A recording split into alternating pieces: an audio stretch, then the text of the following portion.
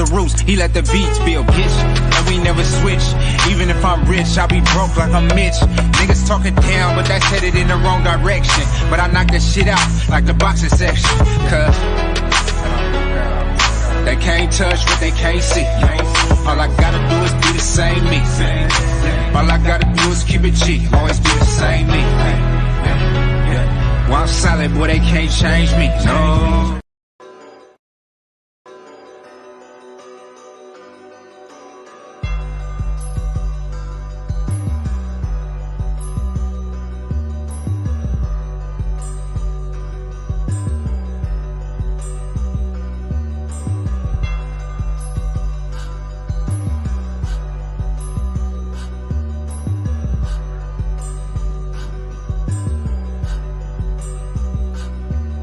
We live from the boxing section, you dusty ass niggas.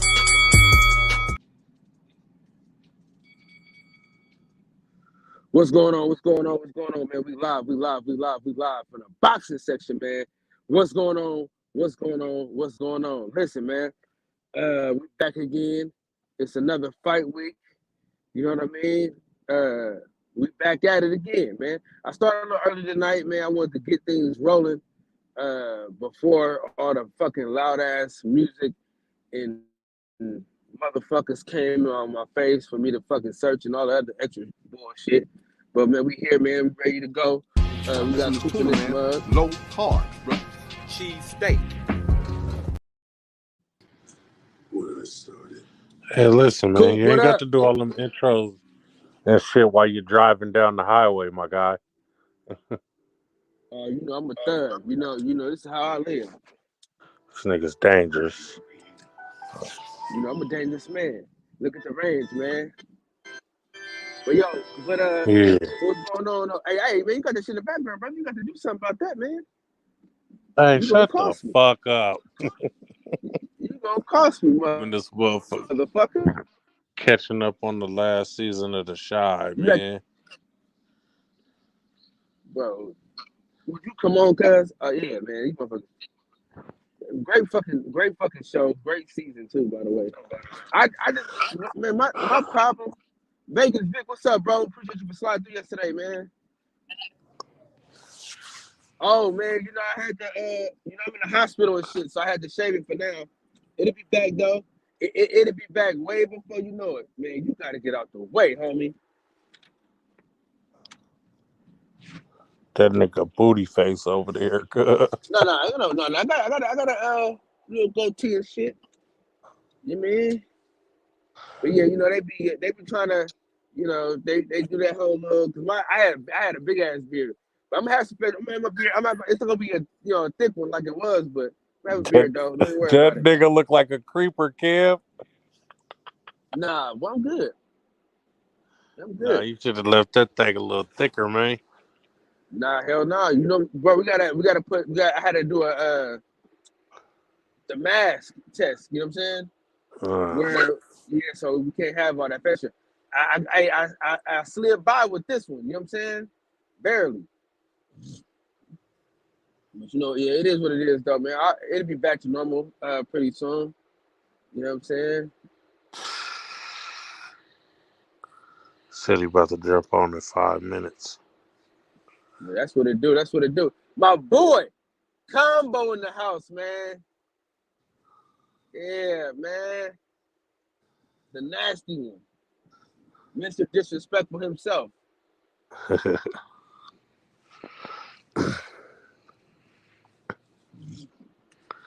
on, man. I gotta piss real fast. Hold on. Yeah, man. It's fight week, man. We got FA Jogba versus Big Shot Shaw.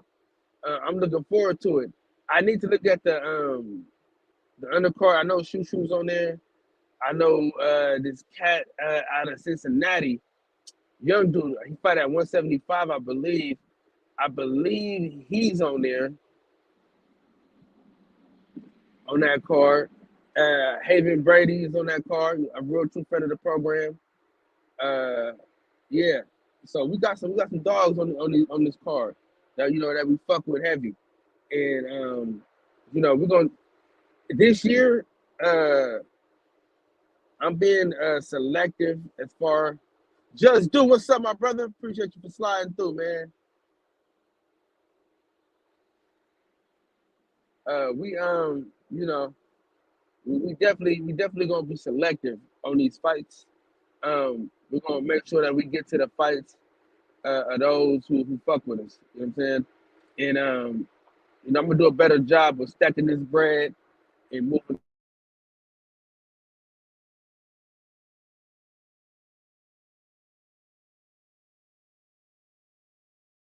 So I'm looking forward to that, man. Looking forward to it. So um, L-Dub was telling me about a fight in February with Jose Ramirez. It'll be in Fresno.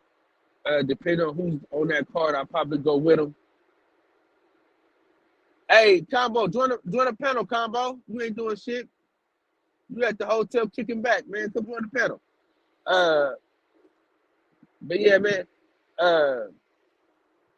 Yeah, so I'm gonna see whoever's on that card. I'm probably gonna take that 3-4 hour drive and go. You already know April 1st, man. We in Oklahoma. February 25th, we in Atlanta. Yeah, so I'm getting these ducks in a row, getting this money together, and all the shit. Combo, what's happening, baby? What's up, man? Good, man. What it What's do? up? What the business is, man? Man, not much, not much.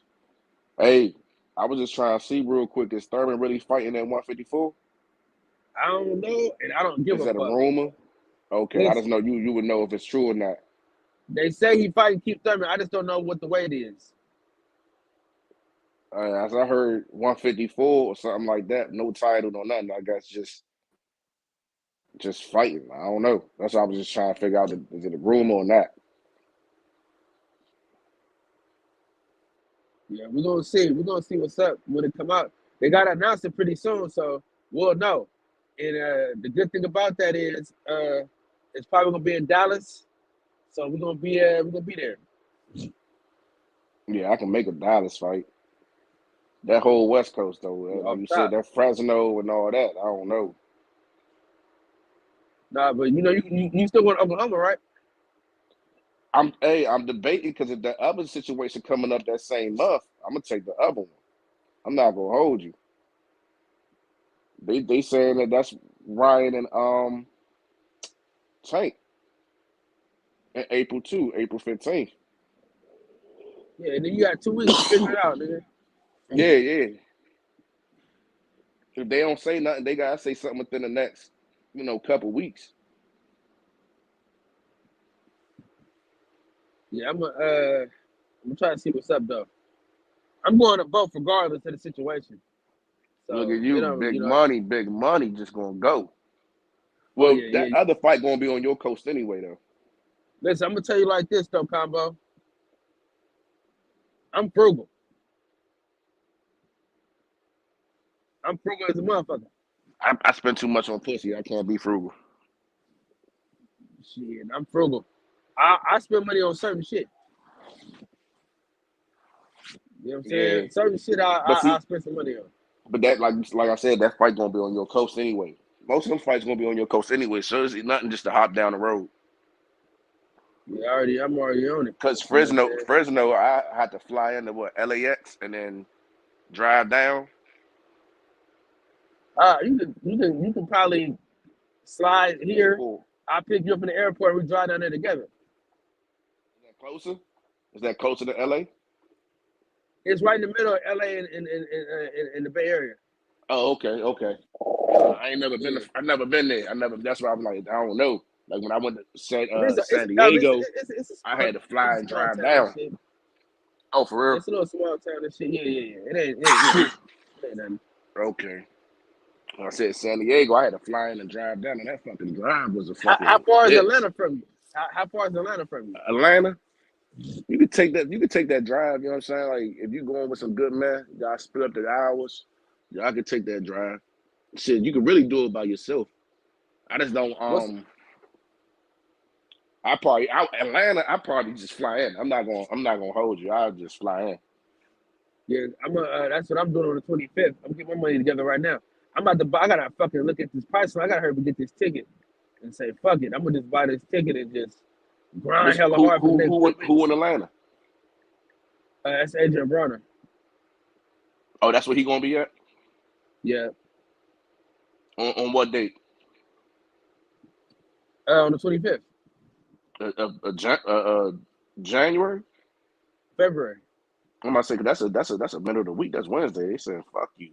Oh, Yeah. February February 25th 25th. is gonna be lit. Let me see. Let me see if they. Hold on. I'm looking now. Overnight, in and out. Shit, that ain't nothing. $50 round trip. Damn. Yeah. That See, ain't I gotta nothing. hurry. I'm about to order my ticket tonight though, man. That shit too cheap. Yeah, I Yeah. gotta. All I gotta do is probably get a rental car because shit, my auntie live in Conyers, which is like 30 minutes away from Atlanta. And I can drive. I'll drive at 30. That's nothing. Yeah, that ain't that bad. That ain't that bad. Yeah, that ain't Shit. nothing. I used to live down in Atlanta. I don't mind that. I ain't know them tickets is just damn low though. Something ain't right. Oh, I'm looking at economy. Hold on. Let me see first class. That shit, $50. Man, you better Yeah, get on that 11:29. comment. Man, you better get, man. You with the comment for That's that early 50 as shit in beans. the morning. Damn, That's a that's 50 sweet. ball, nigga. If you don't, you tripping. All right, that look a little bit better. That don't look bad. I never knew they announced the location. See me, I don't be knowing where the locations be at, man. Yeah, I don't know why he in Atlanta though. There's so much shit going on in Atlanta. He should just go somewhere else. that's why he Just going just there, to stay man. out of trouble. Nah, just to stay out of trouble, man. I feel Man. that he'll get That himself some that's what dumb his shit. fan base is, though. Man, Adrian Broner got a fan base everywhere. The man got a Nah, you solid gotta go. fan base. They gonna Nah, but I'm follow. saying though, them niggas spend that money in Atlanta. I ain't gonna hold you, bro. Like even Shakur Stevenson did great in Atlanta. This nigga said even to Stevenson. Yeah, I'm saying though, they didn't even promote the fight good, and he still had a large crowd in there. That's what I'm telling you. All right, so BWI to Atlanta, 227 to 429. I get there at 428. It's $500. That yeah, I can do Man, you that. better use that $50, man, and fly, man. Stop playing around. It's only a 2-hour flight. Yeah, $50, nigga. Come 2-hour on, flight. man. You spending unnecessary money, nigga. That's what I'm saying. People be asking me how do I go to this shit? Because I don't be listen. I'm a be flashy with the shit that I really got to be flashy with. Like when it comes to my clothes, nigga. You understand? Jewelry and shit. Hell yeah. But a flight, man, I'm getting the cheapest flight possible, nigga. Fuck all that. Damn, we are the complete opposite. Unless it's for my daughters, I spend money on clothes. Like my 1-year-old, she got Louis bags and everything. You know what I'm saying? Me, bro, I wear the same shoes until the fucking holes get in the bottom. I don't give a fuck. Yeah, no, I got You it. know what I'm I'm saying? a fly nigga, man. Yeah, You know. I'm real. I guess when it comes to like clothing and shit, that's just not. I'm real frugal. I'm real quiet. I'm real quiet when it comes to clothes and jewelry. I don't like it loud, man. I ain't niggas, man. Niggas will take it right off your back while you still smoking. I'm good. I'm gonna have to catch this AB fight. What it do? I never been to an AB fight. I heard it. I heard it's an event. What's happening? Oh, Combo, it's gotta Coop, be. It's gotta be. TBS, Step it up, man. What's going on, sitting, bud? just chilling, getting ready for work and whatnot. You gonna be up with us And tonight, or are you just gonna be listening in? a little bit of both. I was over there supporting Reggie for a little bit. Reggie funny as hell, man. Reggie too funny, man. Yeah, I had to go live early because what's been happening is when I'm at work, I got to be there at 10. so it kind of messes up like the routine because if I start at 11, sometimes it's too late. So, but if I start at like 10:30, maybe I think I could probably get with some shit. But Fred didn't go live tonight, so I was able to go straight on and shit like that. Right. Also, too, when you are live, tell people to put their notifications on. Y'all out there in the chat space, put your notification on for the boxing section. We live every day in the morning at 11 Pacific time and 11 p.m. Pacific time. So do that. Do that. Oh shit, that shit is 11:11, huh? On your side. Yeah, exactly. Real quick, No, it's only 10 when fucking we Reggie. There's one on my side. Right. Well, now. But Reggie you guys remember those hood to hood videos or documentaries in the early 2000s? Yeah, Reggie showing a bunch of those, and I'm starting to remember this shit. They used to play this shit at the barbershop, dog. Oh my gosh. And then when you messing around with your cousins and whatnot, motherfucker trying to sell you one, and then you could get half off because he got the booty talk there with it too to sell too. So he's like, yeah, I'll get you half off. You buy 2 DVDs, man. I was like, dog, what the fuck? It looked like old shit. It looked like Chicago and St. Louis, man, might be some of the worst slums, man. Like I thought LA was You gotta bad. see Detroit. Detroit looks horrible. Oh bro. yeah, Detroit. Yeah, Detroit looks horrible, bro. But you know what I'm saying? That's that little damn. that's that triangle, Chicago, Detroit, and then down south to the Missouri, because that shit. My goodness. Yeah. Hey, Oof. I didn't know LeBron James' son was a senior this year. It's about time. Shit, they've been covering him since he was fucking an 8th grader. I thought he was a junior. He almost looked like a senior citizen. Right. Bigger than me. He been looking like a grown man for the last 10 years. Let me ask y'all this. Did y'all cook his ass because he took that white girl to prom? Talking about Bronny? What else he supposed to take? That's what he around. He got a whole nother. He got a whole nother broad. He got a whole nother. He got a whole nother broad though. That's like a Mexican. Oh, okay. Oh man, right. He better wrap it up. Yeah, she lied. They don't abort.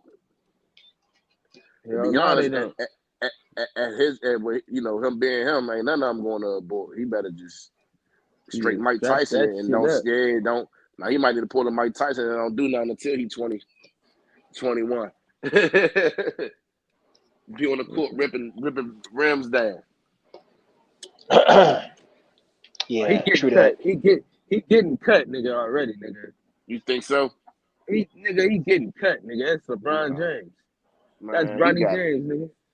Yeah, man, but shit, that was my son. I telling us, bro, you gotta hold out. Trust me, it's enough to go around. You gonna be in the league. I don't just wait. Just wait until you're 21.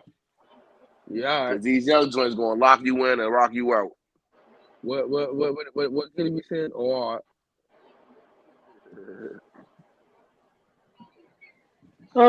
he gonna be all right. His daddy, LeBron James, so got a good head on his shoulders. Shit, his mother look like she the type to pull up on the bitch. Hey, listen, get in that car. Get in that car. Savannah cool. I've been in the same vicinity as her. She seemed like cool peoples, man. She cool peoples, man. And I'm glad LeBron went ahead and married his high school sweetheart, and they're blessed. They're chilling. What's the chances of your high school sweetheart actually being attractive once you get money? Like that's rare, man. Well, I mean, I don't know. You got to ask them that, but no. Yeah, ask them that. I was gonna say my parents are, but no, they're not. They didn't know each other until after high school. Yeah, most of the girls, because in high school, most of the attractive girls, by the time they get in their mid-20s to 30s, they busted. This is true. I ain't gonna hold you, bro. Nah, nigga, I ain't gonna lie, nigga. I know girls that's been fun their whole lives, man.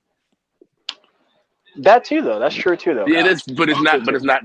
That's very few often. Like I know a couple like that I've been waiting for them to fall off so I can slide in their DMs, and these bitches just won't fall. Yeah. Damn, man, that's funny y'all say that because, like, here lately, I've been talking to like 2 or 3 high school bros. What the fuck? Oh man. Oh man. Tell you. And what they looking So, like? they're looking good, man. I got a nice little thing going too. Let's see. Of course, I got a black one, got a white one, and I got a Mexican one. My man got the United My man Nations. got the flavors. Yeah. Flavors. Yeah. I didn't think you would have a black one, man. I really didn't think you would have a black one. Ah, come on, Oh man, you know combo. the Come on, the stash combo. the stash. Hey, listen, the stash don't discriminate. He regulate every shade of the ass. Come on, combo. Nah, But there ain't just where nothing. you at. Just where you at, that's why. Well, nah, man. I mean, where I'm at, Far and few in between. nah. Like, not only that, well, yeah, where I'm at, it's hella Asian, man. So most of my friends are of Asian descent. So where I'm at now for about 5 years, 6 years, Mm-hmm. that's Y'all, typically hey, what y'all I'm hold it into. down real quick until I get this music turned down. All right. Yeah, man. Yeah, combo. Like my best friends are Vietnamese, Japanese, so Okay. I get a lot of that. And Shit. it's been a long time since I've thought about a white woman, man. Like a decade, like a decade long. So Decade. yeah, My man, man. you see, I'm full of it, man. You had enough of those. Yeah, enough of them. Enough of them. I'm good. I am good.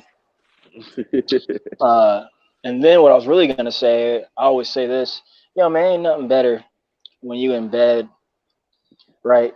And the only light that's in the room is the TV light, Yeah, and you yeah. got that brown ass in front of you. Ain't nothing better than that. It's just glistening in the light. Ain't nothing better than that. So My man said come he on. glazing the honey baked ham over there. Yeah, bro. Brown booty. Chocolate. Well, man, but you know Chocolate. ain't nothing. But you know they don't treat you as good as those Asians, man. Come on, you know it. Nah. I ain't gonna, well, I'm not gonna say that combo because you see, I'm the when I say rule by an iron fist, man, like I don't play that, man. Like Oh shit, you do big like hand. yeah, like I gotta have cooperation. And if you're not cooperating at anything, man, then we got nothing. We got nothing. We got nothing, G. Ain't nothing worse than that, when you don't get no cooperation. So So you just cut them off fast, huh? yeah, Spread right at the knees. real You quick. put them to the side and you Actually, put that in check. yeah. I can't tell you how many times, like, like I remember like a couple months ago. That's maybe like 6 months ago. A friend of mine was hooking me up with one of his friends. Actually, my best friend's older sister is one of her friends. Keep in mind, she's older than me. They're like 36, anywhere between 34 and 36. Hey, that ain't old, but go ahead. And that's young. we met at a birthday gathering. We're doing our thing. We really hitting it off. Everything's going great and everything. And then we go on our dates. I went on 2 dates with her. By the second one, I'm already telling her, like what it is. This is what I expect. Blah blah blah blah blah blah. This broad, right, didn't call me for like close to 2 weeks, right? And she finally hits me up and she tells me like, what she say? She said something along the, I can't remember. She said something along the lines of like, she was like, oh, well, I was going through some stuff and blah blah blah blah blah, and now I'm ready. I was like, if you don't see the back of my phone, man, like, what the fuck, man? Like, nah, man, nah. And That's their and favorite then line. I was going through some things. I've got a lot going on. and then word got around because this is my best friend's sister, right? Sister's friend. So going back, I was too I was too aggressive, is the saying, and You that's too true. aggressive with it, man. That's true. That's true. I don't, bro. I'm 33. Well, what do I need to hide? What do we need to do? We're not in high school, G. Yeah. Like, I feel you. like They you expect that you I'm to into put up you. with the bullshit. Like, I'm into Play with you, the you're game. into me. Nah, man, no games. No games. No But see, games. that's No but you games. gotta understand. It's majority men play those games. So when you hold them accountable for, like, you hold yourself to a higher standard and then hold yourself to a higher value, then you get looked at funny. Like, she's, I don't know, man. You're not supposed to have to hold yourself, sit back and wait for their I asses to be ready. Because to me, when they say they was going through some things and they didn't tell you about these things beforehand, they just double back on some dick and then the shit didn't work out again and now they coming back around. I'm good. That's fine. That's fine, man. Like, I put all, since we're talking about me, I pretty much put all my cards on the table and let them know what I'm looking for, because I do want a relationship combo. Like, I want a relationship with a woman. I want long term, i.e., marriage, Yeah. and I want to move forward with that. But if they don't want to move forward like that, no beef. That's cool. Like, I'm not trying to force you to do anything. I'm just not gonna date you and waste time. What the fuck? Like, why am I gonna continuously Understandably. like make money? Spend my hard-earned money and and get nothing. So I'm good, No, dog. I'm good. that's understandable. That's understandable, dude. There's nothing wrong with that. I'm Like, too cool for that. I tell them off. Like, I actually was having a good conversation with a buddy of mine today. We was talking about it, like, because I'm polyamorous and so is he, right? So he was asking me, like, when it comes to dating, do I just let it be known that, hey, this is, I live this lifestyle? And I do, but it's so hard once you start talking to a girl, you put it on the table, hey, listen, yeah, I'm polyamorous. This is what I believe in. It doesn't mean I can't be with one woman. It just means that I don't son upon love or whatever. And they say, no, I don't like the shit. They scream all this and that. Then you find out they fucking 3 different dudes right now. It's like, Oh, they'd never do that. They wouldn't tell their business like that. I don't know, they man. don't. They don't, man. They don't. They hide it. They hide it so well. I'm not gonna lie to you. They hide it very well. I don't know. I felt like Hey, old girl canceled me because this is who I am, and she wasn't ready for that. That's fine. I just expected her to tell me that instead of like ghost me for 2 weeks. I was like, all right, dog. I'm not gonna call you up. I'm not gonna beg you. I'm not gonna do any of that. Like, we're too old for that. Way too yeah, old. but for me, Too the old for moment it. a woman gets to screaming, they come back around talking about they were going through some things or they was having. I don't want to hear none of that, because you could have came and talked to me. You could have talked to me and explained to me what was going on. I might have been able to help, but at the very least, be a listening ear, a shoulder. But I'm the type of guy, I hear an issue, especially with somebody I'm dealing with. I hear an issue, I gotta find resolutions. I gotta find results. So if you ain't give me the opportunity to do what I need to do as a man, I just hear that you was just fucking somebody. You wasn't sure if you was done fucking them. But did you hear any thing about this 154 fight, man, with Thurman and EJ? I did. Is it a real thing? Is it like what? I'm confused. Right.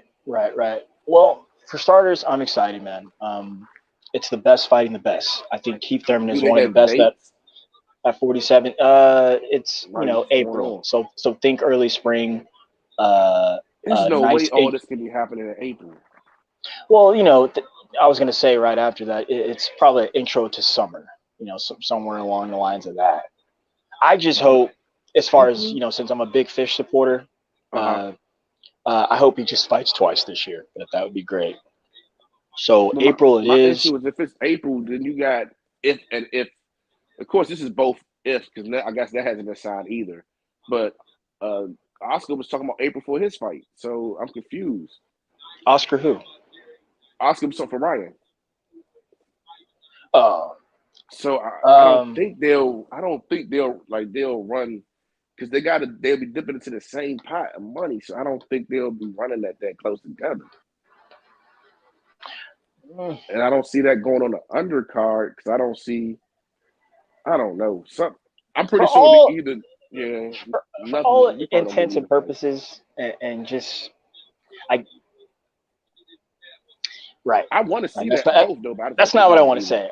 what I want to Yeah. say is that, man, I don't know, man. Something with that Tank and Ryan just it sound Doesn't funny, fit look right. funny, and doesn't sit right. And I'm Really? really, I don't want to be negative, man, because like, you know, boxing needs that. You know, Yeah, you yeah. can't, But you that's why can't. I think it'll happen. That's why I want it to happen because it's needed, and I'm excited. I'm actually like really excited for that fight. Now, my personal take, I don't give a shit. I think Tank's gonna fucking knock him the fuck right out. I don't think Yeah, he's a challenge. I don't think that dude's a challenge at all. I'm not sneak dissing Ryan. I like Ryan, man. I I think live in he's a California. I think he's a talented okay. fighter. I think he's a very talented fighter. He just, I just think the level that Tank is on, he's never seen anything like that, not with the bright lights on. He may Yeah, have grown up in the Emmys and his Golden Gloves, and he's a real American force. But yeah, professionally, no. yeah. And that's that. But something, man, just something don't, you know, something don't feel right about it. I don't know. Something don't feel right about that. Uh, in Tank's post press conference that he had after he beat Hector, you know, that some of the media really tried pushing those questions on him, Uh-huh. and I liked how he responded. He said, "Look, man," he said, "Look, like I'm Oh, yeah, not." he's like, He said, he's I'm because not thinking about that right now. As far as like, stop trying to shit on my moment now, right? That's of first and foremost. 1B, he was like, I've already taken care of what I need to take care of. It's on him now. It's on him and his team to go ahead and do what they need to do. As far as me, like trying to talk shit or anything, no, you won't get that from me. What I'm gonna do is I'm gonna take a week off and I'm gonna get right back in the gym and start working. And that's a good way to put it back on them too. That was a great way to put it back on them. yeah, That way, I if it like doesn't that. happen, it isn't no. Well, he didn't want it, and you know, Well, you know, here we are in the new year. I mean, I don't know, man. I don't know. I I don't know. just don't know. I would love to support EJ. I feel like that fight will be just because it's EJ. I would like to see it. I do feel like the I love that take. fight, by the way. Like again, Keith Thurman's one of the best. So I think it would be good to see him go up and see what he's going to look like in the future. Like seeing him at 154, I think that would be basically just him saying, "Let's see how I look up here," and giving it a real shot with a real contender. Like I I accept think that that. would be a good fight. Yeah, no. Like the fight aside, you know, I know it's going to be campaigned at 154 pounds. Mm-hmm. I think that's because Big Fish is obviously the A side. He's flexing his muscles as far as the type of power and command that he do. So think Canelo, like, right? You know, um, um, because you know he's already said that he had two fights. One fight that was going into his last fight. He said that was to Yeah, unify with Ugas, and then I want one more fight. That's Terrence Crawford because he's got the last belt, and I want to become undisputed. He yeah, also said at that point in time, either before that or just using that big moment for an example, that look, man, it's time now. It's time for me to go ahead and move up to the next weight. It's really hard for me to make this weight. So I think he's just flexing his muscles, and he's the A side. And since he asked for this and it was granted, that's why it's being done this way. But does Overall, that take? But don't he? But does that affect his mandatory defense? not at all, because you got to think again. He's the A side, and he asked for this. They granted it. The WBA came out, I think it was earlier today, and put all voidness to rest by saying, yes, we Okay, accepted this, and right after this, he's got 60 days to try to make the undisputed fight with Terrence Crawford. If not, he will fight who we want him to fight, or he will vacate. So they've already granted this. And okay, then I said this yesterday, last night, and during the day, I said, look, Keith's not complaining. If Keith complained, I don't think Mike Carpenter or any of the type of news you've been hearing would have came out anyway. They're not going to say it's at 54 if Keith is complaining. That's me. yeah, But yeah, yeah, yeah, yeah. also me. And I'm not. he has no problem complaining. That man Yeah, has no problem being vocal. Yeah, But not I think just also that. he's not complaining because he needs a fight. Like he needs some money. Well, yeah, and he's fighting the top guy in the division, and he's also fighting one of the top guys as far as Earner.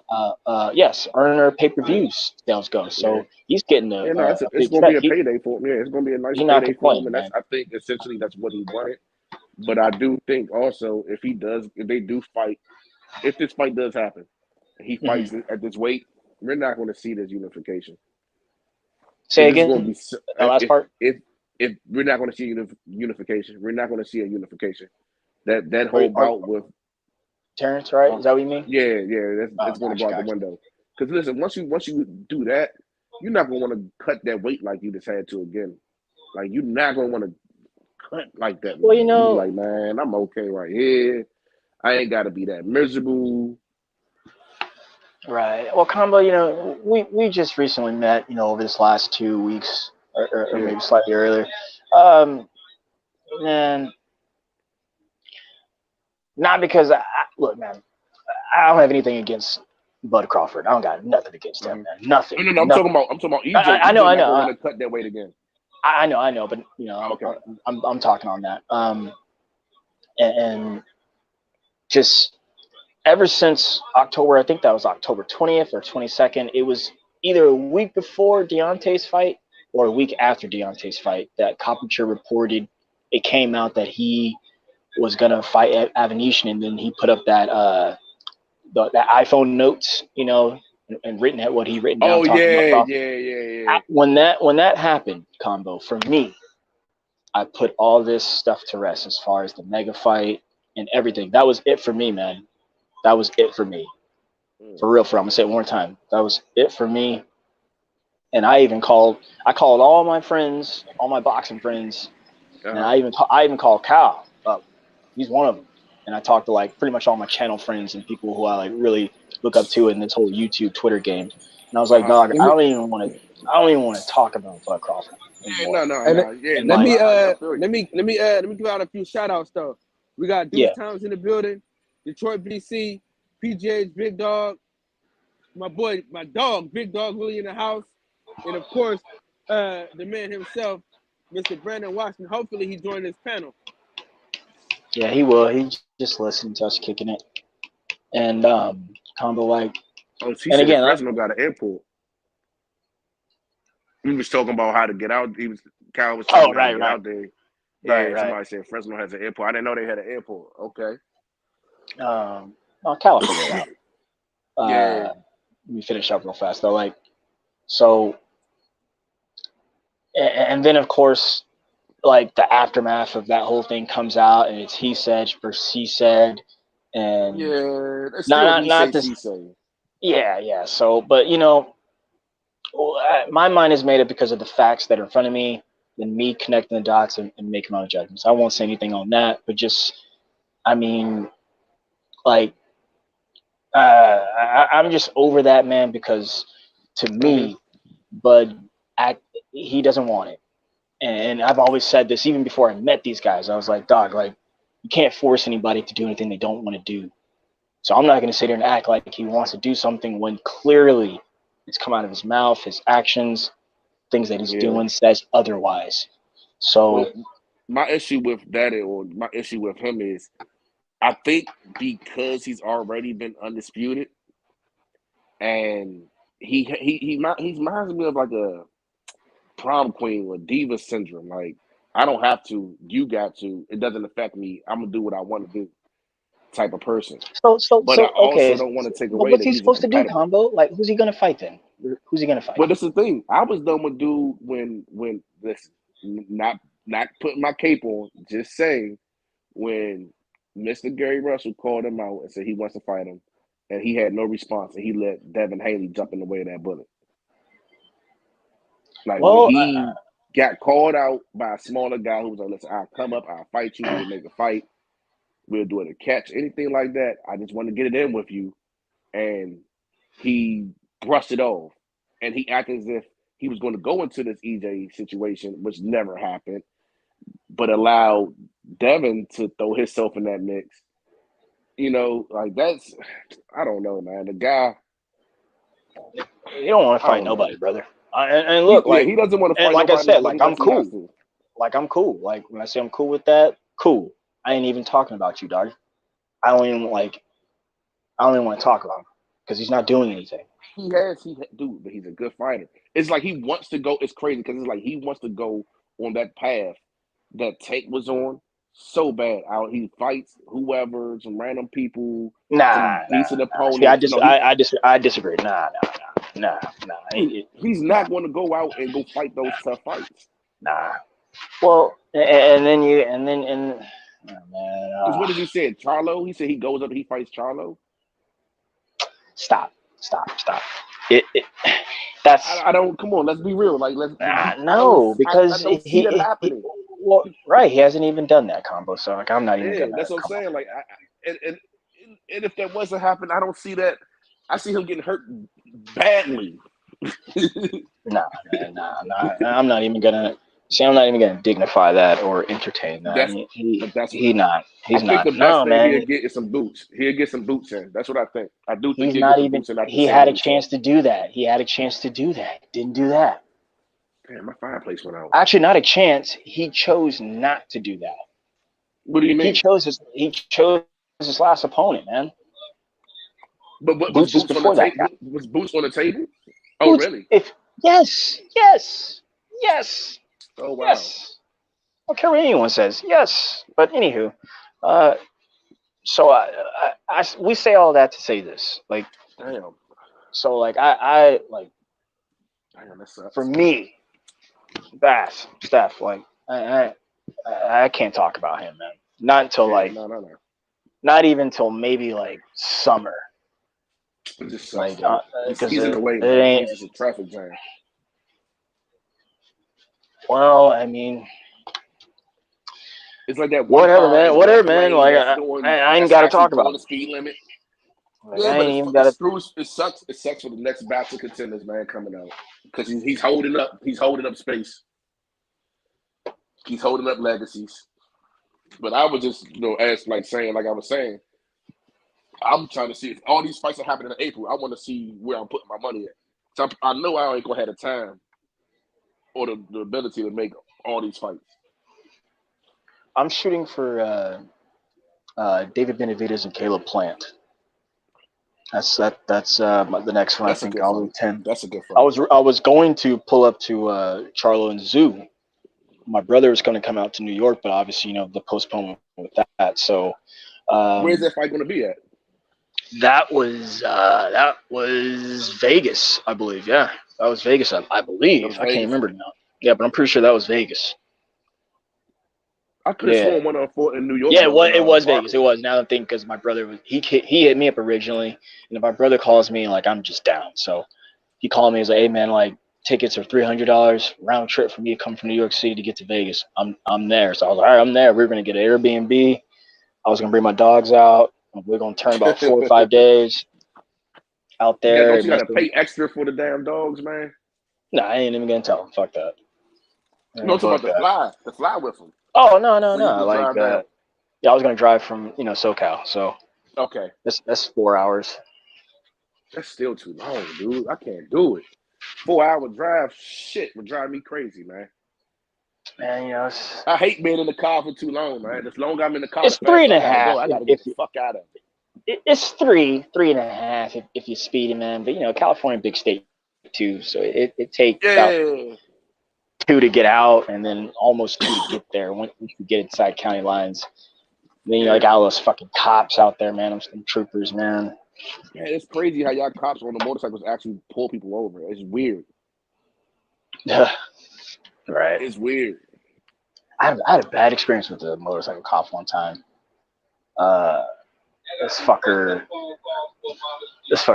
pulled me over because I was like speeding on like a 30. Yo. What up, Max? What up, man? Quack.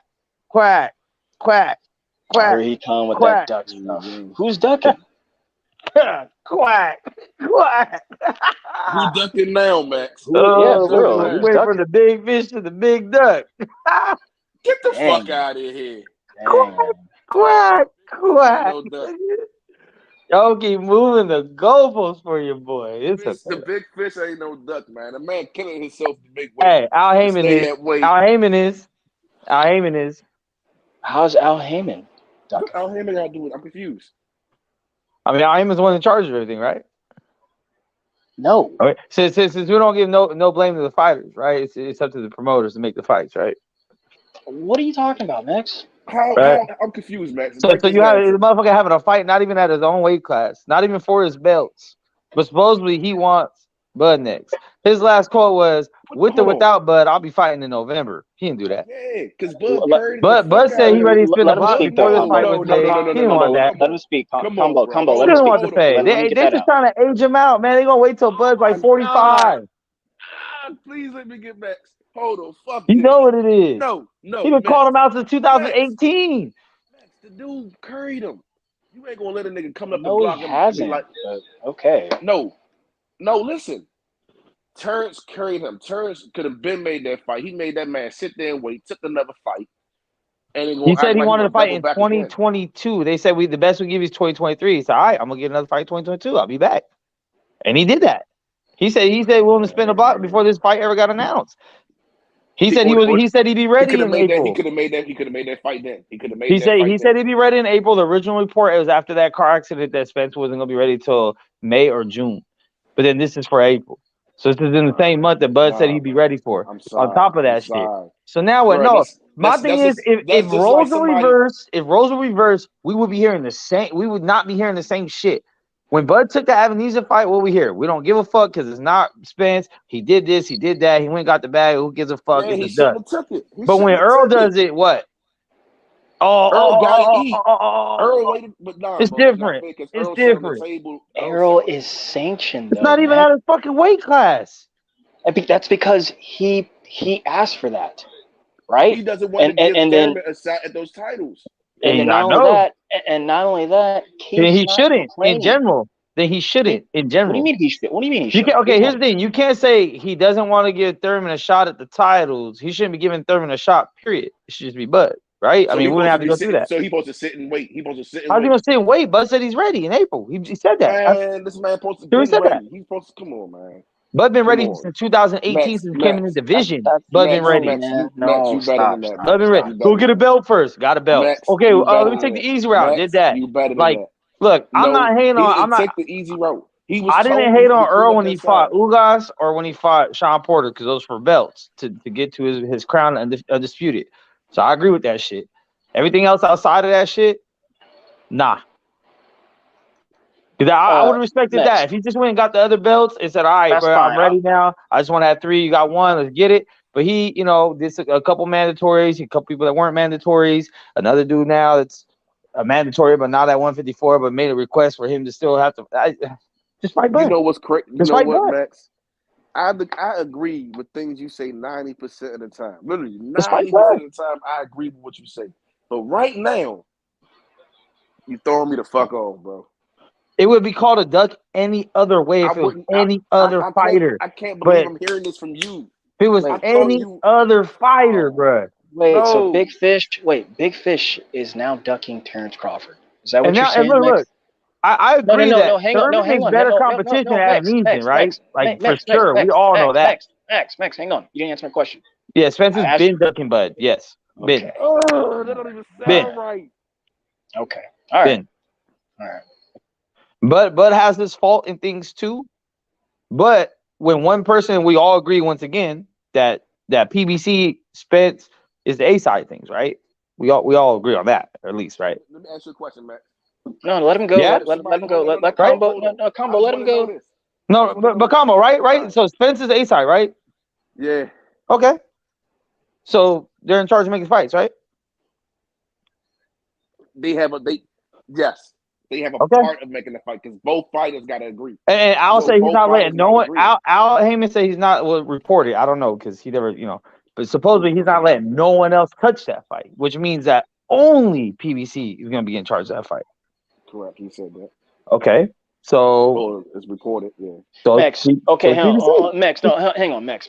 Let me for real, brother. I know where you're going with that statement. You got to think if that's true, if that's true, how come those people who said what they said to Crawford, why didn't they said they knew him, so why didn't they just reach out to him? The that. 50 mil? Yeah, what just riddle me that. Well, why didn't they just reach out to him? I don't know if they did or didn't. Well, it's not. I'm assuming they didn't. I'm assuming they sent Bud to say, "Hey, here's an offer." Tell Al, and then Al said, "I ain't working with nobody." And then he went back and said, "Hey," Al said, "He ain't working with nobody." I mean, that's how I would assume it went, but I don't know. That's a little more but on the. EJ's his own promoter, so they would reach out to EJ. He's a co-promoter. He's still under contract. He himself is under contract. It's kind of more of them, kind of like an LLC, you know, kind of set up your LLC, blah blah blah blah, you know. But all right, but this is the thing. So, this is what I see with the situation. EJ, they on the block. Fucking, you on the block, a dude come up to somebody, I'm trying to get something. You go to the stash, you go get it, and you wait. You waiting for this to happen. Dude go around the corner and get served by somebody else. So then you see him again. He pull up, you got that? Yeah, I got it. All right, man, I'm about to get my money. I'll be right back. You want to go back and go back, run all the way to your stash again, hold it in your hand, wait for this motherfucker wait for him to come back and serve you, which is for you to serve him? You're not going to do that again. I agree that Spence and them should not have to wait for Bud to be ready. I agree with that shit, right? So that would make sense if Bud said, "Hey, I'm not gonna be ready until June, July," and they're like, "Hey, we need to fight earlier than that." So the same shit. Exactly, he did. Same shit the Bud did, right? But Bud said he'll be ready in April. No, he didn't do that though. Bud said he'd be ready in April. Your example, no, you're saying that now, but what you just said a second ago, your example, that's what he did. He fucked him over. He didn't say anything. Who? Talking about Bud. No, I was talking about EJ. I'm saying that I don't think EJ should have to wait on Bud. No, if Bud wasn't ready. No. Talking about for this fight for Thurman. If that was right, and then you gave your example, right? You gave your example there, and you said Street Fighter. That's what he did, man. He fucked him over. He didn't tell him He didn't tell EJ and company anything. In fact, he left them literally out to dry. They sent their last. They sent their last revisions, right? And then the guy never responded. And then when they got a whole new contract in the fight, he popped up with a whole new thing. But there was two major things. He wanted to fight before the end of 2022. Right now, but when did that Spence and Ugas happen? In April, bro. No, hang on. April. Right. They didn't even start negotiating until fucking what? August? No, lies. First offer, I believe, was sent in November or some shit. No, even worse. That's a lie too. That's not true. Stop. That's what's being reported. I don't know if it's true or not because I ain't back there. I'm just going off what's been publicly reported. No, who reported that? Who reported that the first offer was sent like in August or some shit. Who reported that? Fuck. It might have been Bud. I don't know. It might have been one of these news outlets. I could be off. It could be October or some shit, but I know it wasn't in April. I know for a fact it wasn't in April. Is my point. Okay. Well, hold on, I'm looking it up now. On this box rack. So what I'm saying is at the end of this fight in April, Spence said, "Bud, what's up?" Now, not in April or May was that fight being negotiated. From reported, it's reported. It could have been. I don't know. It's not reported. All right. You know what? No. Hang on, combo. It was April. You've already hit my threshold. Can we please move on? So were they negotiating in April or May? Let's talk about something else. I don't want to talk about this. And then Spence said publicly, "I'm going fighting in November with or without him." Right? You didn't. April to November, we talking. Cal, where you at, man? They fight once a year. Move on, man. But that's a problem. That's a problem too. They do these once a year PBC fights. I mean, once every 2 years for some of these guys. I can't believe I've been entertaining this. Because it's not just no, Max, for real. No, Max, I'm just looking at the overall pattern of the company. I can't. Bro, let's not go in the past, bro. That's pointless. Tank Davis the only PBC fighter fights more than once a year. Okay, but who's he supposed to fight right now? Right now, who is Spence supposed to fight? Here, right now, who's he supposed to fight? How? Bud just had a fight. Bud fights once a year. Bud said he's ready in April. He said it before after the end of his last fight. The last time Bud stand outside and hold on to the word. Bud doesn't fight twice a year, bro. That was when he was with Bob Arum, which is part of what he is suing him for, that he wasn't active enough. That was part of his fucking lawsuit. He hasn't fought twice a year since he left Arum. Whose fault is that? Seriously, that's what I'm saying. So who's he supposed to fight? Who's he supposed to fight? Who's Spence supposed to fight? Give me a name. There's only one person, right? This is the same shit. This is my thing. Just be fair with your criticism, because when it was before, it was we don't give a fuck about anything Bud unless he's fighting Spence. But when it's the other way around, Spence can do no wrong, right? It should be the same energy. We shouldn't give a fuck about anything unless either one of them are fighting. He's been waiting a year for a fight. Who is he supposed to fight? Bud's been waiting 5 years for this fight. Bro, you're talking in circles, man. I got dates. Right now, I got receipts. No, you ain't got no receipts. Pull it up. I mean, these are public records. You talking about YouTube stuff. Bud came in the division, he wanted all the champs. There was only 3 champs. You forget there was a point in time where there was only 2 champs because Thurman had 2 belts. He was holding them up for over a year. The only 2 champs in that division was Bud and Spence back then. Earl resume beautiful. Looking at this box rack, I forgot that he fought some of these fights. And this man got a beautiful I asked you a question that you never answered. Wait, hold on. Which one? Who's he supposed to fight? Who is Smith supposed to fight? Bud. You're breaking up, but Bud. Spence, you breaking.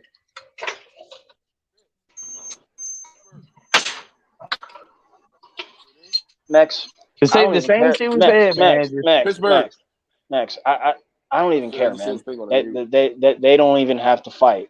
I care that the criticism is not fair, man. In fact, let me tell you right now and bust your bubble. They're not fighting. I told you they're not fighting. I told you guys all this year they weren't fighting. I told people the end of last year, 2021, that this fight wasn't gonna happen. Then so why are you bringing it up then? Because you got to put some blame on your boy. I know you don't want to. I know you're a Texas boy, and he hasn't done. He's a hometown hero, brother. He hasn't done anything. No, he hasn't done anything. He hasn't done anything wrong. We just agree that the A-side is the one in charge of making fights, and we all agree who the A-side is. He did, Max. He did it though. The man tried and waited 6+ months. The man fought Peterson, Ocampo, Garcia, Porter, Garcia, and Ugas. Fire. I don't got him fight. I don't got Var.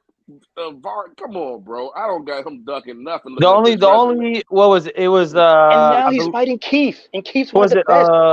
At the time of the call out, it was Ocampo. So that the Ocampo run from Ocampo on is when Bud called him out on. I believe Ocampo was a mandatory. He got that out the way, right? And then Mikey Garcia was not a mandatory or a belt, so that wasn't cleaning up no side of nothing. Right, the Danny Garcia ended up being a mandatory, but at the time the fight was signed, he was not a mandatory and didn't have a belt. But then Danny Garcia is one of the best. Okay, but what I'm talking about is he said he wanted to go the undisputed routes, right? So it's like, go get the 2 belts that are on your side. I understand that PBC got control of the belts. They're gonna set up that fight. They got A side. They got 3-1 on the belts. That's fine. But if the fight wasn't for a belt, then what are you really? Then you're just prolonging. What is your point, man? What's your point? Who did you have? Jeff Horn, Benavidez, Khan. And mind you, the whole time, no, what's your point, man? Because I want to get off this subject. I really do. We can talk about. There's a million things in boxing going on, and you want to talk. Nah, this is the biggest thing in boxing. Don't run away from it, bro. Don't run away. No one's running. Your boy ran. This is a duck move, and you know it. My bad, not you know it. He walked away. You know it. You know it. I'm just saying this. I'm just saying it's only a duck. In my opinion, it's only a duck, right? If y'all feel like Bud ducks I don't feel like grabbing 10 mil at the end of the year, then you gotta feel this is the same shit, bro. That man ain't getting no $10 million, man. That's what I'm saying. You keep repeating stuff that's just not true, bro. You repeating talking points, man. Okay, put this way: whether he got 10 million, whether he got 10 million or 10,000, it was more than what he was getting offered. So, in 2022, he had an offer for $0 at 2022. Okay, all right. Only fight boots, bro. If all it takes is somebody to call you out, if all it takes is somebody to call him out, why didn't your boy fight Boots? If that's what you gonna stand on, look, why didn't he fight Boots? No, we don't even need to go that far. Did you see Boots didn't mention Bud's name after that last fight? Max. PBC in general don't mention Bud's name. It's been like that for years. PBC. Why is it the entire organization for one fighter and another fighter? That's what's funny. I don't know. You mentioned the entire organization. You mentioned PBC when you're talking about Spence, the entire organization. But when Bud was on the top rank, you didn't say top rank. You said Bud. So why does one fighter have to carry the weight of the entire organization? Explain it to me. Because PBC was still down to do work with Pacquiao, not Bud. Right? Did the Pacquiao Mayweather? They got Pacquiao right after he left. What does that have to do with? So my thing is, it's just, I guess it's just a coincidence. Then it's a coincidence and this is my thing. This is why I say that blame ain't all on Spence. That's why I've been saying Al Heyman, because Al Heyman didn't want to put Prime Thurman in there with him, Prime Porter, Prime Garcia. He didn't want to put any of them in. Not even after. That is a lie. Sean Porter had to get mandated by the fucking. Where'd you get that from? That's not a lie. Who said that? Did Al Salmon say that? Who said that? Did he ever make an offer to Bud to fight any of those dudes? Did Bob Arum ever make an offer? Did Bob Arum ever make an offer? Bob Arum did make an offer, and they said it was a lowball offer. To who? To who? To Thurman and Garcia. Thurman and not Garcia. Thurman and Porter, and they both said it was a lowball offer. It probably was, because they make more than what they offered. Okay, so now we're agreeing. But wait, hang on. No. Bob Arum lowballed him. We can say Bob Arum lowballed. I didn't say that. I did not say that. Let's go with that. Let's go with what they said. I said it's probably. This came out of their mouth, so I'm gonna go. No, this came out of Thurman's mouth and Porter's mouth, so I'm gonna go and believe that, right? That whatever it was, they could offer 50 mil. They feel believe, but no, that's them as a fighter. They didn't offer no 50. So we'll say. I'm just saying whatever the fuck it was. All right, Bob Arum lowballed Thurman, lowballed Porter. Cool. We'll go with that. Now, what did Al Heyman ever offer Bud? Nothing. Zero is a lower ball than anything else that I know of. That I know of. I don't know. No, you're not listening. He's never made an offer. You didn't listen to me. I don't know if he have or hasn't. Al Heyman didn't even want to make an offer on the fucking purse bid for Porter and Bud. How do you know this, Max? Who told you this? He never. Who told you that? It is reported that he never. It's reported he never made a bid. What's the reference? Who reported that? And Bob Arum won with a low ass bid because nobody bidded on that shit. Really, you still haven't answered that. Who reported that? Let me find out. Let me Google some shit since everyone want to play stupid tonight. But more importantly, when it comes to those two guys, Bud and Big Fish, their class or generation of welterweights, who are the top names? Max, why are you looking that up? Who are the top names for what? No, I want Max to answer this. Okay. What? And when it comes to the top guys we're talking about, Bud and Big Fish, of their generation, who are the top welterweights? Mayweather, Pacquiao, Thurman. Mayweather, Pacquiao, Thurman, and them. Okay. Those two, and Crawford and Spence. Can't really say Danny Garcia because never really won shit at 147. But I guess as far as the name, and I guess Sean Porter would be the gatekeeper of that. Okay. Okay. Spence has fought all those guys. Take away Pac and Floyd for obvious reasons. And now he's fighting Keith. A fight he said he never do, but now he's willing to do it. What? Because I think you're lying. Okay. I think you are a lie. And what you continue to say continues to reinforce my belief that you are lying. And what has Bud done? He's a random ass drop, nigga. Bud has done the. Bud did the same thing they all did. They only fought people that were on their fucking organization. Okay. CTE. I can't recall. All right. I think we all agree we don't like that shit though, right? As fans, we don't like that. Oh, two promotion companies are gonna work with each other. Because I've been listening to you since you came on. I'm just trying to figure out where Big Fish is messing up, man. I'm just trying to figure that out. No, I'm saying, look, when Bob was there running this shit, I give Bob the same blame because Bob didn't make that Pacquiao fight. Openly admitted he wasn't gonna feed Pacquiao to Bud. So this thing, and he promoted against his fighter. Why did he say that? These promoters. That was a sacrifice. All right, let me say this. Pacquiao had his ass whooped. Let me say this. The reason why we're gonna blame Al Heyman this time is he had the opportunity to fight Bud this time again. What? Now, this is what I'm gonna say. He's done this before, where he freezes somebody out. So it's not uncommon. But what I'm not going to do is blame the fighters. See, this is the problem that I'm having with Mex, though. He keeps saying that Earl is ducking. Okay, but listen. No, you said Earl was a duck when you walked in here. So what I'm saying is the suits have to get the blame, not the fighters. We do too much. We talk too much about the fighters not fighting, and they don't make fights, man. The promoters do. What is okay? So to you and Mex, Colin, you and Mex, what is Al Haymon's? You keep talking, man, and you shut the fuck up. What? You can't use my favorite drop against me like that. Come on, man. What is Al Haymon? What is Al Haymon supposed to do? What is he supposed to do? Give him a guarantee. Be the fucking advisor he's supposed to be and get the fuck out the way. And okay, but he said, "Oh no, hang on." He said no to that. What now? What's he supposed to do? Yeah. What's he supposed to do? Man said no. You can't get it. No. Hang on. This is what I'm saying, bro. Don't let him off the hook. I'm not letting him off the hook. What do you mean the hook? How? I asked you a question.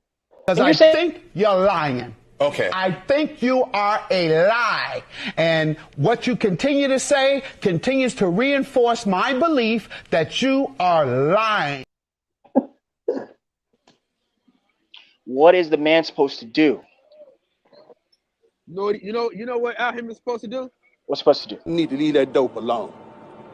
You haven't. He need to leave that dope alone. Don't call the man a dope head. Please don't call him that. This is my show. I do what the hell I want on my show. Drops on that ass. Wow, Max over there messing with those gateway drugs. Drops. Gosh. This is the whole destination, man. All right. Can we please move forward? Like, I don't want to talk about Bud Crawford. You never want to talk about. I know I don't, because there's nothing good to say. There's nothing good to say about this man. There's nothing good to say. April dates. That's what I need to know. He hasn't done anything, and you guys are like caping and capping and talking shit. Last time I checked, calling Al Haymon a dope head. Come on, man. This is ridiculous. Every time we get on this fucking subject. Tell Al Haymon to stop being a duck. So we're gonna tell Al Haymon what to do with his business and his money. Hold on, right? Is that what we're gonna do? Is that what we're gonna do? No. Is that what we're on? It's okay. Is that what we're on? He has every right to not have his fighters fight. Then why are you fucking calling all this shit then? I mean, I agree with that. If he has every right to say, Bud, you don't want to sign his contract, we're not fucking with you. I get it. Okay, then. So what are you fucking mad about? But just admit that that's what he's doing, though. That's not what he's doing. He's doing his job. His job is to advise good, middle, and bad deals. If this is a bad deal, no one gives their leverage up. Literally, like 2 minutes ago, we just agreed that Bob Arum, I didn't agree to that shit. That Bob Arum, lowball Thurman, lowball Porter, and we can openly say that. And you said you don't know, but he probably did, right? Just lowball. What is lowball? What is lowball? We know that Bob Arum does that though ahead of time. We know that Bob Arum does that, man. Nah, but when Al does it, we don't want to admit it. There's no way he was calling. There's no way he was calling. Get interviews now because y'all on this Al Haymon dumb shit.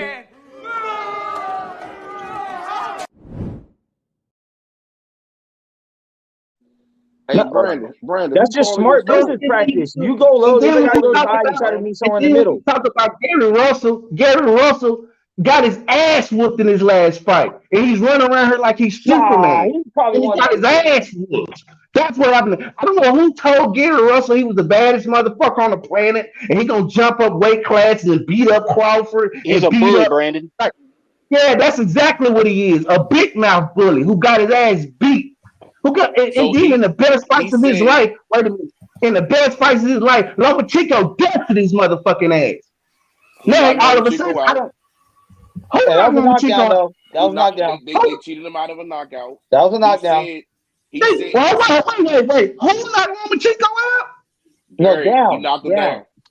Damn. So he lost. He got his ass beat the whole fucking fight, and then wait a minute, hold on. Again, said that he was dehydrated. Said that he was working with somebody else that fucked him up. He made an excuse, just like he made an excuse for when he failed in the fucking Olympics, when he supposedly got sick and all this other shit. I'm fucking sick of getting Russell's overrated, funky ass. I'm sick of him. I agree with that, though. I agree with that. Walking around like he's the fucking tough guy. Ain't no fucking hate. Get in the ring, bro. I saw him get his ass whooped to a fucking prospect who got his ass, who the dude lost his belt right after. Every time it was time for Gary Russell to step up, he looked like shit. So Gary Russell is going out of ability of what we think of him. Hold up, bro. Let me finish. Let me finish because I ain't lied, man. And you shut the fuck up, huh? Love that. Man, you know that's one of my favorites. Hey, all that Gary Russell slander is unnecessary, brother. And man, I gotta do it, bro. No. You need to. I'm not biased. I'm keeping it 100. You need to talk about your daddy. Hey, you biased when it comes to the Texas boys, though. Yeah. You biased when it comes to the Texas boys. Nah, man, you all lying the tonight, DC man. boys are all the DMV boys. Hey, just like combo bias to the DC dudes. Man, like, you lying, man. You lying. You gotta leave our DMV boys alone. But y'all's excuse every time is Al Heyman. Al Heyman. What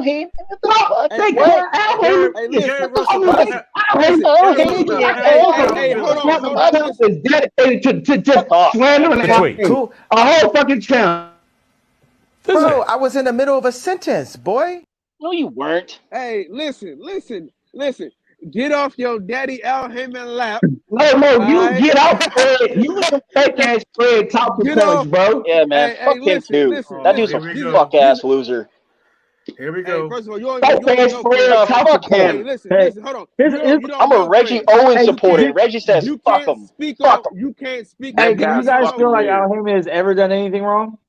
Is he? No, there's no proof. Idiot. No, ever as a promoter.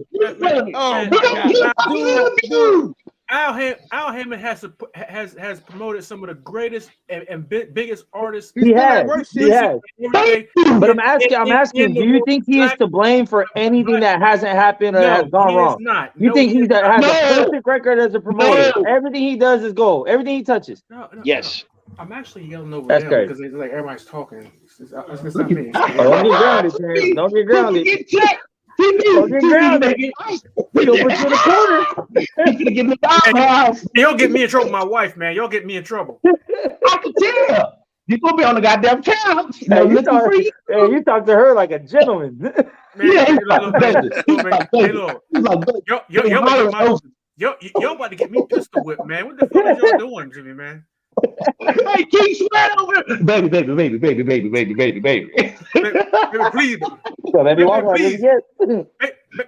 please. It's not me, man. I'm talking over them, man. Oh man, Terrence. Look, about to get off that computer. Okay. Well, if that's the case, y'all, then I'm about to get to the bed with no dinner, man. Look, y'all calm down. Yeah, I'll do my best not to bring up Al again. Please don't. I'll try. DJ, we them boys. We ain't scared. We them boys. Now that you guys have openly admitted that you don't think he's done anything wrong in his promoting career, then I don't think there's any way I can. Okay, what is he doing convince wrong? you of anything You're not else. saying anything. I think he's a typical promoter. Michael Jackson, Tony Braxton. Michael Jackson, Tony Braxton, J. Cole. The show. Who's that mixed boy from Canada? And then he brought the 360 contracts to boxing and shit. Yeah, man, look, that dude has done more promoting than Bob Arum and Bob Arum's 200-year career. This dude has done more promoting in his life, and he's what 200 years younger than Bob Arum. So man, look, you cannot hate on that, man. I'm not hating on all the good he's done. All promoters have done good, but all promoters have done bad also. But all of them. He transitioned into boxing, and he told them guys, "Hey, look, you can't take these big sign-on bonuses and look for the short money. You got to look for the long money." And look for your retirement. You got to invest. I'll pay you later. And what have you. As I build this. I don't got the money to give you now. So take it on the back. Where are you getting that from? No, hang on, Terrence. Where are you getting that from? Where's that come from? I'm gonna give it to you later. No, hang on, Terrence. I want Max to Well, I'm saying, okay, so usually rule of thumb. I'm sorry. I think you're talking to me. Rule of thumb, like when you start up businesses and you get a lot of the budget, right? You want to use that budget wisely because in the beginning, all new businesses are going to take an L before they get a dub. You're going to be in the red before you're in the green. It takes dough to make dough. When, where, and how do we know that the PBC is taking an L? What I'm saying, they haven't taken L's because it's smart business. So why are you saying what you're saying? It's smart business. Okay, chill. I'm not talking about your own father. This is about Al Heyman. Anyway, like I said, bro, like it's smart business. I understand the business model. We just started up. We're really not established. We don't have this big ass bankload of money. I asked you when, where, and how have they taken an L? To use this money and flip it ahead of time, bro. Like money and flip it. What the fuck? What? They don't do that. You don't think that's they're not what money? They do? No, that's not what they do. Money? They're official. You don't think they get a profit? Dude, you're talking with low IQ right now, man. More profit from it. You don't think that's what the fuck they do? Holding it, throwing it on the side. Terrence, go ahead and tackle this. Terrence, go ahead and tackle this. I can't fuck with you. Are you serious? Look. Hey, Max. Are you serious? You're not crazy. Hey, look, Max. So then why everybody not getting their money off the jump? Listen. If they were, what you're talking about is pulling a crack deal. Do you think they were dealing with Showtime if they was doing crack deals?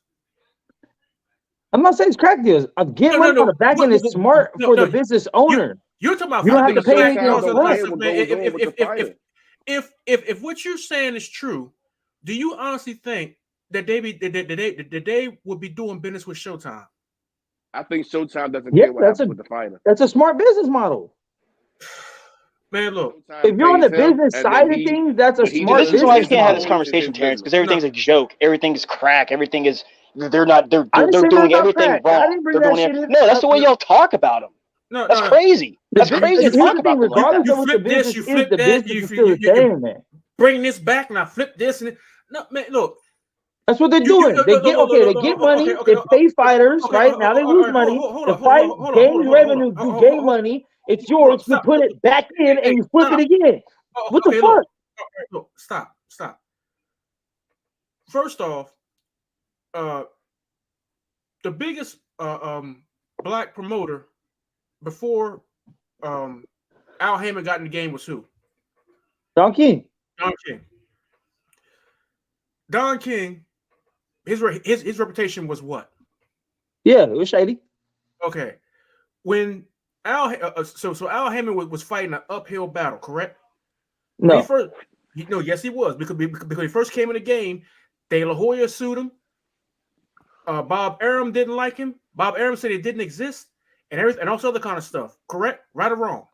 Yeah, that was a joke. Which he admitted. Yeah, and he got sued by De La Hoya, and he lost because Al Heyman is not what? He's not what?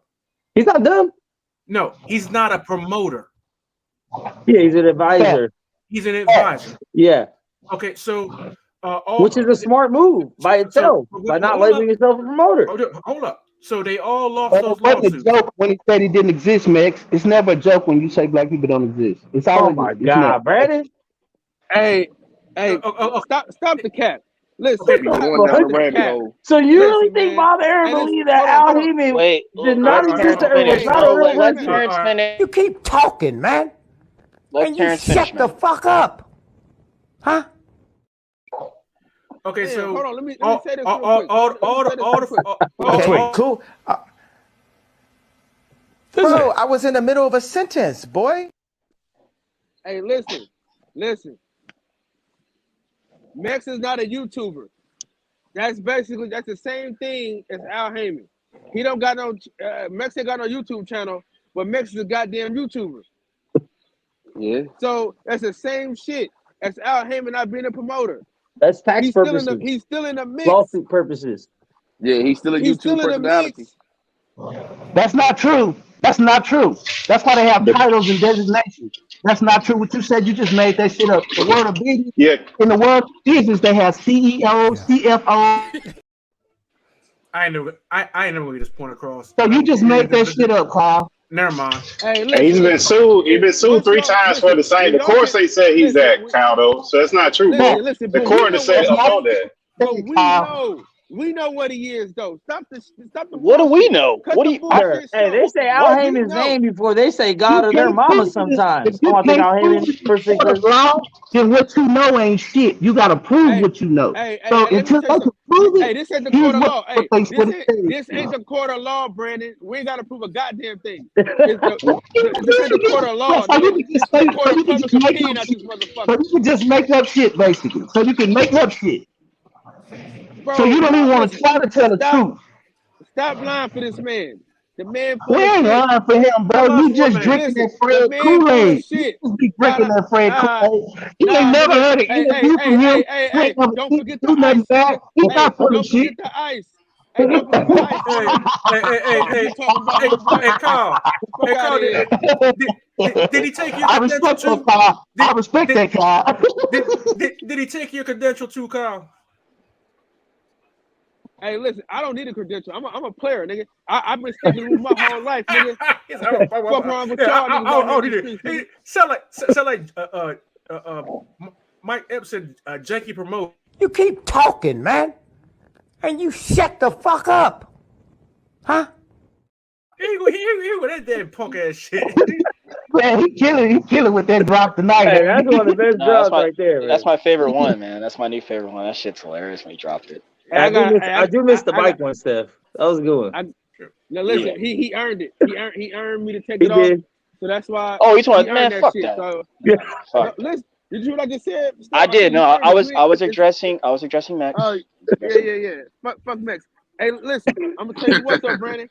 Hey, Brandon, you know what I'm gonna do next time I see you, Brandon? You know what I'm gonna do? What's that, bro? What's that? I'm gonna get you into every press conference. I'm gonna get you on the front row. I'm gonna get you something to eat. I'm gonna pat you on the back and everything. Man. I want it too, bro. And I want it, and I'll show up wherever you tell me to show up. I'll be. Hey, if you gonna get that's jelly roll, man. Like that, I got you. That's jelly roll, man. I'm telling you, that's jelly roll. Straight up, I'm coming through. You talking about from Nashville? Yeah, that's jelly roll. That jelly roll. Oh my jelly goodness. roll. That's hilarious. Oh my gosh. Hey, so what fight we going to though? I know we got to meet up one of these big ones, man. Caleb and David. Caleb and David. Caleb and David. Jelly roll and goddamn ice cube. I'm even down to go. When is that supposed to be? When is that supposed to be? Oh, which one? Caleb. Caleb and Benavidez say looking at March, April. Yeah. Late March, early April. It can't be April. It's too many fights they name in April, man. So it got to be March. It says it's supposed to be 2 PBC pay-per-views in April. Who y'all got winning that fight? Caleb Pratt. I got Benavidez.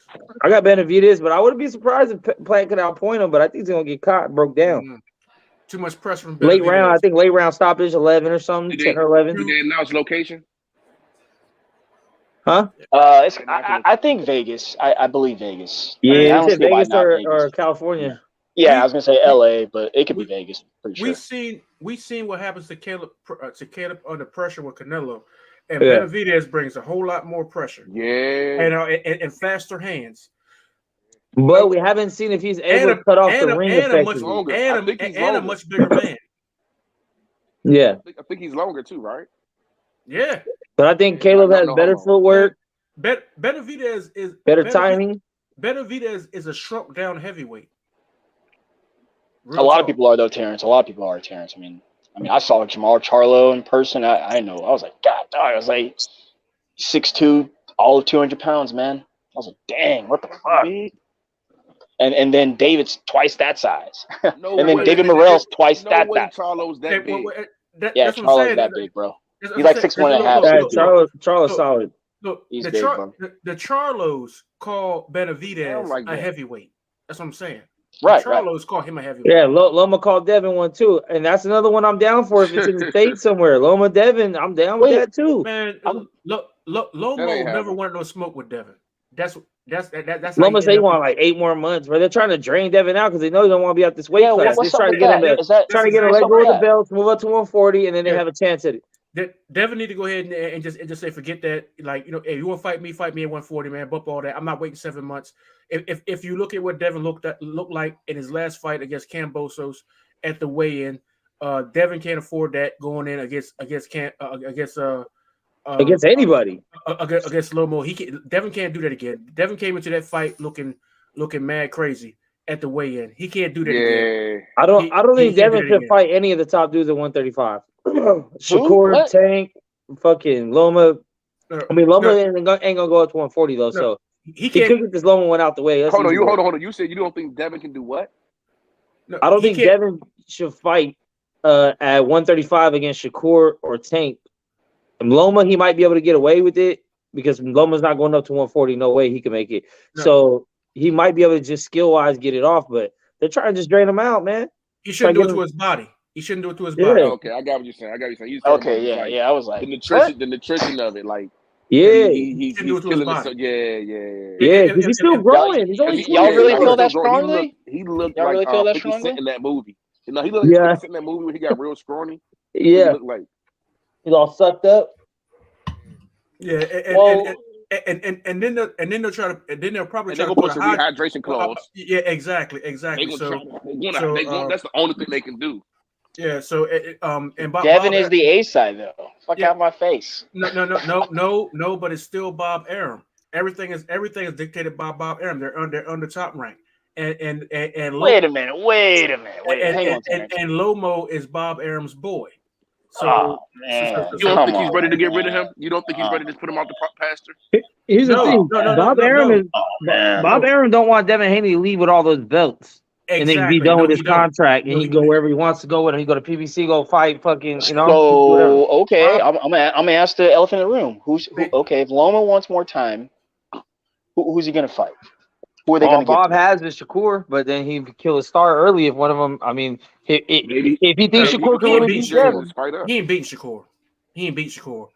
That Devin is vulnerable if he stays at 135, but Loma ain't beat Shakur. That's a retirement fight for Loma if he fights Shakur. But Devin is vulnerable if he stays at 135. Bob's just trying to figure out how to get those belts, bro. That's it. You know. So wait, real fast, because I hear what you're saying, Mr. Bailey, send you there. Okay. So again, hey, I had to search for you. I ain't done with Al Heyman yet. I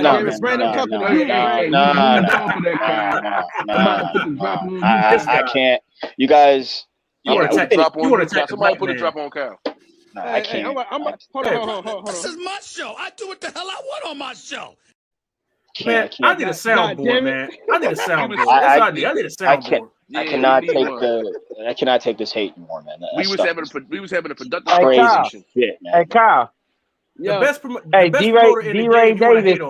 D-Ray Davis, Valentine's Day, San Jose, Improv. Let's do it. You bring your. I already got my tickets. Hey, send me the link. Called it. Did you get your car? Man, hell no, man. That's a long story. I don't even want to talk about it. I got scammed a lot in 2021. Damn. In 2022, I got scammed a lot in 22. So you don't know who got your car? No. Someone took your whip? Man, it's a long story. Man, you gotta go steal somebody else's shit. It was the one-armed man.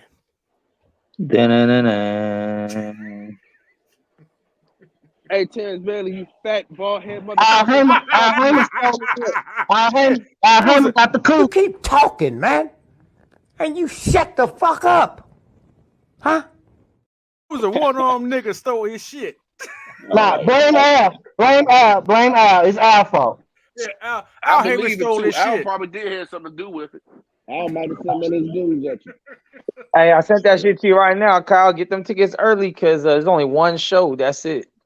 Hey, look, Al Heyman gonna raise Fred property taxes. He gonna blame that shit on Al. Wait, Terrence. So my Al Heyman moves like a black Jew. He keep talking the truth about Al. He probably will. I'll just two things, man. Devin supposedly has one more fight with Top Rank, to fulfill his deal, his duties there. And he's also the undisputed champion. So I mean,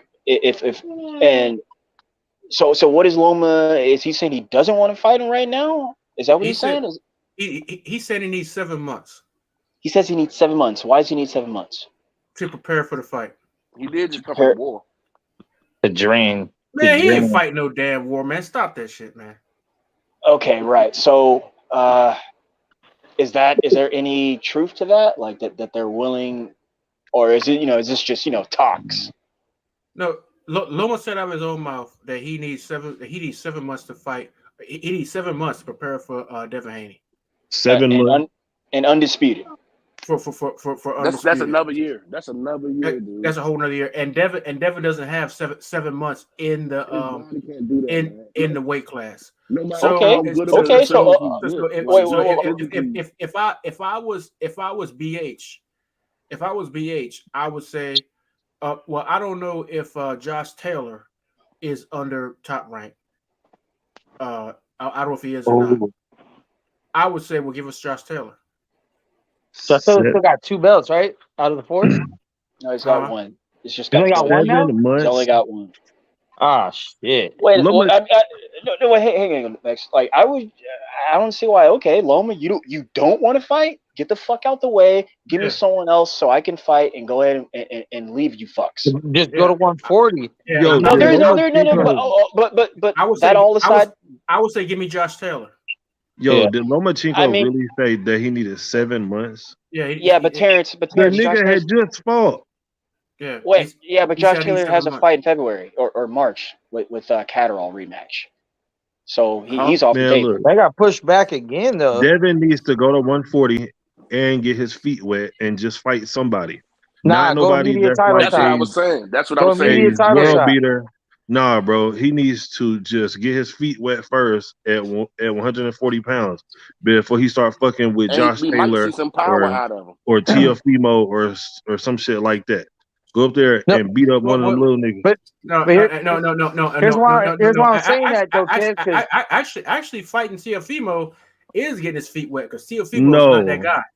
Hey, but here's the thing though, like Devin, because Devin is undisputed, he can pull the card of mandating a title fight as soon as he moves up. Yeah, from almost every governing body. There's that Alberto Puello that was the WBA. That's easy pickings. Bop bop. Yeah, now he has a belt. Now he's a champ. Now he can unify. The IBF is still vacant. He needs to go. He needs to go from 35 straight for a title. Don't jump in there with Regis or Josh already. Oh, hell no. Regis is too dangerous. No. Leave him Not alone. yet. Not yet. Like get established first. Yeah. And get some. See what it's like. Look, Alberto Puello is 21-0 with 10 KOs. He's not even a power puncher. Like, go get that belt. That's WBA. Yeah. IBF is still up for grabs. You could probably mandate you get a chance at that. Hold on. No. That's Antoine's food. That's Antoine's food. No. Puello's Antoine's food. He's 50%. So I mean, he's gonna get that too. 50% KO ratio is respectable. So I mean, I wouldn't say he ain't all that now. And Terrence, I disagree strongly, sir.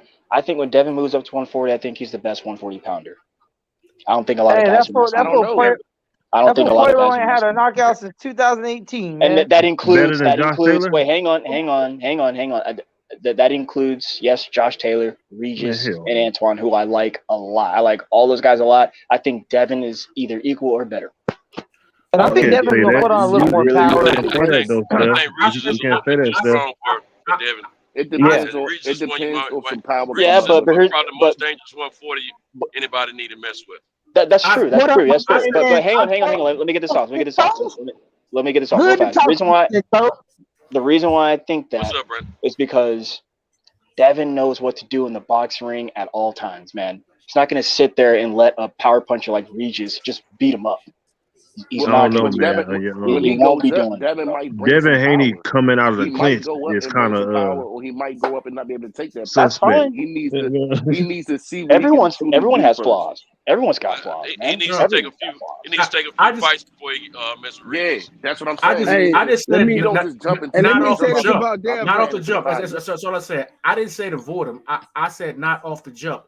Maybe like but would you say he's top 3? Let me say this about Devin Haney though. If Rashidi Ellis had the same presence of mind to do what Devin, listen to what I'm, bro. Hold on, bro. Don't cut me off, bro. Listen, if Rashidi Ellis had the same presence of mind to clinch the dude, he wouldn't have got dropped him 2 times in that 12th round. I agree. Yeah. I agree. If Rashidi Ellis had the same boxing IQ as Devin Haney, he would have won that fight. But he doesn't, and that's why he did it, and that's why he got knocked out. So forget him. But truthfully, he did win that fight. He got robbed. That's cool. That's fine. I still think he's okay, Terrence. The dude's just okay. It's not a world beater. He can mix it up with a few guys, but he ain't gonna beat the best guys. He ain't beating Boots. Fuck out my face. Most everyone in the arena felt like Rashida won the fight. He won't beat Virgil. I don't know. You know what's a good fight for Ellis? You know what's a good fight for Ellis? What's the light skinned dude from Philly? The wrestling dude. What's his name? Blair Cobb. There you go, Mr. Cobb. That's a good fight for him. No, that'll be a good fight for Boots, I think. Boots is gonna sweep that dude, man. I was like to watch that dude. He's gonna come forward. Boots is what? I was like to watch that dude get beat up. That's he talk too much. I don't know. He can fight though. Like he ain't no slouch. I mean, he's like 30 years old already. He hasn't established himself in shit. Yeah, nigga old, but I mean, shit. He can fight. Yes, he has. He has established himself in shit. He can fight though. He can fight. I mean, he's entertaining. I'll give you that. Wait, who is this? Blair Cobb. He has the entertaining style, like he goes for it, but he leaves himself open. He ain't no fucking gonna be no future champion or top contender, but he's no, hell no. Yeah, but him versus Boots, that would be a good fight though, I think. Yeah, but I still think once Dev moves up, he's top 40 pounder, man. I think that's kind of hard to say because we don't know what he's going to be at 140 pounds. Like, you really don't know. He might move up and might look like shit. Like, you never know. Stop. When does Devin ever look like shit? During the JoJo fight, he looked like shit. During the JoJo Diaz fight, he had looked like shit. If Devin moves up, man, I can guarantee you, if Devin moves up, he's gonna come into his grown man strength, and all that stuff y'all, not y'all, but all the stuff that people talking about that he pillow fisted and all that kind of stuff, that talk is gonna stop because he's not gonna be draining himself anymore. He's gonna be able to when he sits down on his punches, he's gonna have some weight behind it, and he's gonna start putting people on their ass. You watch what I'm saying. He's gonna eventually end up at 147 because he's a big 135 pounder, and he's draining himself down. His situation is not much different than Earl's situation, but the only difference is that Earl is just like Earl is cock strong as hell. You know what I'm saying? That's the only difference. When Devin starts getting into his natural weight, what I say, fighting at his natural weight. Yeah, I heard that. He's going to start putting people on their ass. You watch what I tell you. I hope so, Terrence. But you know what, man? People do poke fun at old dude's power like that. But look, man, his competition has stepped up and is going to keep stepping up. It gets really hard to get in there and knock someone out, man. It comes. It'll come if it suffices. So I don't really make too big of a deal of his power. I think Dev, again, his Superman, calling is that he knows what to do in the ring, man. He's got it all figured out, from the 10 count to clinching. I think he needs to work on his punch combinations. What he's doing now, that ain't gonna always work on like a Regis or even a Josh Taylor or something like that. He's gonna have to flip that up. And speaking on that, some of the stuff he's releasing footage-wise looks like he's working on some stuff. But I think the young man going to be just fine. I'm not even the biggest crazy Devin Haney guy like that. I just respect what young sir is doing, man. And I can clearly see what he is doing. Obviously his power is respectable because ain't nobody running in on him. He keeping everybody at bay with the jab. Ain't nobody running in on him. You know what I'm saying? And now, if he was pillow fisted, what would everybody be doing? Running over top of him. Ain't nobody running over top of him. You know what I'm saying? He keep everybody at distance. You know what I'm saying? He peppering everybody. You know what I'm saying? He hit him when he catch you with the right hand. You know what I'm saying? He keep having everybody respect. And he doing that drained at 135. Now imagine if he had 140, and there's more weight coming behind that punch. I'm just saying. Right. For me, also too, like I'm not trying to sneak this or anything like that, but like I would like to see him with like a good trainer. I love that his dad has, you know, built him to what he is. He's his father at first. He's his manager second. I'm sorry, trainer second, and then manager thirdly. He's built his son into a multimillionaire, and they're undisputed currently right now. But I think his abilities could be brought out more with a really good boxing mind. I don't know who that is, but I would like to see him go elsewhere. No, I don't think it's that, man. I think it's strength and conditioning. I like to see him with Blu-ray. That's all I kind of see him doing, though. I think he's with Snack. He's with Snack on the strength and conditioning. He's with Snack. Well, but you gotta realize something. If it ain't broke, why fix it? And then they've been very successful. Now, every so often, Dad brings somebody in to help with the training. So whatever they got going on is working.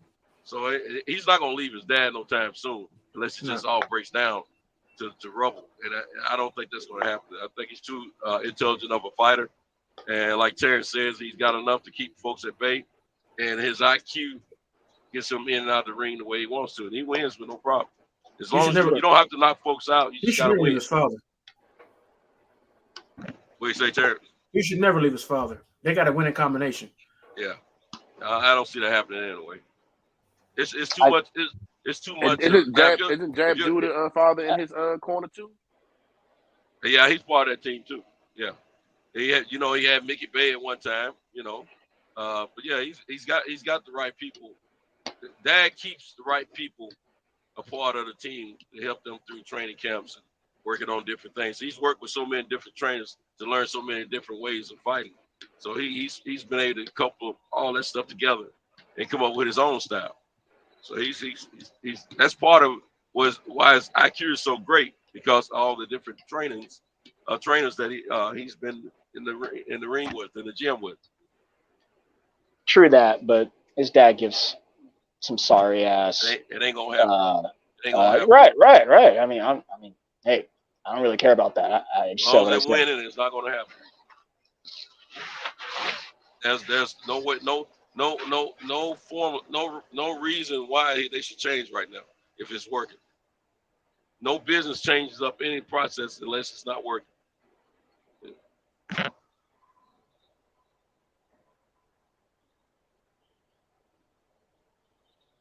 Yeah. Mm-hmm. Fuck that. Devin, go up and get the easiest belt you can get. Work your way into undisputed at 140. Because being independent, he'll hold more power if he has a belt and then no promoter, and then the promoters will want to fuck with him. But if the promoter's got the belt, he's gonna be on the B side of that.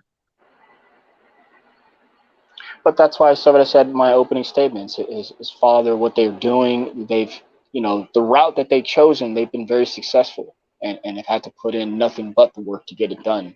So kind of echoing what Santos just said, at least on that part, they don't need me fixing. They're moving just fine. They don't, since they are their own promoters, they don't need no promoters. They just do business with promoters and boxing companies is what they do. And frankly, I like what Terrence said too when he kind of compared the two with him and Spence. That's exactly what they do, man. These guys are their own promoters, brother. Guys like Devin Haney, guys like Big Spence, they are doing their own thing and it's working, literally. But Spence is not the same as the Haney shit, bro. You don't understand what I mean by that, though. But I'm saying like the way Haney's doing it is completely different than almost everybody in boxing. He's right. Totally different. Duh. But they're broadly what I'm saying is that they're their own boss. That's what I'm saying. One of them is. Spence is still signed to PBC. All right. Okay, I see where y'all are going. All right, man. But Spence has a company I'm good. I heard you. Hey, there's a question in the chat. Everybody know the real, man. That's just like saying Al Heyman is not a promoter. Not on paper. Hey, there's a question in the chat. I don't even want to fuck that. Hey, there's a question in the chat. Somebody said, our homie is not a promoter. So and that's a fact. Brandon, don't get sucked into it. Brandon, don't get sucked into it. Brandon, don't get sucked into it, man. What's the question? What's the question? There's a question in the chat. Somebody said, do you think that Teofimo's father is working in the opposite direction? Hold up, let me make sure I got it right. Terrence, do you think it's working the opposite way for Tio, that his father is hindering his trajectory in his career? That's a good question. I don't know. I don't have the right answer for that. I think we would have to ask. Yeah, because they lied about having COVID. Tio Senior. I think he just outgrew it. I think that it was just time for change. Well, Tio's father is not the promoter. That's Top Rank. So he ain't calling no shots that strongly. He might be on the management end. I think they're talking about as far as like training and boxing. Training and management and being a mouthpiece. You know what I'm saying? He talks more than his son does. Yeah. Well, you know what I'm saying? And he don't be talking about shit either. He just be opening up his damn mouth. Like, man, what the fuck is you talking about? Angel Garcia, he used to do a lot of talking too. But you father you never hear about or hear from? Earl Spence Sr. Yeah, Earl Spence. I like Tanks. He stayed in his lane with just managing. Tank don't even know his daddy, do he? So I've heard. That was the point. Damn. But come on, man. Don't that's foul. Don't do that. Y'all foul, bro. Hey, look, I don't even know what Earl Spence's daddy looked like. I've seen him before. But he's in the corner, and he's part of the management team, and the whole 9 yards. But he don't be, you know what I'm saying, all in the videos. All in the video. I was trying to avoid saying that. You know what I'm saying? But here's the thing: you have seen him, and he actually is in all the videos. He's either bringing out the belt or walking right next to his son every fight. He's there on the ring. You know what he's talking about. He's not trying to get all the shine like Puff Daddy. He's not trying to get all the shine. He's not. He's definitely not. Shout out to Errol Sr. too. I actually got to meet him a long time ago. I think I wasn't no more than like 10 years old. My uncle used to work at the post office. Is Errol's parents, or his mother. And they used to come over. Go ahead. I'm sorry. Keep going. No, I was just gonna say family friends, and my uncle was a pastor, and they used to go to his church. And I'm sure I've seen them throughout the past. So that's why you love him so much. You from New Jersey? No, I'm from Dallas. Okay. Hey, well, look, it's Earl Spence. He said you from New Jersey. When I lived in Connecticut, all my friends were either Jamaican, Haitian, or Puerto Rican. All my Puerto Rican friends were all Latin kings, so I had to tread lightly with them. But like all my other friends were like all my best friends were Jamaicans or Haitians, and like all of their parents, like the Jamaicans, like the parents were all like quiet and very, very strong-willed and hard-working. Like you go in their house, man, like them and the Africans had the best shit, man. Their houses were fucking laid, man. I had never. It was the first time I ever seen a golden toilet seat. Hey, Terrence, what's up? What does that have to do with this conversation? No. I know. What I'm saying is that the way that dude, like he's not all up in the conversation. Like he's got he's quiet. You know, say he says. I'm pretty sure what he says to his son has a whole lot of strength. He ain't got to exhibit it out in public like how Tio Senior does. He gotta be loud, this and whatever. You know what I'm saying? He has that quiet father strength. You know what I'm saying? He can just pull his son to the side, but we're saying when the cameras are, you know what I'm saying, outside the cameras, and what he says, you know what I'm saying, goes a long way. You know what I'm saying? And that hard work, that Errol don't take no tune-ups. You know what I'm saying? He give me the smoke now. You know what I'm saying? All that don't, man. Them island boys, when they raise right, They ain't nothing to mess with, man. Look at that Jamaican running team. I'm just saying. I was amazed. What about the bobsled team? Hey, Cool Runnings was a damn good movie. Feel the rhythm. Feel the ride. Hey, Sanka, you alive? Hey, classic. That's a classic. Sanka, you dead? Oh man, y'all are wild. Y'all wild. He told what about the bobsled team? Hey, I'm just. I know Brandon supported that shit. Hey, look, I'm just saying, man. Like the strength of these, like my dad. Well, I'm not Jamaican, nothing like that. But my father. You know what I'm saying? Black people strong, Terrence. That's what we getting at. Black people strong. We already know. Yeah, Black people strong. But what I'm saying is not all of us had the same strength.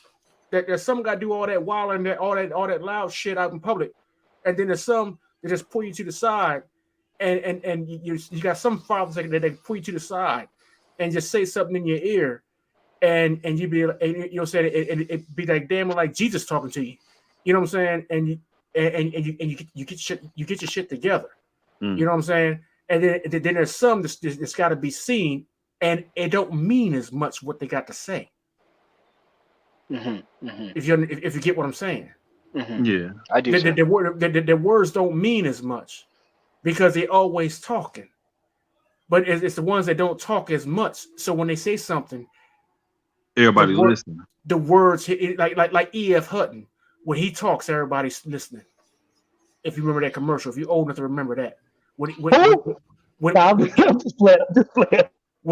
E.F. speaks, everybody listens. If you remember that commercial. See. If you're old enough to remember. See, I thought when Farrakhan spoke, everybody listen. See, oh my bad. You say E.F., I say Farrakhan. Whatever. No, it was man. It was an investment group, man. Talking about money. For sure. I don't remember. I know whenever the Allstate commercial used to come on there, and the black dude was on there saying, "I used to listen in." Are you in good hands? I'm pretty sure. Santos remember that commercial when E.F. Hutton speaks. Everybody listen. And like you have E.F. Hutton in the middle of a whole restaurant, and when E.F. Hutton started talking, the whole restaurant went quiet. Everybody leaned their ear over because he was talking money. You remember that commercial, Santos? Yeah. Terrence, where you at right now? You on the West Coast too? Nah, I'm in Maryland. Oh, you in Baltimore? Okay. No, I'm about 60 miles from Baltimore. I'm down on the beach. Oh, you in Annapolis? How you claim that be more? No, I'm across. I'm on the other side of Chesapeake Bay. Yeah, I remember that, Terrence. He on Chesapeake.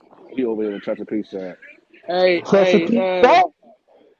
Hey, real quick. Hey, Brandon. I'm about to hit Solomon's Island, man. Hey, what's up, big homie? What's up, big homie? Hey, listen, man. We're gonna be back out in Dallas in April. You understand? You already know we doing. Whooping to Keith Thurman. But man, please. I'm hyped. I wouldn't give a damn to get his ass whooped. Hey, well, you know we're gonna do our thing, Kai. You know how we do when you come to Dallas, bro. Hey, listen, hey, Brandon. What we gonna do? We finna go half on this flow seat. Okay. That's what we finna do. We finna go half on this flow seat. Yo. Hold on, let me call my PBC connections first. Let me do my thing, and I'm gonna let you know before y'all get down here. I might have something for y'all PBC style. So we ain't got just hold off on that. Hey, yo, if that fight is in Dallas, I will be there. I am only 3 hours away from Dallas. Definitely. Just hold off. I got you, Kyle. I got you. I'm gonna hit my PBC connections, and we're gonna see what's up. So just hold off on buying. I got Al gonna put a Kyle in a skybox. No, we want to be on the floor for that one. Let me tell you something. Anybody that's ever been to a fight with me, they know we going to the floor.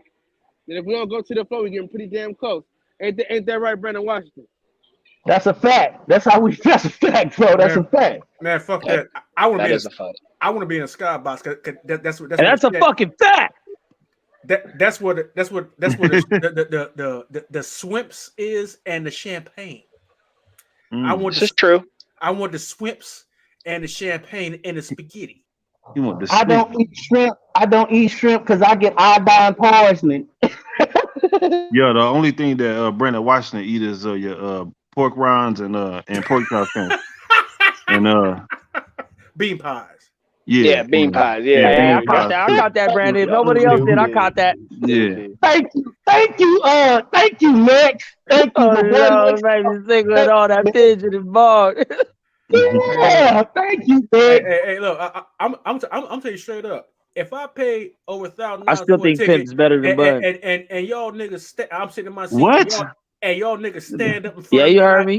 You heard me. I said Pimp better than Bud. And I can't see the fight. It's gonna be a thunderstorm in the city, man. If I pay $3,000 for my seat and y'all niggas stand up in front of me, I'm sitting down. Man, it's gonna be hard music in the city, man. You better get up, old man. Yeah, you better stand up. You're gonna be the one getting packed out, not no one else. I'm not paying all that money to stand up. Man, put me in the skybox, TB, you can't make people sit down. TB, you can't make nobody sit down. You can't make no one sit down. Put me in the sky, man. Look, I know. You better get the handicap with the wheelchair. Man, put me in the skybox with the Now, Terrence, I do know that it's like $5,000 for a skybox at Cowboy Stadium. That's like 200. No, that's like 200 persons, like a head, something like that. Not even shit. Hey, you know what? What if we all had went in on it though? If that's we all what I had mean. went in on the skybox. There's that. It depends on what state it in. Texas. All I gotta do is make some friends. Okay. Hold on. Well, we know Kyle. Man, Kyle. You know me. Hey, look. I gotta tell you something. I ain't gonna say too much. I gotta tell you something, Terrence Bailey. If you ever been to a fight with me, man, you would understand the level of respect that I get in these streets. You understand what I'm telling you? You know Jerry Jones? They know Carl Davis. You know Jerry Jones? Nigga, stop. Jerry Jones. Oh my God. You know Jerry Jones? Listen to him. He's telling you the truth, TV. Yeah, he is. No. I seen the pictures. I see the pictures. Damn the pictures. No, forget that. They stand what's up to him is what he's Terrence trying to say. Bailey had went all the way to the top. Do you know Jerry Jones? You know Jerry Jones? Man. Because that's the person I need to know, because I ain't sitting down there with you motherfuckers. Motherfuckers. Look, I pay all that my goddamn seat. Yeah, motherfuckers stand up in front of me. Look, I'm not standing up that whole goddamn fight. Sit your monkey ass down, man. It's only 36 minutes. Actually, You'll be all right. Hey, okay, we're fast, Terrence. I'm a disabled veteran, man. I'm a disabled veteran, man. You can't do that at a fight. You gotta chill at a fight, TV. You can't be telling people to sit down, and you gotta relax. Man, I'm gonna grab you by your TB gonna get into a fight. TB gonna get into a fight. Hey, look. No, you're not. I'm gonna be like goddamn John Witherspoon. I paid $35 for this goddamn seat, goddamn it. Sit your motherfucking ass down. Hey, Terrence, you know who let me on the floor? You know who let me on the floor? Mex came and got me, right? And we walking down. Mex pointed towards Fernando Vargas and said, "We with him," and then we just walked. And before I blinked, and then I was on the floor talking with folks.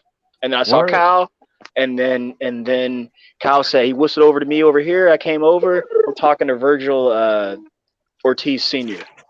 about fighting, about boxing. I should have did that shit about life. That damn Joe Smith Jr. fight. Look. I don't. Hey yo. I believe it. I mean, like Kyle been doing this for a minute. Like he been doing this long enough to have the connects. I'm just fucking with him. I know. I believe all of it. You know what I'm saying? But I just know, like me, like when I go to a Keith Sweat concert or a Silk concert or any concert or whatever, one of my pet peeves, like I want. Are you gonna go to see Murder's concert when he gets out? Fuck him. Look, Damn. Oh, y'all done heard of me. I don't see murder. I done done Them things that y'all ain't never heard of. Hold on. Fuck them other niggas because I'm down for my nigga. I want to sit down and enjoy the concert. You know what I'm saying? I want to sit down and enjoy entertainment. Don't rob my I don't want motherfuckers, you know what I'm saying, sitting down in front of me, like standing up. Now I can't enjoy my goddamn ticket. See, you know what your problem is, Terrence Bailey. Ass down. Terrence Bailey, listen, look. Your ass done got old, is what it is. You done got old. You need to stay your ass home if you're gonna be acting like this. When I was young, goddamn it.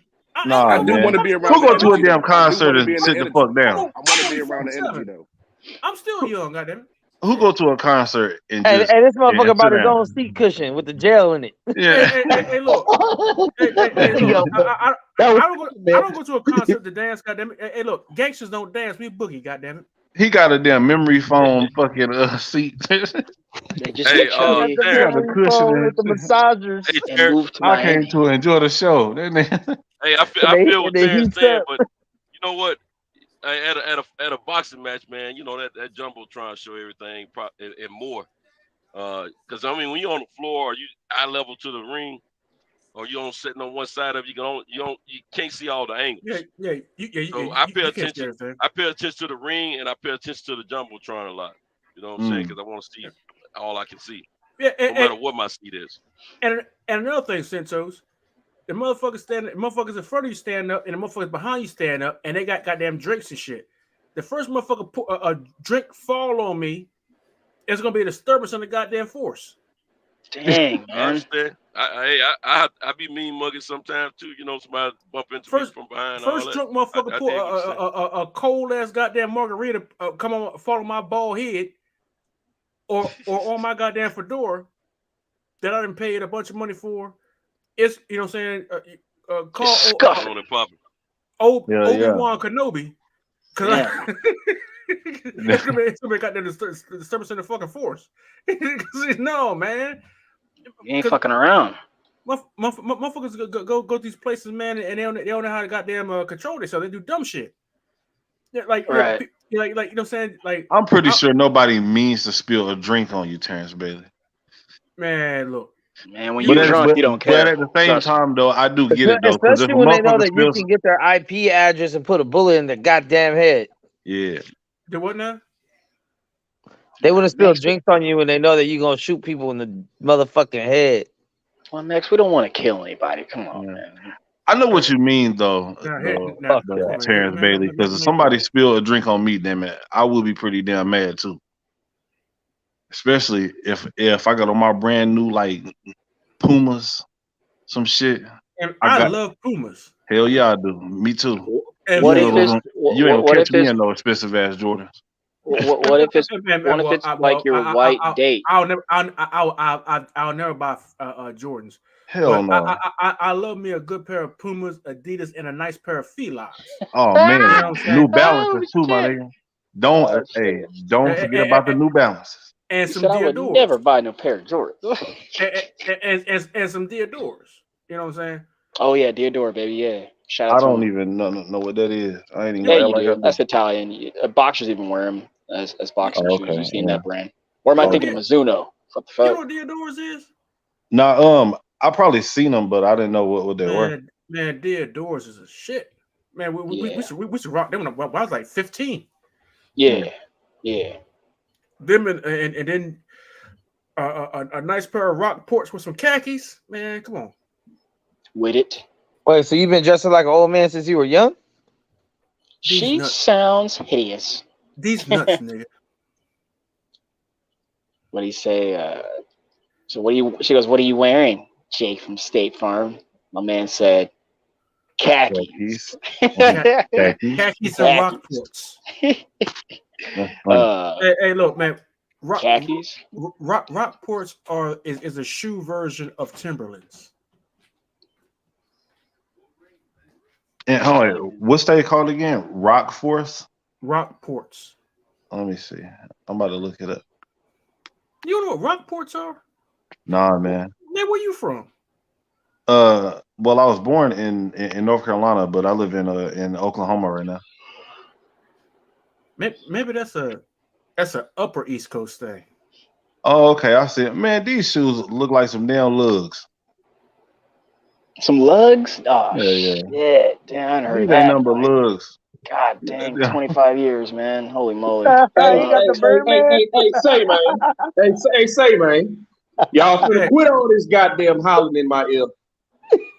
Hey, man. That's Mex coming in here calling people hoes and shit. Hey, man, look. All I said was the Big C was better than Bun B, man. That's all I said. Yeah, that nigga watching us Monday night. Like everybody in the whole world, DJ. Watch us. Watch us, DJ. Hey, look. When I was in high school, man, Rockports and Bally's and Tim's and Stan Smith Adidas, stuff like that. You know what I'm saying? That was what was in. Matter of fact, I still got a fresh pair of Stan Smith Adidas right now. Man, hey, these Rockport shoes, bro, look like something that my damn granddaddy have on. These right here. Why you dissing? We don't diss all the shit. He like, yeah, that's this. So man, stop dissing old people. We older. Stop dissing us. You look at the wrong ones though. If you said some of your grandfather on that, man, what is that kid dissing us? That's man, these shoes look old as hell, man. Nah, you look at the wrong ones. This look like whenever the pastor is at church doing some work or something. These are kind of shoes that he'll have on. Well, call me. Terrence, do you wear loafers now at all? I haven't graduated to loafers yet. I don't own a pair of loafers. I do. Damn. I feel bad now. Call me. Hey, I'm gonna say this and I'm gonna hop back off, man. I just want to check in with y'all real quick, make sure everybody's straight. If anybody want to get on, speak now, forever hold your peace.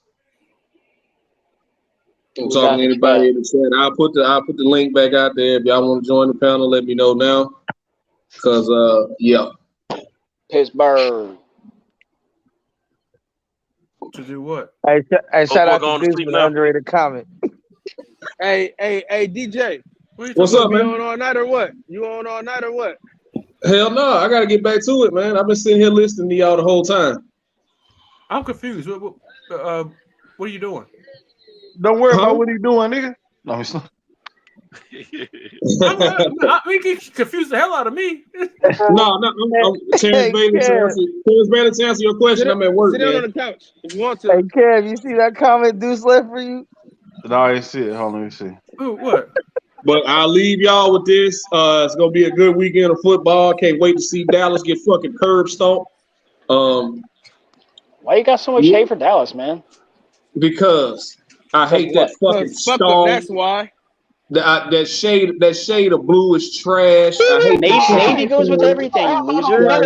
You should get a shot of penicillin with all that green on. Like I just don't like shit about that fucking team. I have no problem with the city of Dallas. I had the time of my life in the city of Dallas, right? I have no problem with anybody from Dallas. It's that fucking team that plays in Arlington that grinds my fucking gears. Emmitt Smith couldn't hold a fucking candle to Barry Sanders. It is what the fuck it is. Okay, now you can't be taking shots at Emmitt, dog. Hold on, Brandon. Hold on, Brandon. Me and my uncle sat back and watched Emmitt Smith break Walter Payton's record, and we was pissed. We was pissed that cocksucker got it. Why? Yeah, we did. Because Emmitt Smith wasn't that fucking good. If you'd have put him in Detroit, he wouldn't be in half the shit.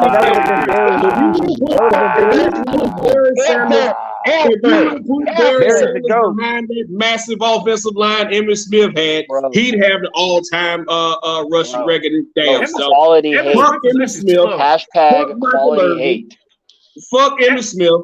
Fuck Michael Irvin. I was glad when Troy Aikman got knocked the fuck out. It is what it is. He was slow as hell.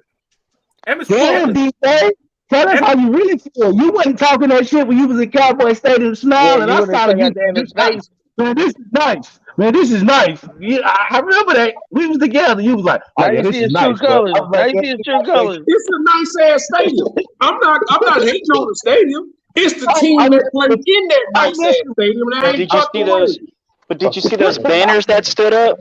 No divisional banners. Did you see the real banners standing up? I didn't like them. Don't talk to me when you ain't won shit. in almost 30 years. Don't talk to me. Hey, DJ, I hated. Bro, they made a movie about a walk-on who plays for Philadelphia Eagles. I'm saying Kyle. Kyle the only one that can dress me right now because I only talk to teams that's number one in their division. I only address people that's number one in their division.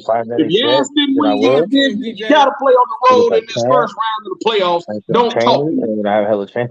Hey, DJ, check this out, DJ. I hate them fucking stairs in their stadium. No, that's for damn sure. Every stadium has stairs. What are you talking about? Hey, Kyle, I'm not gonna hate on that nice ass stadium. It's a nice ass stadium. I can't hate on that. But I'm sick of Jerry Jones' ass. I'm sick of his fucking cockeyed son, Steven. I'm sick of I'm just sick of everything. I don't like him, man. I don't fuck with the Dallas Cowboys. I don't. Hey. Navy blue was actually very slow, man. Navy blue goes with everything. How you know this, right? Because I remember as a kid seeing him break the line of scrimmage, and he always got tackled from behind. Like he would get ran down from behind. He was actually really slow. I wouldn't understand how he broke those records. See, because Terrence Bailey, if you go back and watch them games, he was 5-6 yards down the field before he got fucking touched. Man, it's the same. It's the same way that LeBron gonna have all the records, longevity, and good teams. But Emmett was smart enough to not to take a lot of punishment too. He never really took a big hit head on. He had a good offensive line. He had a good supporting team. It wouldn't the fact that he football's a team sport. Oh, if Barry Sanders had that line, football is a team sport. Football is a team. You hear Eric Dickerson talk about it all the time. If Eric Dickerson had that fucking quality hate, not bro. a Walter Payton who was an individually great running back. He wasn't a Barry Sanders who was an individually great athlete. He had a great supporting team that made him good. Because he was not fast, he was not exceptionally powerful. He was none of that. He had a great team around him that protected. If he wasn't that great, why did we draft him? It made holes for him. Come on, man. Are we talking about the all-time leading rusher? The fuck, man, fuck him. No, and his fade was crooked. And his fade was crooked. Again, why don't you get a shot at penicillin with all that green on? All right, Navy goes with everything. You think Emmett is top 5 all time? Let me ask you a question. Serious question. Is Emmett top 5 all time? Serious question. Yes, easy. No. Hold on. Serious question. How many people on the offensive line are Hall of Fame during the time of Emmett? Three. During his whole run. Three. Bro, come on. Like, okay, that's fine. It's a team game. It's a team game, cool. Gentlemen. Cool. It's a team game. Not only that, DJ, what are you complaining about? You're straight. No, hang on, Terrence. Hang on, Terrence. Again, on average, how many people on the offensive line when you have one running back? First off, you don't have any success if you don't have an offensive line. Let's be for real. Come on, man. No, listen. When you have a running back who makes the Hall of Fame, who has how many years was Emmitt Smith in the league? 17. 17. Damn. On average, how many people in the offensive line? I could be wrong. It'd be 16. Are make the Hall of Fame when you have a running back with the same team who makes the Hall of Fame? How many people in that offensive line make also? I can't think of the number, but a lot of people, Terrence. A lot of people, sir. A lot of people. A lot. It's like it goes beyond the average because I followed the school of thought that you needed an offensive line to be successful. Hence the Philadelphia Eagles. That's their strength right now in today's time. Okay, you can't touch the quarterback. They're running over anybody and doing anything at will with like what I could say average stats, but the strength is the offensive line. Okay, Gardner Minshew hasn't. How many times has Gardner Minshew been sacked since he's been the guy? A lot. For the last 3 weeks. All right. So that being said, okay, how many running backs are in the Hall of Fame off of individual talent who had garbage lines? At least 10. I don't even know. I could think. I started watching football late. I could think Barry Sanders. I could think O.J. Simpson. I could think Walter Payton, of course. Adrian James. Clinton Portis. If he's there, a lot of people, man. But at some point they had some offensive line blocking for him, bro. Adrian Peterson, trash offensive line.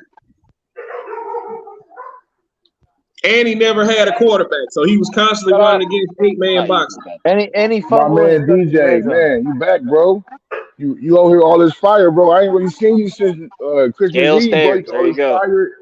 All this fire and venom, bro. What's happening? Hold up, Deuce. We're in the middle of something. Keep going, Bass. Man. Keep going, Bass. A lot of people, brother. A lot of people, man. Someone put Dale Sayers in there. Tony Dorsett. What's my boy Bob Hayes? A lot of people. I can go down the list who with my bad average to subpar offensive lines. Yeah. Right. Okay. Right. So Emmitt Smith is not one of them, correct? I think he's one of them, but y'all don't. No. He had. They won Super Bowl. But he didn't have an offensive line like that his whole career. He didn't have that his whole career. Come on now. No. He broke records. They won Super Bowl. All I'm saying is I never saw Emmitt Smith have to break 5 tackles in the backfield and then break out for 30. I saw Barry Sanders have to do that. I saw Eric Dickerson have to do that. Hey, I met Barry Sanders before. He's pretty cool dude. Emmitt Smith, he's a good dude. Yeah, but Barry Sanders cool as hell. Emmitt Smith was slow. He was getting caught from behind and tackled from behind. I was seeing dudes run him down from because that was the first running back because I was young at the time. That was the first running back that I actually saw get caught from behind. And I was like, how was he getting caught from behind? That was me as a young kid. My first revelation in NFL football of a running back being tackled from behind was Emmitt Smith, and I was like, how does that happen? But to answer y'all question, it's a lot of backs I would take over Emmitt Smith. A lot of them. He's not top 5 for me. Yo, how many teams did you take over Emmitt Smith? Kick the shit out of y'all in the 90s. That's why you would. Because we kicked the fucking I got a question. Hey, Brandon. I'm taking Eric Dickerson. Hey, do the Eagles even have a Hall of Fame player? Do the Eagles even have one? Yep. Brian Westbrook. No, I'm just playing. Freddie Mitchell. Jeremiah Slaughter. Freddie Mitchell. They got that. I'm not a John Runyon. They got that. Wait, Deuce. They got that. They got that invincible guy. That walk on. I mean, y'all keep forgetting the second greatest safety to ever play this game. Talking about Dawkins? Who ran the Cunningham? He went to Hall of Fame as a Bronco. Terrell Owens. He went to Hall of Fame as a Bronco. Brandon Dawkins went in the Hall of Fame as an Eagle. Stop. Hey, Reggie White was a bad boy. Reggie White made a Packers. Come on now. He went as a Packer. Reggie White made a name for himself before he went to Green Bay. He made a name. He went in as a Packer though. He a Packer. He not an Eagle. Don't nobody claim that. Philadelphia Eagle. He started with Philadelphia. He's in the Hall of Fame as a Packer. As a Packer. He's a Hall of Fame. He's in his career. That's because he ended his career there. That's not where he started. No, his career in Carolina. No, that's not why. The reason why you start, it's how you finish. He was an All-Pro at Philadelphia. He was an All-Pro. I know. It's not how you start. It's how you finish. That don't mean you give it all up to Green Bay at that point. He played a lot of great years and got a lot of great stats at Philadelphia. And Deion went in as a Cowboy. He played at UT, so I followed him. Trust me. Green Bay, where he made his name at. He made his name in Philadelphia. Okay, what about the Eagles though? Who did the Eagles have in Hall of Fame? I just told you. I don't think McNabb made it. I don't think McNabb just told you one player, Brian Dawkins. That was their gift. Did he ever win a Super Bowl? No. With the Broncos. He won with That's why he went with the Broncos. Wait, when did he win with the Broncos? Oh, no, he wasn't even on that team, huh? Nah. Are you? He wasn't even on that Broncos team. Yeah, he the reason they lost to Baltimore. Look, yeah, I forgot about that. Are you going to count players? Yeah. Are you going to count players, or are you going to count missteps by the front office? No, bro. That's how I feel what you're doing, because you want to pick on the offensive line of the Cowboys. I'm like, they just put it together, man. So like, what is it?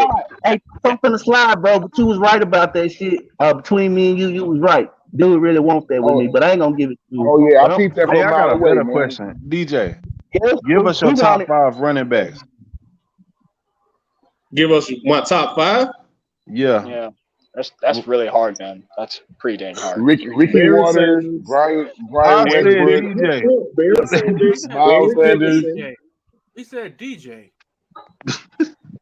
I'm telling y'all, DJs: Ricky Waters, Brian Westbrook, Miles Sanders. You said Eagle players.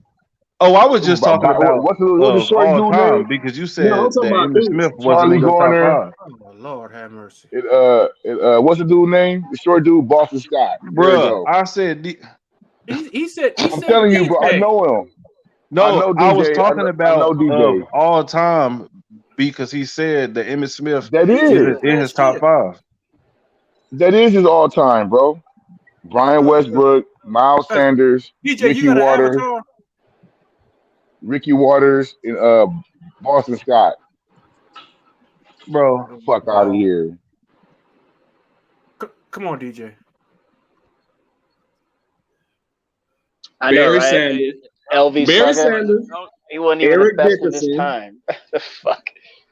Man, come on, man. Come on, man. He was behind right. Ed Reed in the head of Palomalu. He had better fucking stats. He got better fucking stats than Palomalu. Bring the shit up. We can talk about it. Does he? Everybody want to talk about he wasn't the best in his era. No, he wasn't the best in his era. It was Ed Reed. But he had better fucking stats than Palomalu. That's why I said he was the second best. But you know what though, DJ? I still take Troy Polamalu over him. I'll take Roy Williams over him. More tackles, more sacks, and more interceptions than Polamalu. I'll take Sean So Taylor. let's talk about That's why. I'll still take him. The thief. He played 30 years. That's why. And I'll take Rod Woodson over him. What's up? I'll take Roy Williams over Champ Bailey. Ryan Dawkins. Yeah, I like that Champ Rod Bailey pick. played a I whole like that different Rod position. pick. Yeah, I know he was a safety. My Yeah, Rod Woodson, baby. No. I'll take Sean Taylor second after Ed Reed, man. Who was better than Ray Lewis? Nobody. That's linebacker. In his dog. That's linebacker, man. In his prime. Ray Lewis probably the best football player ever. Patrick Willis is up there, man. Patrick Willis is up there. Patrick Willis. Hey, you know what? Ray Lewis. Lawrence Taylor or Ray Lewis? Man, Patrick Willis is right there, man. Listen, look. Trying Fuck to tell with you. both of them. Ray Lewis Nobody ain't close to Ray Ray Lewis. Lewis ain't even the greatest linebacker of all time. Luke know. Kuechly. Crazy. Luke You're crazy. Kuechly was that nigga. Lawrence Taylor, what the fuck y'all Crazy. doing? Ray Lewis was the best linebacker of all time, bro. He was better than Lawrence Taylor? Yes. Hell Ray Lewis no. covered. Nobody's Ray better Lewis than covered. Lawrence Taylor. Ray Lewis covered in Hell the no. passing game. Two different Lawrence ones. One's Taylor was a outside, one's inside. and pass rusher. He's Ray pass Lewis rusher, covered in yeah. the passing game. Ray Lewis didn't have a fault. Hey, ask Ray Lewis that question and see what he say. Ray Lewis didn't have a fault in football. Ray Lewis didn't have. He was A+ in all categories. Ray Lewis had the speed. He had the power. He had the mind. Man, Ray Lewis didn't have a fault. Tony Manzano, to answer your question, Other than that unpopular murder. opinion, Zach Thomas was better than Brian Urlacher. Zach Thomas was better than Brian Urlacher. No, Brian Urlacher's It's pretty close, fucking good, but I'm dog. taking Urlacher. It's close. I'm taking I'll Zach take Thomas. Urlacher. I mean, you got Dick Buckus. I'll You take got Derek Kuechly over Brooks. Urlacher, though. You got Junior Seau. I mean, there's so many good ones, man. Patrick Willis.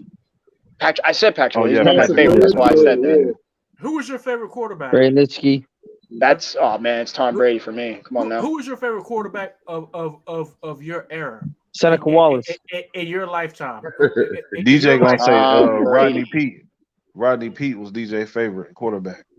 Well, Danny and Thompson, anytime he threw a pass. Damn. Kevin Carl. Joe Montana. LeVar Arrington. See, I started watching football late, so I don't really. I mean, I know. You gotta put Derek I Brooks said up Derek Brooks. I said Derek Brooks. there. Okay, I knew you. Derrick Brooks is not Ray Lewis.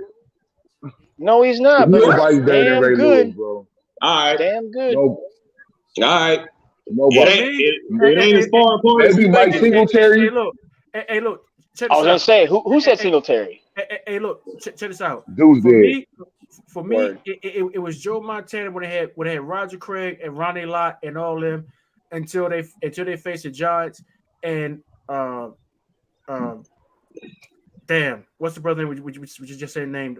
They broke his leg. Yeah. No. Shit. Banks. No. Taylor hit Son. Hit Joe Theismann.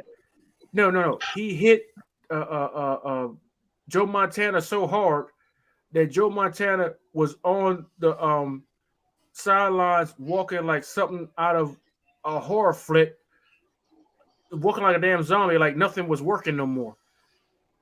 And Yeah, that's the only way they can beat That's the only way they could have beat the Niners. Injure the quarterback. And Ronnie Lott and Roger Craig, them dudes was some of the most hard-nosed dudes in the game back then. Them dudes was hard. You know what I'm saying? This is back like in the 80s. Like Yes, them dudes was like. Hey, so is TK. You know what I'm saying? Back then, I was a hardcore Niners fan. Joe Montana was a shit. I was a hardcore Joe Montana fan. Yeah, And Joe then- was mean, man. Real mean with it. And then I after thought that, John Elway was better. after that, that's when the He was more athletic. He was more athletic. I feel like Terry Bradshaw don't get enough love. It was actually after that when the Elways and stuff like that came in. The Elways started reaching their prime after Joe Montana started to fall off. You know what I'm saying? Because it was who was it? It was Dan Marino and John who came in. And yeah, remember Marino came from Pitt and then he came from Stanford. Yeah, and there was the battle there. Yeah, so we're talking about the 80s. And, you know what I'm saying? And then those other guys came in, you know, after that. So you know, like did Joe Montana? Who was his nemesis? Like who did they always compare him with? You know, who was his? There was Warren Moon, and you know what I'm saying? Damn, it was Warren. Because in those Super Bowls, man, they played good teams. They played them. Hey, Sito, help me out, man. It was Warren Moon. There was I don't think him and Warren Moon had too much of a Boomer. like that. Nobody was even close to Joe Montana. Boomer Science. Nobody was close to him. Dan Marino, John Elway. No, those guys came after. They came after. They're on the same draft. Montana was all alone by himself. Yeah, he was by himself. We're talking about Montana. By himself, bro. He like Patrick Mahomes right now, a league above everybody else. Fuck that guy. No.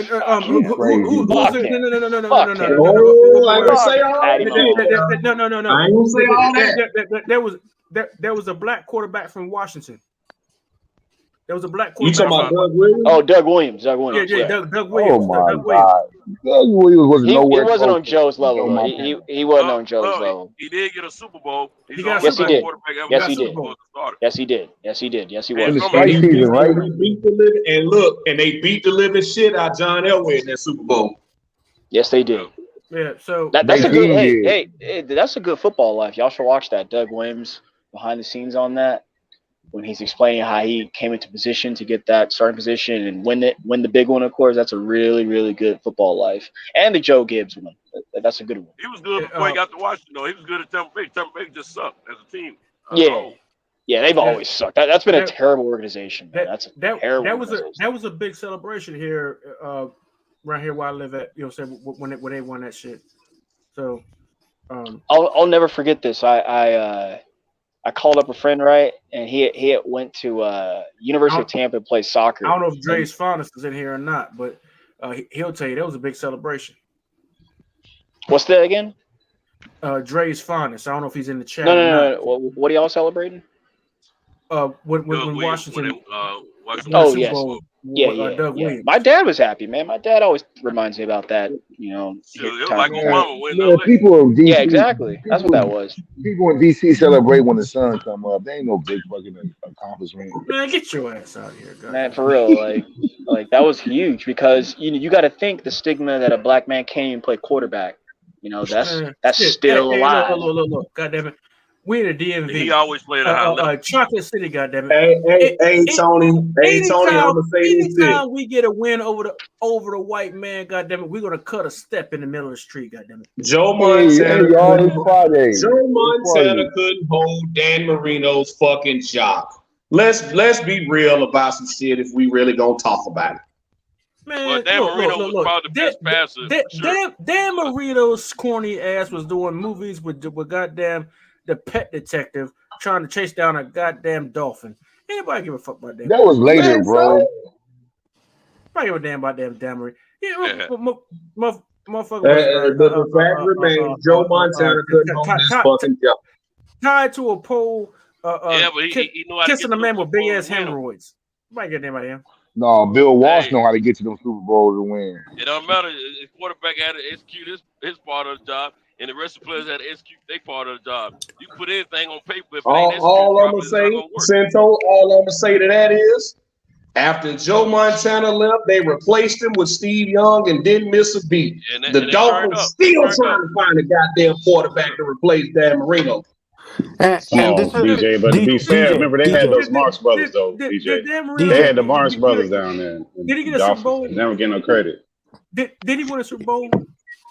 That's what I hate. That's what I hate. That's what I hate. Terrence, they dinged Dan for not winning a Super Bowl, but he had no defense and no running game. I'm saying though, didn't he go damn near undefeated one season? No. Well, why? No, but I'll say this. In 1985, on Monday night, there was one team that lit up them Chicago Bears and gave them their only loss on the season, and it was a one Dan Marino. Yeah, no, and this is where I hate. Hold on.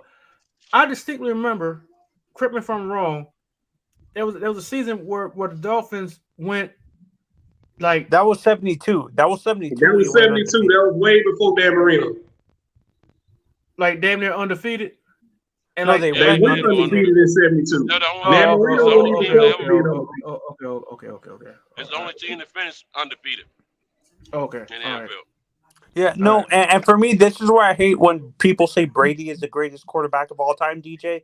To me, Montana is, because he never lost a Super Bowl. Brady that's that same argument for Michael Jordan. He never lost the final, so that made him the greatest. That shit don't mean nothing to me. For me, Montana's better than Brady, to be honest. I mean, shit. You give Tom Brady only played with one Hall of Fame receiver his entire career. So, but Tom Brady had everybody play his entire career. He had Randy Moss for what, 2 or 3 years? But he had everybody plays though, so but blame Belichick for that. Belichick refused to pay anybody. No, blame Belichick for stealing everybody plays. So Tom Brady knew to throw it flat when everybody's running cover 3. That's why. Don't forget that. That's a big part of Tom Brady. But that franchise is known to be very cheap. The Patriots are a cheap franchise. They don't want to pay players and stuff like that. That's because they spend all that money on tape. They spend all that money on tape. Really? It's even more impressive that they went with white boys then. Come on now. This fucking league is hard. Shut up, still. Come on, man.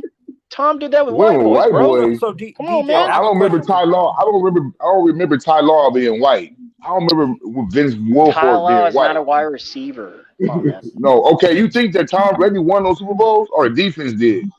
The defense, it's a team effort. It's both. No, bro. The defense did. All right, man. That security tape did. The videotape did.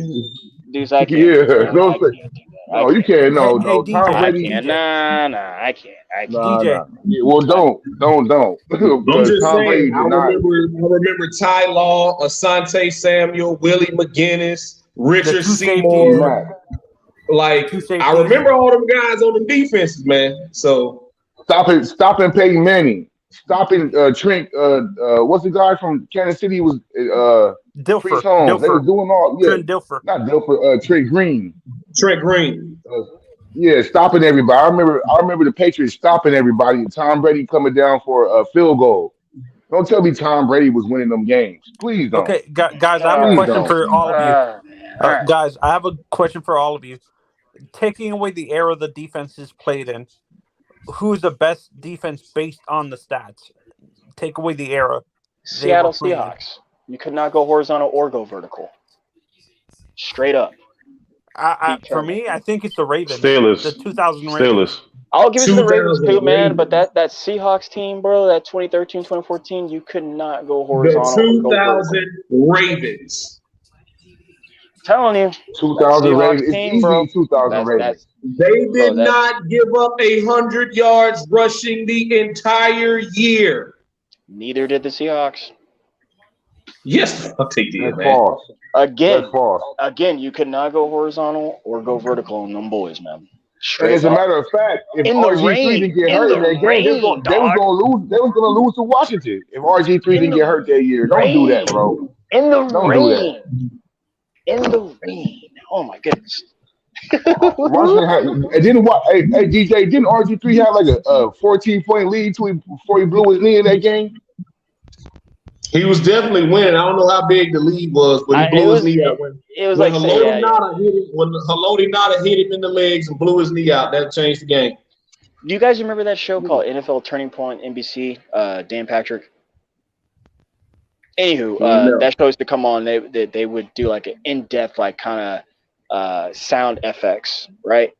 And boy, that play where he blew his knee out, he's mic'd up, man. Oh man. I started crying, bro. I never heard a man scream that much in my life. Like, this dude hiked the ball, bro, and you hear all the grunts, all the, and then you hear him drop back, and you can hear everyone's like footsteps, and then you hear it snap, and you hear RG3 screaming like he had been shot up by the cops, dog. This shit was ridiculous. Hey, Tony, as far as pure arm talent, there's a lot of guys in the league now. You got Josh Allen, Joe Burrow, Justin Herbert. I would say Mike Vitt, though, man. Arm talent. As far as pure arm talent, those are the guys. Even none of those guys are better than Patrick Mahomes. Okay, none of those guys hold a count of 15. None of those guys got a better arm than 15. Man, none of those guys do. I ain't trying. Josh Allen ain't got a better arm than Pat Mahomes? I ain't trying to hear No, he don't. No, he don't.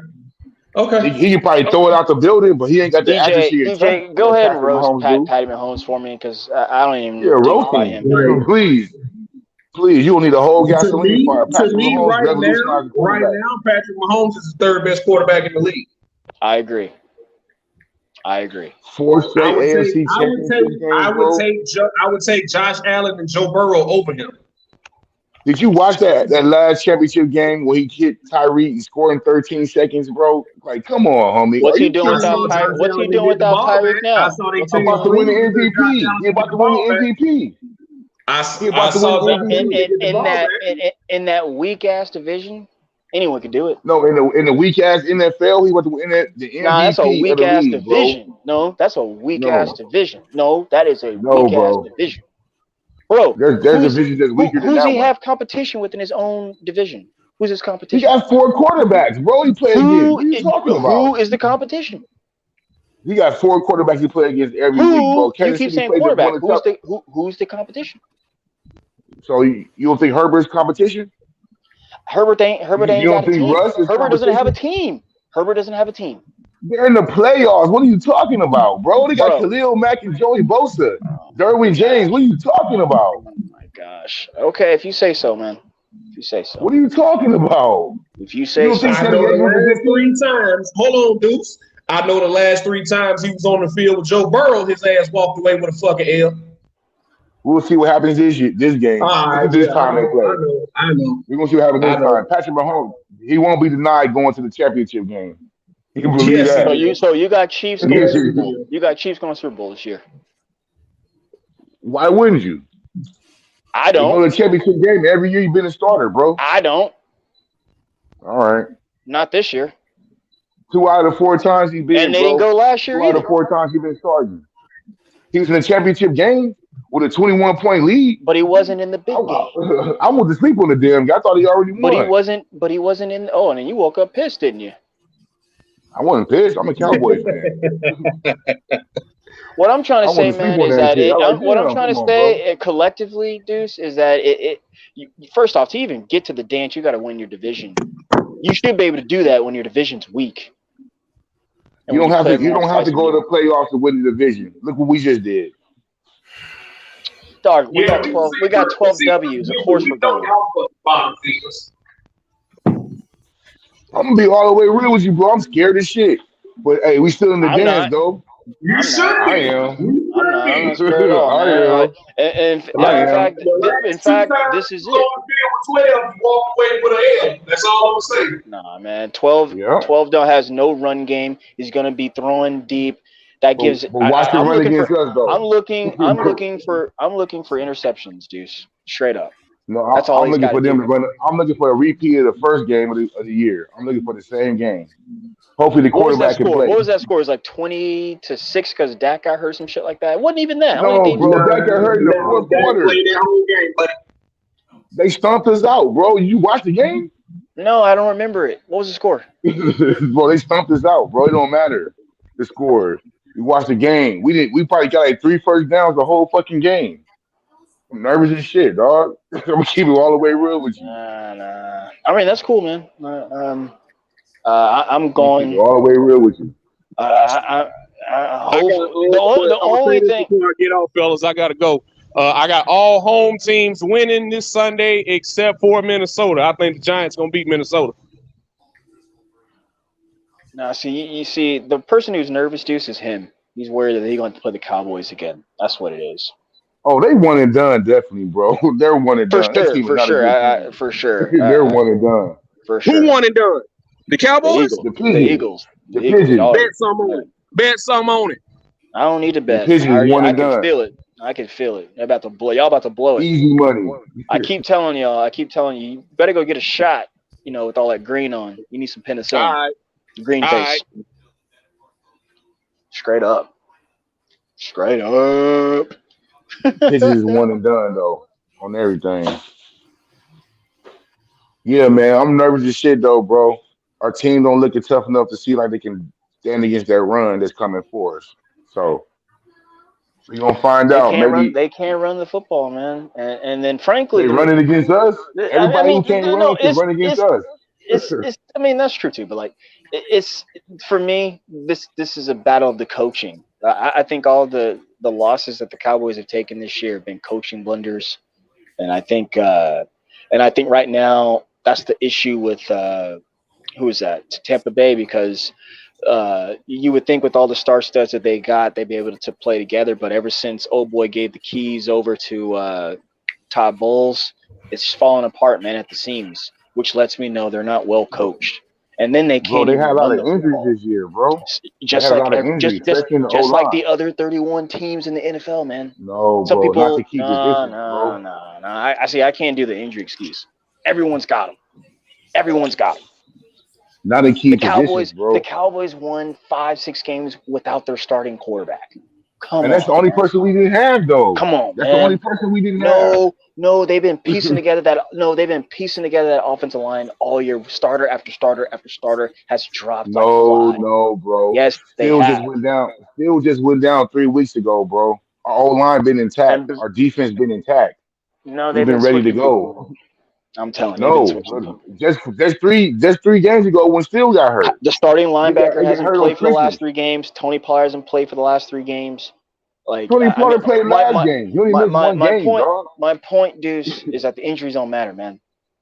Injuries do matter. Don't say that. I mean, injuries do matter, especially at key positions.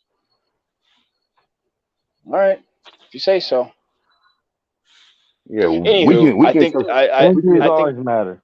I think their coaching. I think their coaching is a disaster. So if our coaching can't take advantage of that, then yeah, we in some real serious trouble.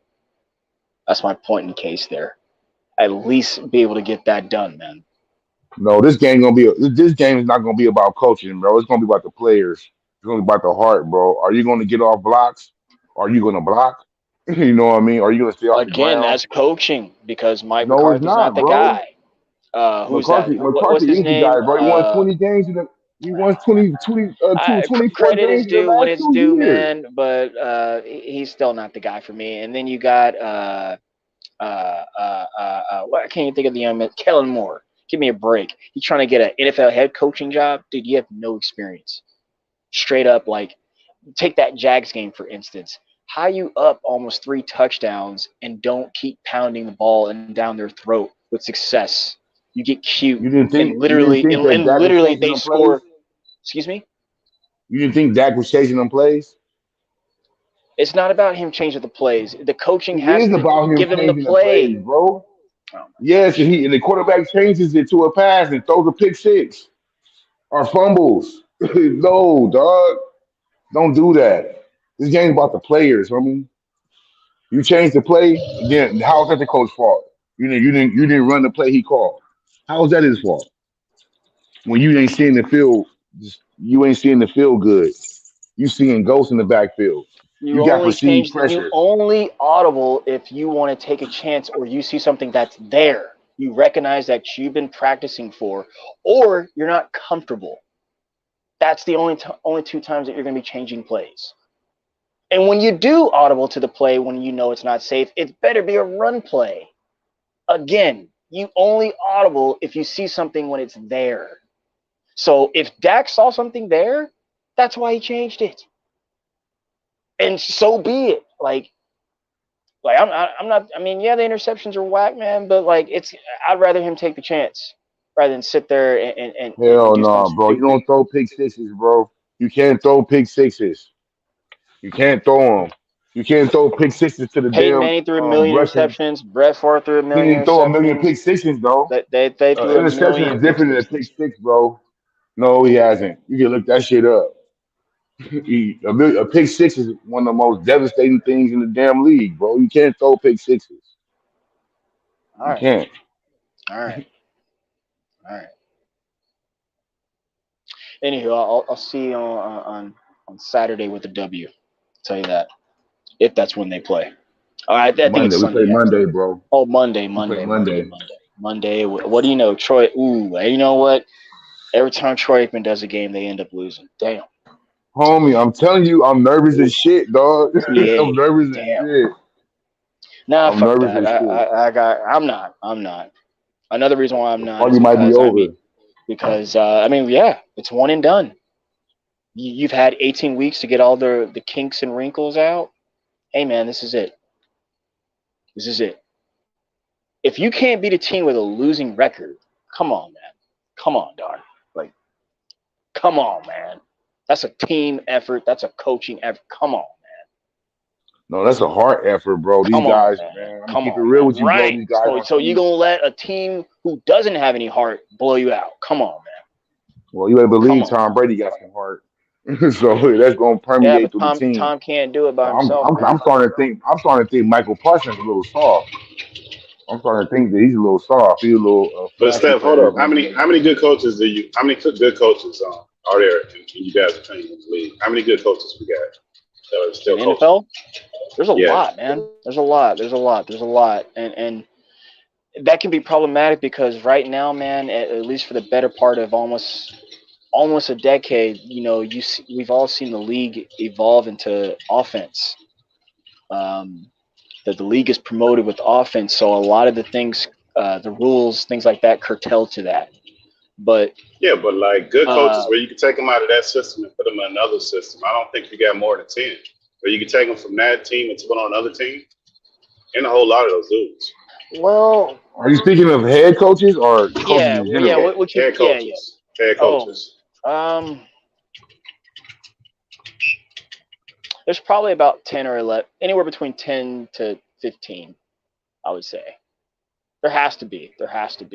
Because you start getting hard after 10, though. That you can take them off of Team A and put them on Team B.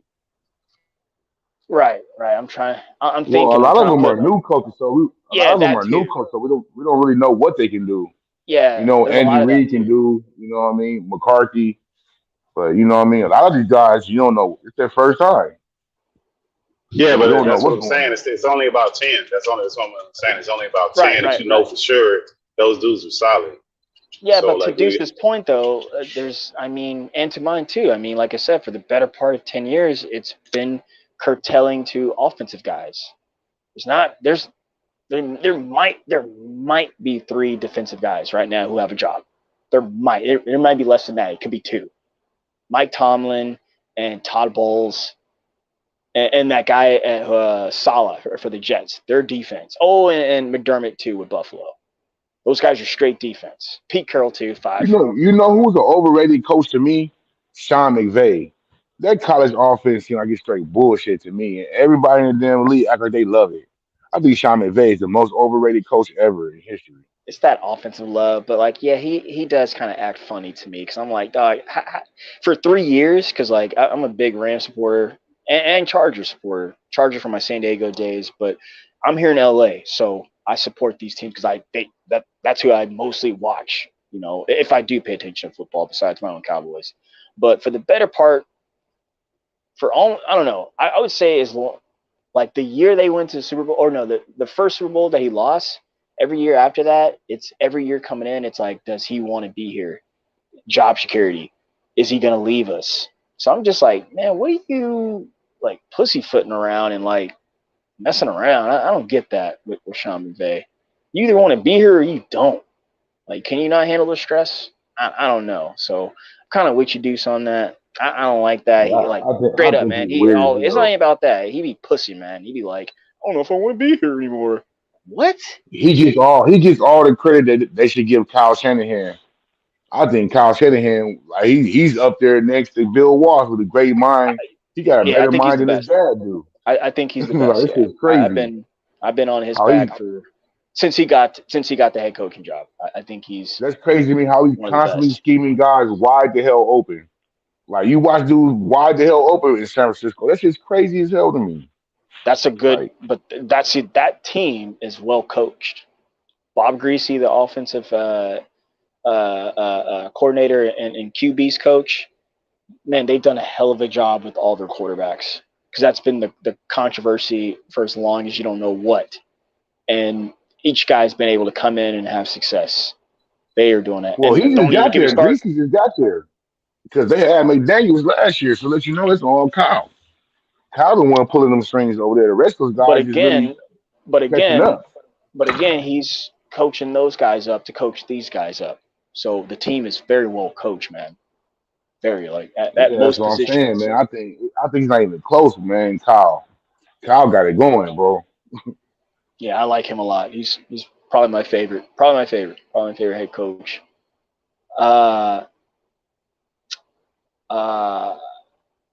Who else is out there? And now that shit. You got the Pittsburgh guy. You got the guy from Baltimore. You got there's a few of them. But like I say, once you get past 10, it kind of gets thin that you could just take these guys out of one city and put them in any city. Like it's going to be hard for some of these guys to do that. Yeah. Hey, I'm finna fall back, y'all. This shit killing my battery. So I'm gonna fuck with y'all, man. I'm in the chat though. All right, dude. Be cool, man. Be safe, family. See. Hey, Steph, I gotta ask you a serious question, man. Because I know you're gonna be the man to answer this. How good do you think your coach is, man? The one with the questionable video production equipment. I'm just saying. I ain't saying that. I'm just saying. You crazy, man. You crazy. Oh man. I mean, if you look at the totality of all the controversy, all the tapes that disappeared, all the deflated balls, all the everything in the middle, like, how good did you really? Where you put that dude there? Bill Belichick, brother, is one of the best of all time. Like, if there's a Mount Rushmore, like he's definitely on it for sure. And the reason why I say that is because his success, and then the system that he's running, the things he's implemented, and then look, man. I mean, yes. People cheat. People cheat in games. We're playing a game, so people cheat. I think the political correct way to say that, and then also even,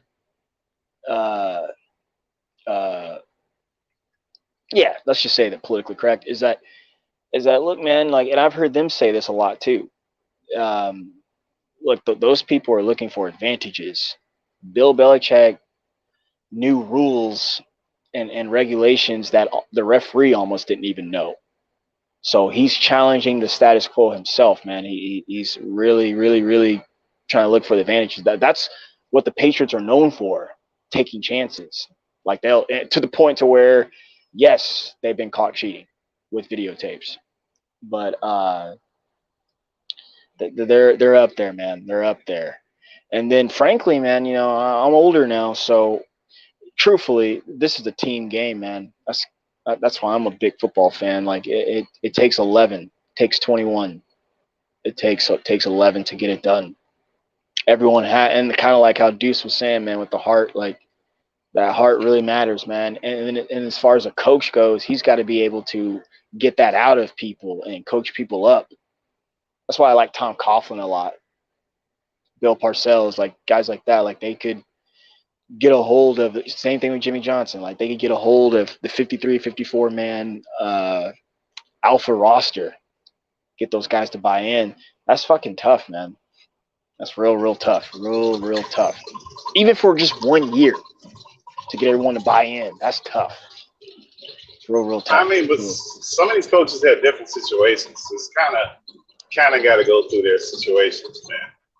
Like, some of these guys got different situations. Some of them come from, like, really building a program, and some of them walk into different situations that no other coaches walk in. But it's all even because those guys said yes to the job. This is why, like, I like always mind my business, because I'm just like, ain't no one put a gun to those people's head and say, hey, take this job. They took that job because they believed in themselves and believed that they could fix the situation or help it at best. So I commend them for that, and they challenged the set, so they can do that. And so for the really, bad situations, think of Cleveland Browns, think of Detroit Lions, think of Miami Dolphins. They knew that, or Jacksonville Jags. They knew that going in. Yeah, but to be fair, as far as the Dolphins go, they've always been a crappy. Like, the only time they were good is when they had Marino, but it's funny how the quarterback get all the credit, but the Marks brothers, who the receivers, get none. Like, that's always weird to me when it comes to football players and basketball players, where, especially in football, where you're so reliant on other players, where, like, one group of players, one person will get it. It's a team game. Yeah, one person will get all this credit, and the other part of it just gets none. It's insane. Well, that comes from a lot of playmaking, a lot of ball touching, because the quarterback, touches it 50% of the time, 90% of the time, things like that. And then, of course, that bravado, status where the quarterback has always been known as the leader, and rightfully so, because, again, they for a quarterback, man, yes, the physical limitations matter, but at the same time, man, the only thing that really matters is above the shoulder pads, your head, your your ring IQ, the intellect. That's why they get so much credit. They got to know what to do at all times.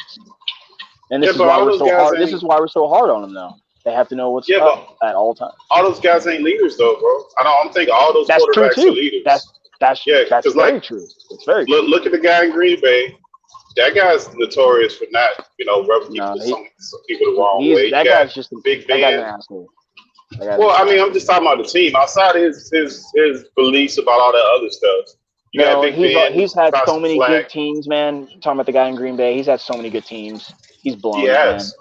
He's had too many good teams. Before these last 2 years, he had a good team for almost every year for like 6 years, 7 years straight. Fuck him. He did. And he had an easy division. You play the Bears and the Lions, nigga. Fuck you. He did. Oh my god. He did.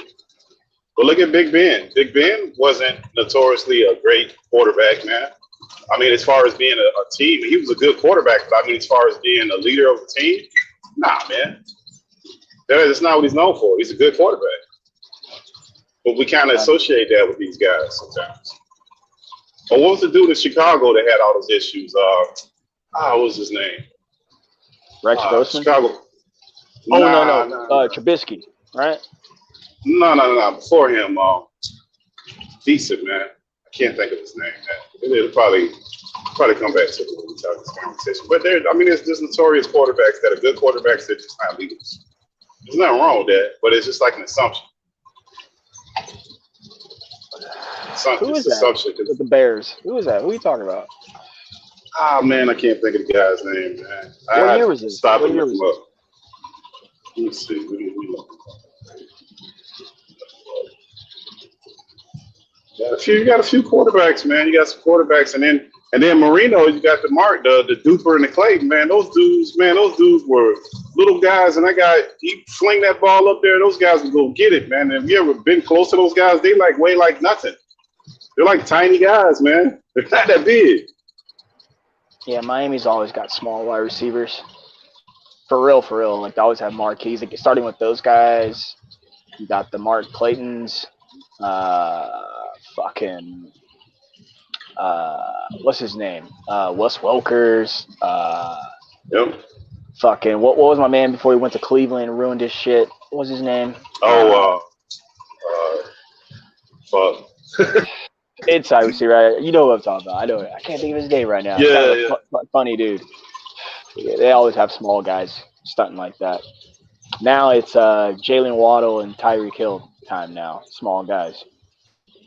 They always have small receivers, man. You would think Miami. I don't know that. I don't know. Yeah, Miami's been pretty bad for a long time.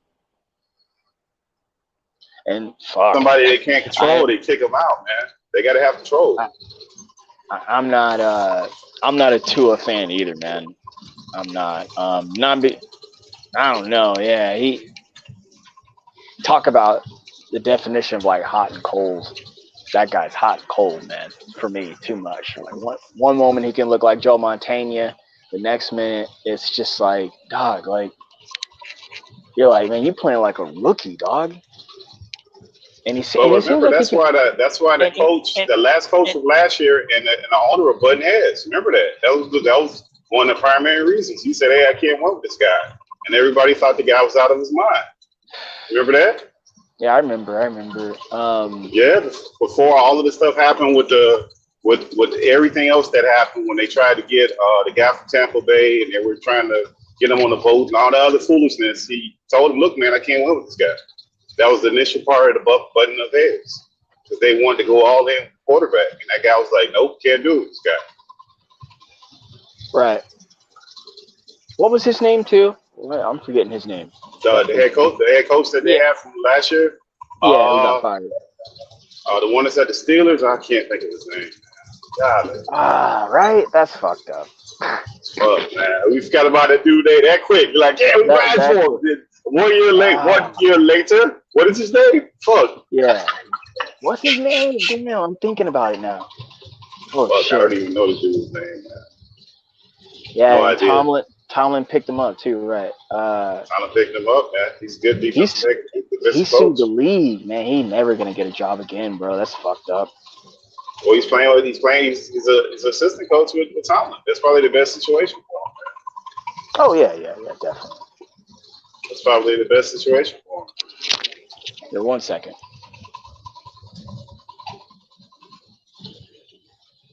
What is that guy's name, man?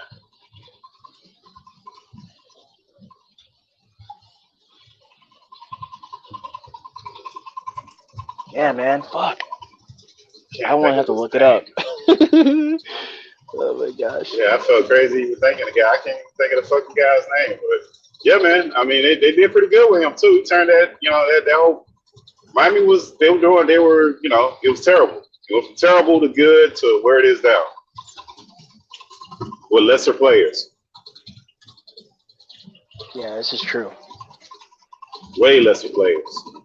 They didn't have Tyreek Hill when he was out there. Right. No Tyreek Hill. Not nowhere to be found. And I think they lost the first couple games and then they just went on this run.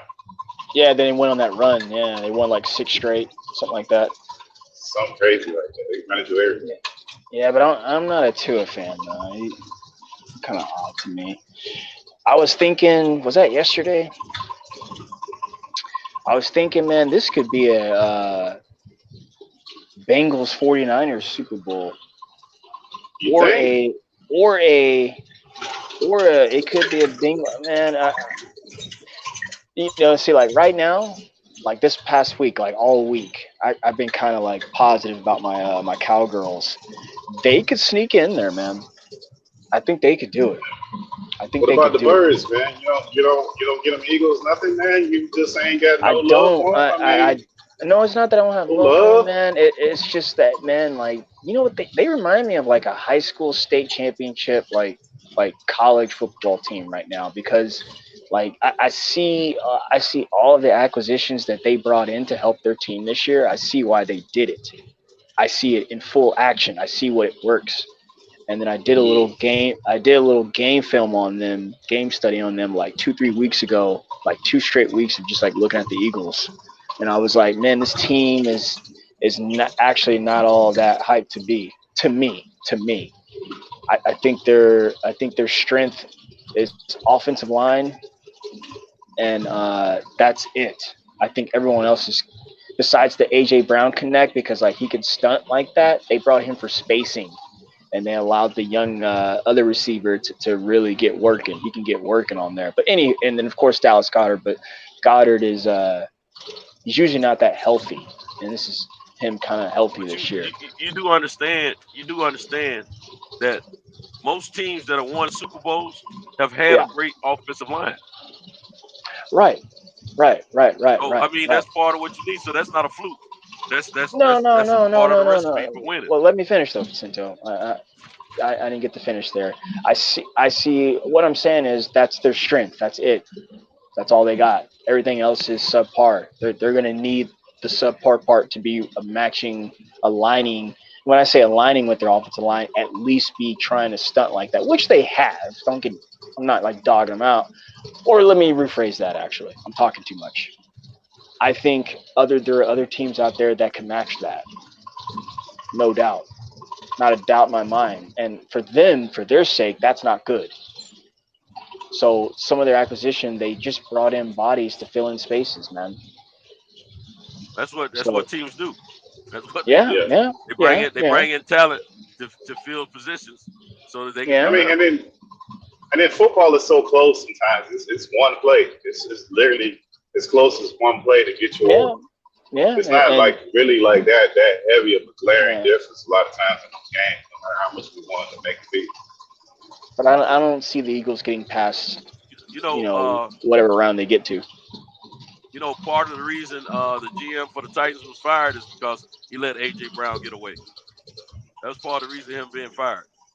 I'm sure so, Cinto, because I said it is. I mean, it's, everybody's talking. You know, when he got fired, they were already talking about before he got fired. They talked about it even more after he got fired. But that was a big part of what the owners didn't like. He made that decision to let A.J. Brown get away instead of paying him the money. They should have kept that kid. Now, our offense sucks now. Look at our offense compared to the year before that. Yeah, because the impact that he impacted the Eagles with left the Titans. Like you can see the void there.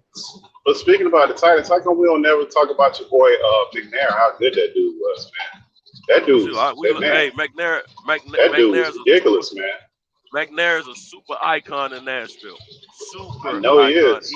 Even in post-Armin, everybody loved McNair in Nashville. You may not hear the NFL as a whole talk about him, but Nashville and all the sports shows in Nashville, when they talking football and they talking about the Titans, they bring up McNair. They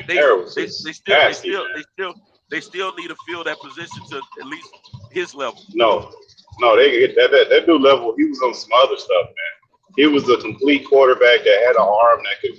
He was everything that we wanted Michael Vick to be, with minus a little bit less speed. See, he could see the field, Pittsburgh. He could see the field. He's a more physical quarterback versus Michael Vick. That's all I'm gonna say about that. I ain't gonna say that they were so much better than others, but Michael Vick had much more speed, much more agility. But Steve McNair was a hard-nosed, smash mouth football player. Period. I mean, but the Michael Vick thing too. Michael Vick came at the right time. Like Michael Vick and Allen Iverson, you got to be a certain person now to be up under that. That's like LeBron type pressure that those guys were under. Like to have that kind of pressure nowadays, most people can't make that. They don't make it at a lot of these phenoms you see in high school, they go to college and disappear. They go out of college, they go to the league, they disappear. They can't handle that. When you start getting those different levels of that stuff, everybody can't handle that kind of pressure, man. Michael Vick, and for those who were around during that Michael Vick time, man, that dude, man, they used to call it Michael Vick experience, man. It was an experience because he was the first. He was the trailblazer. I mean, it's just by his birthday, but it was just something. Pittsburgh, when we were talking. Go ahead, Cinto. When after Deion Sanders left Atlanta and went on to do the things he was doing in his career, Atlanta needed somebody like Michael Vick down there. That was a good fit for him, except he wasn't doing things, off the field the right way. But at the same time, that doesn't take anything away from his play. On the field, he was one of the most dynamic football players in college and the NFL, and I would have to say high school as well. And even after he went to prison and come home, when he hooked up with the Philadelphia Eagles, Mike came in behind another quarterback and showed he was still capable. He didn't run as much because they didn't want him running as much. But when he did run, he did a hell of a job.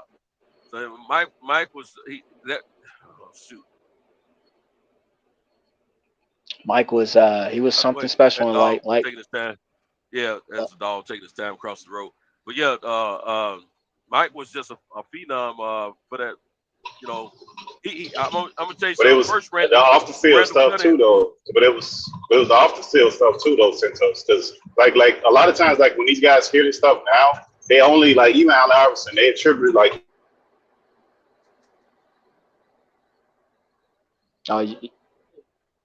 you there, Pittsburgh? Santos, can you hear me? Yeah, I can hear you. I'm gonna say this since he's down.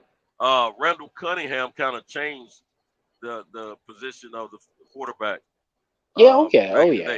Michael attitude is completely different. Took it to a whole different level. Pittsburgh, you coming in and out, but now you're back.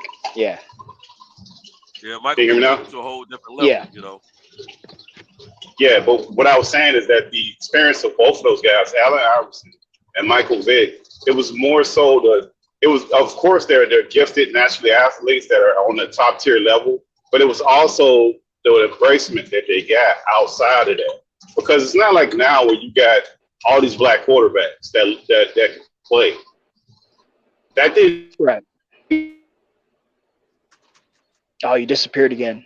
And yeah, you're about to cook. Yeah, that's true. That's true. Back then, I think Deion Sanders had the initial effect on the swagger, the change in the NFL. Yeah. And then Mike Vick. Yeah, but Pittsburgh is about to start cooking right there. He was about to be like, I think I know where he was going, where the embracement of black quarterbacks, man. Yeah, Mike did not get that type of. Mike Vick changed that position forever. Most coaches won't.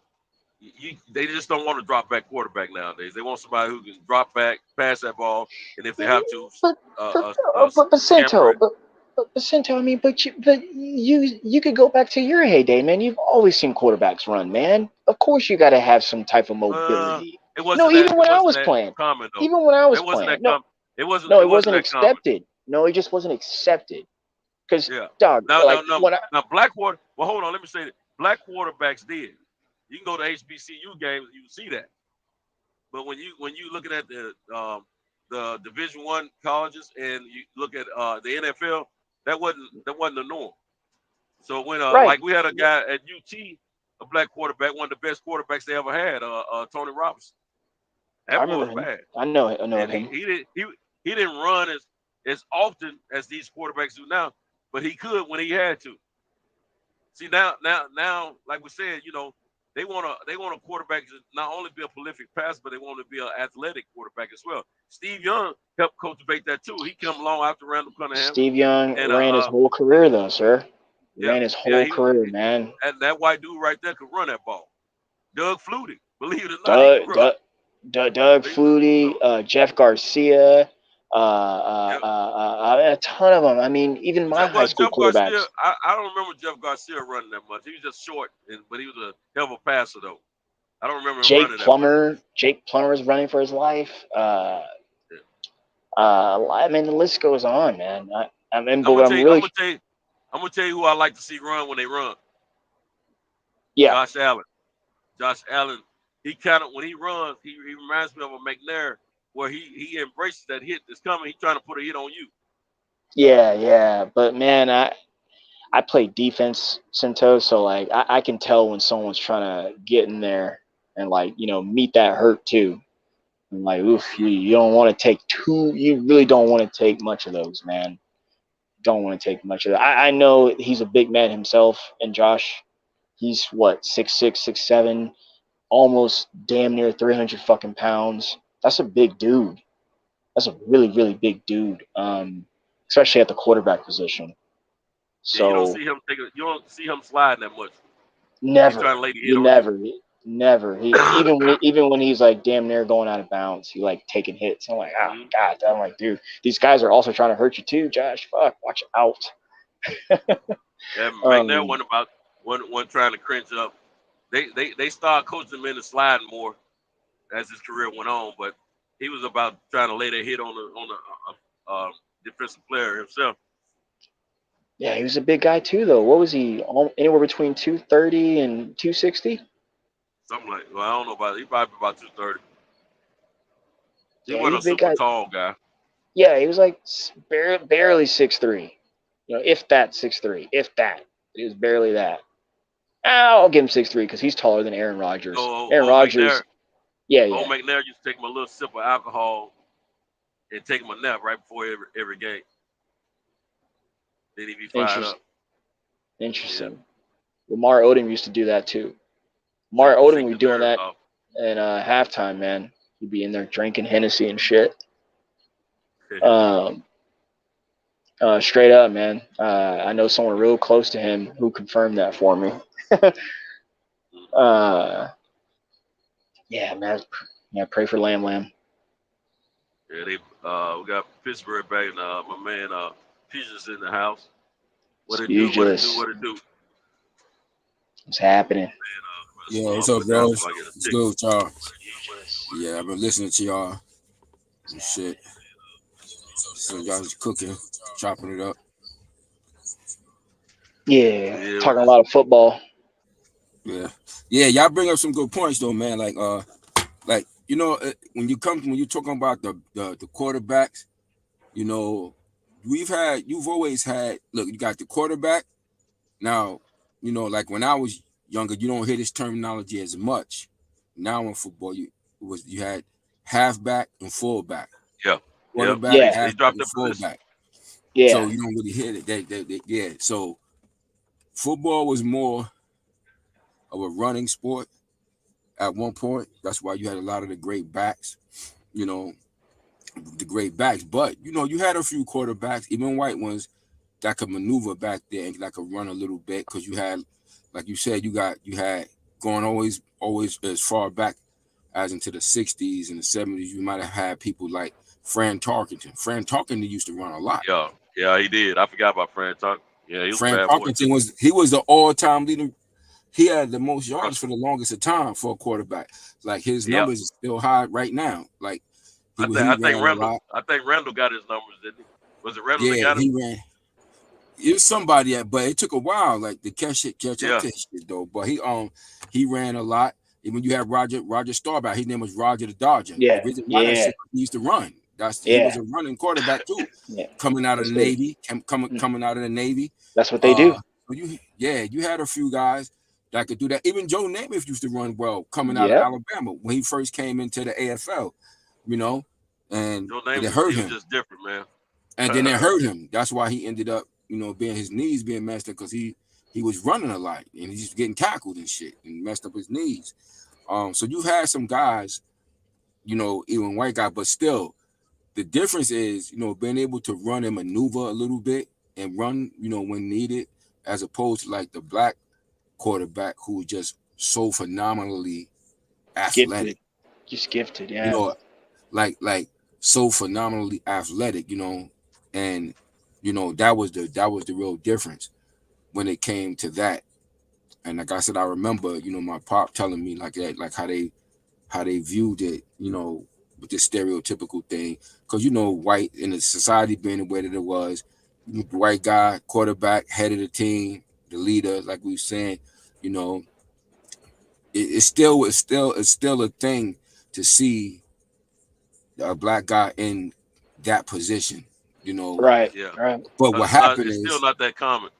Yeah, because even though we seeing way more of, compared to like when my dad played football to like how it is now, it's far more common to see a black guy, the quarterback, but it's still not to the level where it really should be. But what happens is that the athleticism is just so phenomenal. Like there's no way they could not do that if you want to compete. Because if one take a chance, once one team took a chance and somebody do something phenomenal, they got to try to go with that. They have to. You bring up an interesting point. You bring up an interesting point because it is the game is called football, and the position we're talking about primarily is quarterback, and that was part of the quarterback's job is to be able to run the ball back in the day. If you look at old footage of football teams and when they wore the little leather helmets and all that, those quarterbacks ran the ball a lot. And the thing is, they then the modernized coaches that came in a generation after all that, they decided that they don't want their quarterback because the quarterbacks were getting hurt. They didn't want the quarterbacks getting hurt as much, so they slowed them down. So now you just drop back and pass that ball. Pass that ball. You know what I'm saying? Yeah, and that's what changed that position. But now they're going back to the run. They're going back to the run. Actually, that's what's happening. Yeah. That's actually going what's back happening. to that style of play. The Wildcat. That's part of that old time play. And it worked. You know what I'm saying? But having an athletic quarterback that can run as well as pass the ball, you got your winner right there. Because really, you want to be a footballer. You want to be a footballer. You want to be a complete player, and not somebody. That's do one thing. That's right, and that's at the core essence of the sport. If you just even if you understand and look at the terminologies of the positions, that's why I brought up the fact that when we was growing up, you had the quarterback, the halfback, and the fullback. Right. All of the backs, the backs are responsible. Backs were responsible for moving that ball. For moving that ball, primarily, and then you had the receivers. So, those backs and the quarterback, that he's the quarter of a back. You had a halfback and then you had the fullback. So they all are responsible for moving that ball. The quarterback can also move it through the air. He can also move it through the air. And then you had your halfback, which would generally be the speed guy of the three backs. Because you got your quarterback, your halfback, and then the fullback. The fullback would be the more power guy, short runs. And you have, because like Jim Brown was a fullback. Yeah.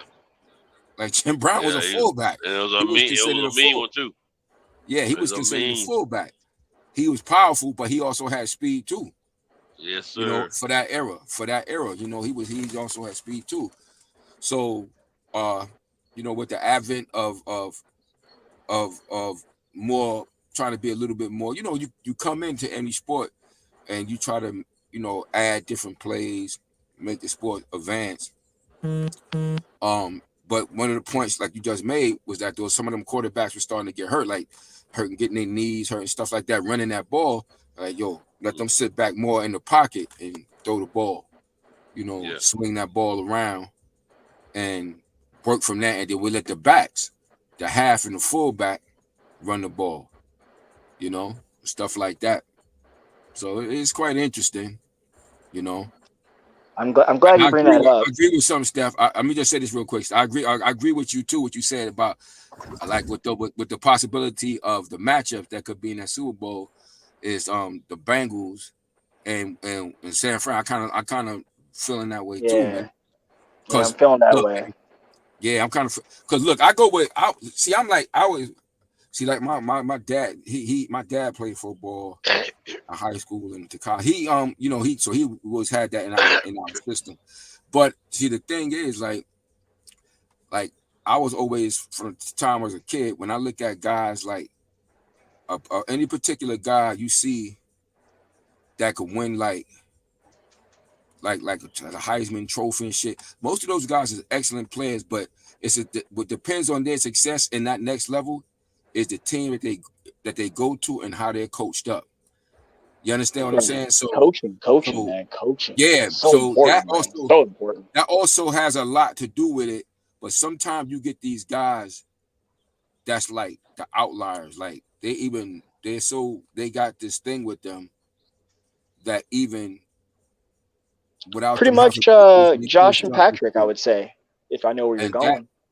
And a guy who I see like that is Burrow. Burrow is that type of dude. Like I see that shit in him. Like, having done what he did from college. He's the best. Sorry, I keep cutting. Having done what he did. You're right. Because when I look at him and his mindset at his age, his mindset and the confidence that he has, like, because when even in college, like he had this little swag with him, and like I was wondering, I was like, he's good, but I wonder if he's quite as good. Then he proved that point, and he was like he proved himself to be the best, like in college and doing what he did, and like coming in. Like people look how fast he's done what he's done. He's done that shit quick, man. Dog, he came off a ACL injury, torn knee to the Super Bowl. Yes, he got hurt first. How do you do that shit? To the Super Bowl. How do you do that? But you know what he said? Don't forget. He told the fans. He told the fans and anybody that was listening in the television world. He told them, get used to winning. Yeah. It's amazing, man. I wish he was the quarterback. What we doing? What Burrow? You talking about Joe Burrow from the LSU? Yeah. Yes, sir. LSU. Oh, that's a badass white boy. He's the best one. He's the best one right now. I think he's the best. Yeah. Like he's like a complete package. Like I'm like, damn, that'd be so. Like when I look at him, he got this cool ass demeanor. Because even when he was getting sacked all the time, remember when he was getting sacked a lot. Yeah, but they had a bad offensive line for a while, but he still was finding ways to win them games. Because when you getting sacked like that early in your career, it can ruin you. That's what happened to David Carr. What's the name from the Raiders? Man, when he was at LSU, man, he did 1 year and won the Heisman all in the same year. Yeah, exactly. That motherfucker had a gun. Yeah, man, he was carving teams up. Yeah, they carved up Bama that year. Yeah. So when I'm looking at him, I'm like, damn, he's good, man. Joe Burrow is one of those type of players that he knows he's the goods. He knows exactly who he is. He knows what he brings to the table. So he can't be shaken. And that's what I love about him. Now I'm gonna tell you, Peyton Manning, he wasn't no runner or nothing like that, but he could pass that ball.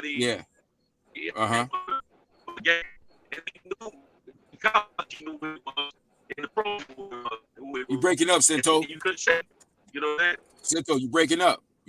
Bad. Yeah. All right. But he come from another thing I noticed with a lot of those guys like that. Try it again. A lot of those guys like Burrow, they come from families that their fathers were football coaches and stuff like that. Like guys, their fathers was football coaches. Yeah, he was in college. He was at Ohio and they fucking let him go. Yes, they weren't even using him. They had that black kid ahead of him in Ohio. What's the name went ahead of him? Haskins.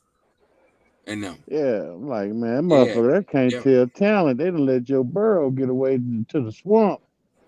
Yeah, but it's I guess sometimes, man, when you got those guys, man, like a lot of those guys, like Haskins was super talented. That's Tom Brady, man. But what happens is, but it's tough because some of these guys is like five-star recruits. Yes, that's Troy Aikman. Troy Aikman was at Oklahoma. Barry Switzer. He wouldn't fucking use him. He went motherfucker with UCLA, and that mother started gunning that bitch everywhere. Yeah. Yeah. Because a lot of those guys at that level, a lot of those guys at those level, they 5-star recruits. They be very good. Like when it's tough competition, you know, certain people gonna have their favorites and stuff. And sometimes you gonna overlook a guy, you know, or misuse or not use a guy. But those guys is talented to get to that level. Them guys be good, man. But it seemed like you should. It seemed like a dumbass coach should notice that when that son of a bitch got an arm like John Elway or a fucking Dan Marino type arm. They don't.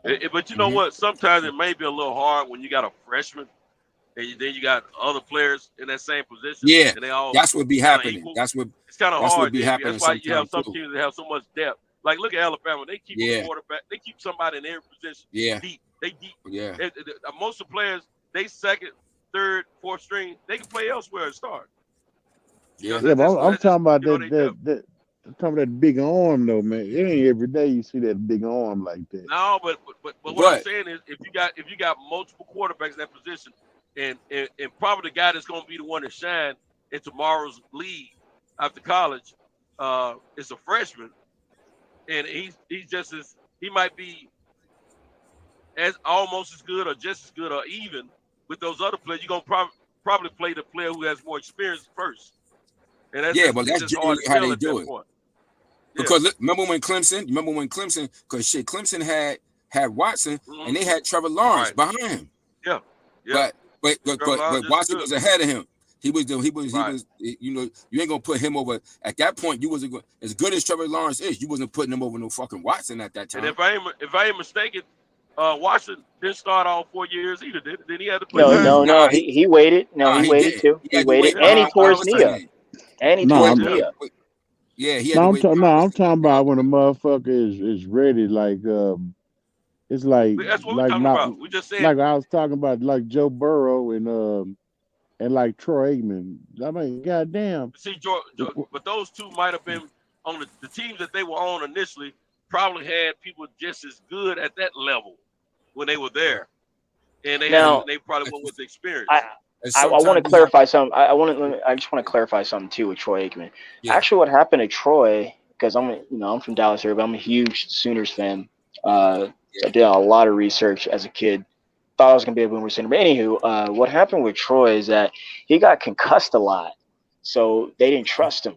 And then he made because when he came to Oklahoma, he was the guy they brought in to be the starter, but he got hurt. Yes. A lot. So he went through. In fact, he broke his neck. That's what happened to him. Well, they didn't think he was going to play. But they wasn't running the reason why Troy left was because the type of offense they was running. He promised him one thing and gave him another. Again, though, he had a serious injury, though, man. Serious. Well, I'm like the point I'm trying to make is he was in a hospital bed for 2, 3, 6. Go ahead. The point I'm trying to make is that how many quarterbacks do you think you see with a John Marino type of arm? I'm talking about can throw that motherfucker.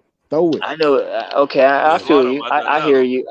There is, but but what Dog is saying. But what Dog is saying. If I think what Dog is saying, there's very few. There's very few. Yeah, it happens. But it's like we were just saying, when you got these guys, generally. If you get if you're a good enough player like that to get recruited to one of those big universities, you damn good, man. And sometimes you're gonna have to compete. So if you come behind some guy who got a reputation coming out of high school, and like you see Tom Brady, for instance. Now, I was a big Michigan fan, so I knew a lot of people didn't really know Tom Brady when Tom Brady came into the league. I knew who Tom Brady was, but Tom Brady Tom Brady was behind Drew Henson. Drew Henson was the fucking man. Yeah. Drew Henson was the man. He was a two-player. He was a two-sport player. I can see where Tom Brady. I can see where Tom Brady can get overlooked at though. But look, it's like he was good then though too though. That's the thing. I give you example about. I give you example about Elway, right? Yeah. Elway didn't throw many picks because he threw the ball so goddamn hard. You couldn't fucking catch it. And his fucking receivers, they hated catching his ball in the wintertime. They said that motherfucker hurt you every time he threw the goddamn ball. Yeah, he had a rifle. Now, how the fuck can you overlook? Like, you be like, that motherfucker right there. Look at it. I mean, some shit you ought to be like, wait a minute. That motherfucker got an arm on him. That's a quarterback. It wasn't just Elway. It wasn't just his arm. Elway was a damn good athlete. You remember? Yeah, he could run baseball. Too. He could run too. That motherfucker played baseball too. The Yankees recruited that motherfucker. He had to make a decision between football and baseball. Like so, a lot of those. And that's happened to a lot of those big arm quarterbacks. I think that Troy Aikman was recruited too. I think. What's that motherfucker? A lot of them damn quarterbacks get recruited for baseball. The ones too. like that. Yeah, like that damn Drew Henson. That's the one. That's huge. Dog money, Pittsburgh. What's up, brothers? What's good, Kyle? What's happening? I just had to say what's up. I just had to say what's up real quick. I gotta go back into the backstage. All right, cool. All right. Yeah, man. So it's tough, man. I guess even your boy Murray had a he got contract. Kyler Murray. Yeah, he got a contract with the A's. But you know, like I said, I saw Kyler Murray play in high school. That son of a bitch never lost a game. Yeah, see. And baseball you're talking about, right? No, I'm talking about football. Football. He won like 3 states. Yeah, he's from my hometown. Matter of fact, goddamn. So you probably seen that DeSoto game, huh? Yeah. I've seen all of it. He's from Allen, and I'm from Plano. That's like county lines. Yeah, right I know. Yeah. That son of a bitch. Yeah, he's a talented guy, man. Hey, that son of a bitch came back on us, man. From you know what I mean. I was riding with DeSoto. DeSoto won this year, though. DeSoto and Stock. What's up? I mean, that last year he played, DeSoto had like about 8 D1 players on the game. Yeah, they put out nothing but talent. The Eagles put out nothing but talent, man. I know. But you know what? Yeah, they won this year. Hats off to them. I'm very happy about that. Them and Sock back to back. 4A and 5A. Sock won back to back. Yeah, Sock won. They won again. Yes, sir. Damn. That's my dad's alma mater right there. Yeah, I don't know what the hell going on with Sock, man. But real fast before I get this off. I want to get this off before I forget. Because Pittsburgh was talking about it, or we were talking about it way earlier when quarterbacks kind of on it now and throwing hard. Mike Vick's up there, man. I'll never forget this. I was watching some behind the scenes with him. He was coming out of college, or it could have been like his couple years when he was in the NFL. Yo, I swear, man, this dude throwing footballs.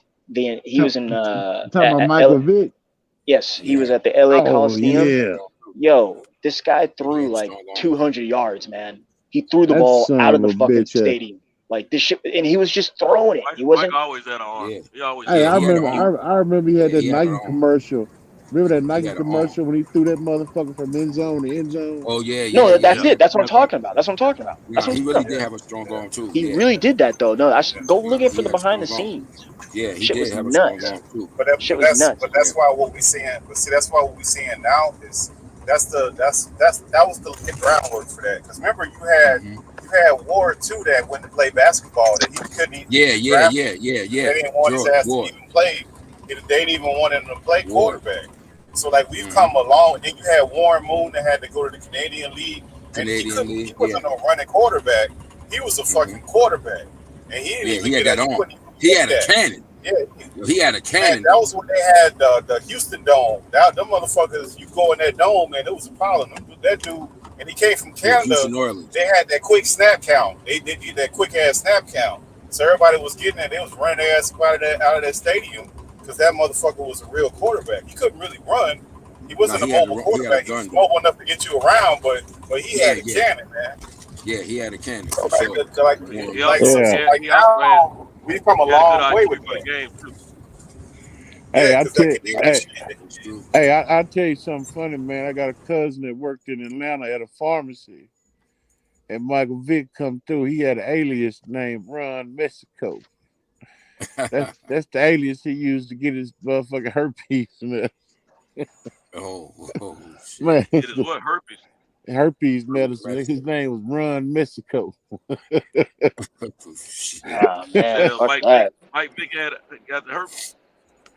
Yeah, he had no herpes, man. He must have got it. He must have got it when he was in Atlanta. You know, they got all kinds of stuff going on. Oh man, he was dilly dallying in there. Everything.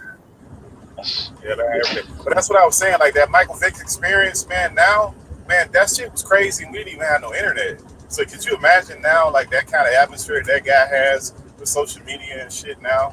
It wasn't no social media back then with those guys, and people were going crazy for those guys. Yeah, had a little bit of social media. Had a little bit. Yeah, it was just starting. It was just starting up. Not like that. It was just starting. Not to the level. Not to the level what it is now. But I mean, goddamn, you make Twitter. We had no YouTube. We had no Twitter. I'm be honest with you. That's part of the reason. Man, Mike that's Vick part of the reason they got so big. That the internet got so big was because Mike Vick was heavy recruited. I mean, ESPN. I mean, Mike Vick was. He was big time, man. That's something. He sold tickets. He sold tickets. And that's something big. He put butts in the seat, too, man. And that's something a bitch. That's something a bitch ran faster than deer in the goddamn woods. Yeah, he was real excited, man. Real entertaining. Yeah, most of the time he was the fastest person on the field. Yeah. That motherfucker could what's up run. with his cousins? Why his damn cousins ain't take that charge, man? I never understood what kind of goddamn family he got, man. They did. Yeah, they he always bring that. They wanted Mike Vick. No, they wanted Mike Vick. They tried to take. They tried to take, but they came down with Rico, man. Nah, you know man, but one of them, like it was a few of them. It was more than one. It was more than one. And yeah, when you cross when you cross state lines, when you commit crimes crossing state lines, buddy, that shit gets into organized criminality. So they hit him with the organized crime charge. Nah, man, somebody. But when you got a name like that, even with that, but you know, a lot of time what them prosecutors will do. If you famous, they gonna make their career off of the famous person. Yeah, well, Vic, don't matter. Well, Vic owned the property. Look, man, I followed that case really close. Not really, because Barry Bonds, that dude for Barry Bonds, he stood strong. Remember, they tried to lock him up with that whole steroid shit. That dude didn't move. He said he went to jail and everything. He moved. Hey, matter of fact, one of my partners out of Oak Cliff, Texas. Dude was in jail though, Santos. Well, hey, one of my partners out of Oak Cliff, Texas, killed Vic for $150,000. So you know what I mean. But them guys, they hit him with that. When they hit him with that RICO charge, his partner tried to take the charge. His partner tried to take it. I'm telling you, it's like it depends on the person, because look, that steroid shit with Barry Bonds, that shit was huge back then, man. They had that shit. They stopped sending, and they was having fucking hearings about that shit. But there wasn't no RICO case though. No, it don't matter. It's actually bigger when it goes to the Senate. It's actually bigger when the United States government stops. No, it ain't. The Senate ain't got no fucking power. Nah. Man, what you talking about? So you don't think? So wait a minute. Were you around in the 90s when that was happening, bro? Yeah. Could have been. Yeah. So you think it was big, but it wasn't a fucking steroid. Ain't nothing. I tell you, go kill a dog, motherfucker, and let us find out you did it. You got them organizations like PETA and all them push against. Man, they got a lot of power. Man, they push against stuff like that. But I'm talking about that guy that they. I'm talking about his dude. I'm talking about his dude that they were trying to get rolled. The dude that went to jail. You don't think they threatened that man with everything under the sun, and that man said no, he stood strong with him. That's what I'm talking about. See, look, you only gonna get so much time. Steroids is like something you do yourself. It ain't like you running around trying to get everybody high. No, it's not. Hold on, bro. I had a drug case. I'm telling you what I know what I'm talking about. That's not a drug like a class one. That's not like heroin. That's not like heroin. No, steroids is way different, bro. It ain't that serious. It's more serious in athletic sports than it is to the government. The government really don't give a crap. They don't give a shit. Sports trying to outlaw it, and the Olympics got a little piece. Try to push again. That's the only reason they say something about it. Steroids weren't even illegal for a long time. Yeah. Now it's illegal. Hey, because when Arnold Schwarzenegger won all those Mr. Olympias, he was allowed to use steroids. He was allowed to use illegal. Exactly. It was legal. It was legal. It wasn't illegal for a It long was time. legal. Hey, You can be selling steroids and not go to jail. Hey, look here. And that only came along when he was about to break all those records. Y'all missing the point. That guy was about to break all those damn records, and all that shit popped up. That's where that shit came from. It didn't just pop out of the blue. That's why they made it big. It was coming for him specifically. Y'all, the steroids, they only used that as a cover. You talking about Barry Bonds? Yes, they was coming for him because he was breaking all them damn records. That's what they was coming for him for. He was breaking all their records. Hey, check this out, man. You can get steroids. You can get steroids at the. And you ever heard of a feed store where you can buy shit for farm animals? But you can get steroids anywhere, dog. They put steroids in your but they only used the steroids because he was breaking all those records. He was about to break Babe Ruth, which is those white boys love Babe Ruth and all that. That's why they was coming at him. No. The point I'm trying to make is that, man, you can buy steroids legally. You can't buy no heroin legally. You can't. Bro, they only use the steroids to go after the dude. That's what I'm saying. That was a Barry Bonds witch hunt. It wasn't a baseball. What I'm saying is that steroids ain't that serious, dude. And then also, you gotta remember too, when it comes to them goddamn dogs, the dogs is the white man's best friend. They got that. They're the one who created that damn. They're the one who created that fucking statement. They're the ones who created that phrase. A dog is a man's best friend. That's some white shit. Hey, all the white women. Baseball is a national pastime because it's white boy sport. It's largely a white boy sport. That's why it's called. America's pastime. It's baseball. They love them dogs more than they love black people, yo. The government wasn't They'd rather help a dog than help a black person. It was the organizations, not the government. Yes. Now, if the government is totally against something, if they got what they in their mind, if they got like a war against something, then that's different. Or they got some kind of interest group pushing them to outlaw something, that's different. They didn't have nobody. They didn't have no special interest group pushing against. And then also, like I said, when you the star and you connected to some shit, they don't care about them little other motherfuckers. Your name is made. Your name is made when you take down a big person and connect. So when you go, like when that guy in Ohio went after Mike Tyson, for that shit at that pageant, that's why they was coming at him. Hey, you know where they learn how to use steroids? How they learn how to use steroids, right? You know, horse racing, dog fighting, chicken fight. Hey, even fucking chicken. They put steroids in chickens, my nigga, and fighting chickens and shit in Mexico. They dope the hoes up on steroids. But my point was that they was only using the steroids as a cover to come after Barry Bonds, just like how they was coming after Michael Vick. They went after Mike McGuire. They went after all the motherfuckers. No. Barry Bonds was busting all them records, bro. That's who they was going after. Mark McGuire broke them all. No. Sammy Sosa, Mark McGuire. Barry Bonds. Listen, Barry Bonds was so serious back in the days that they was walking him at a record level, bro. Man, Barry Bonds was bad before the steroids, man.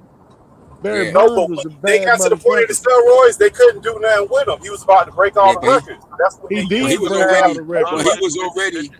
already a Hall of Famer, though. He was a Hall of Famer before the steroids shit started. But he was smashing the records, like destroying them shits. That's what they got. He did That's what steroid came from. He did. This is different.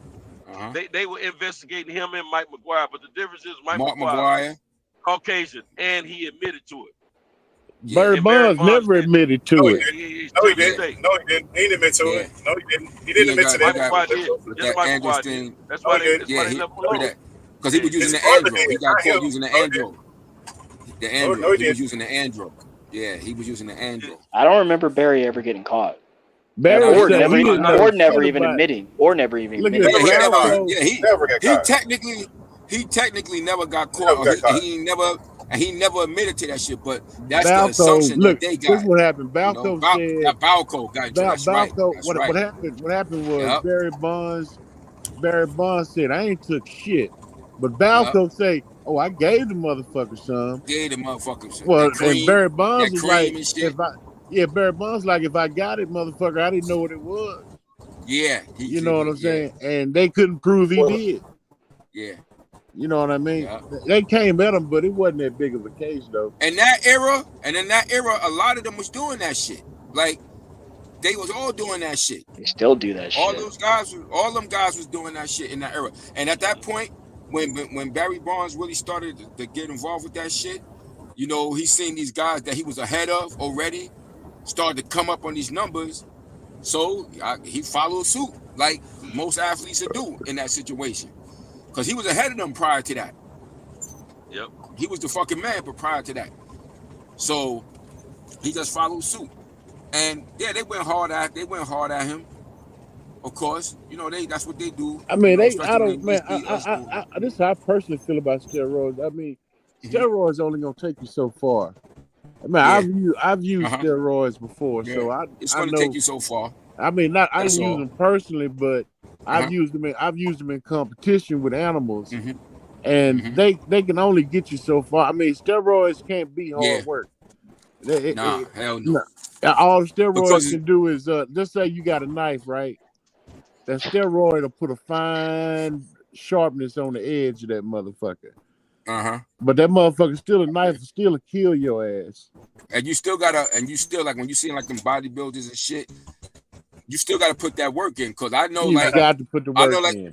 I know my niece, she was premature and all that shit. And they was giving her steroids and shit, and she was getting big, but she was getting like fat big. She wasn't getting muscle big. Yeah, steroids make it where you can. That's like, let's say you normally can do 100 reps. Steroids, you can maybe do 150 reps. You can get more work in, and you recover faster. Yeah, but faster. I mean, at the you still end got to of the put day, that work in. You still got to put that fucking work in. And if you ever use an animal in competition with steroids, you got to use steroids every time. You can never use them naturally again. Well, that's why those guys, those boxers, when they be on the steroids and they start talking about drug testing, the motherfuckers start panicking because they know they ain't shit without that dope, man. And once you got that dope, your body it's like spraying nitrous on the motherfucking motor. You know that damn motor is strong, but once you start spraying nitrous on it, you got to keep spraying nitrous. You know what I'm saying? But the funny thing about the steroids is that Victor Conte, the guy who was involved in all that stuff, he was with the Balco. Yeah, he was the Balco shit. Yeah, involved in all that stuff. He was the informant. He was the snitch.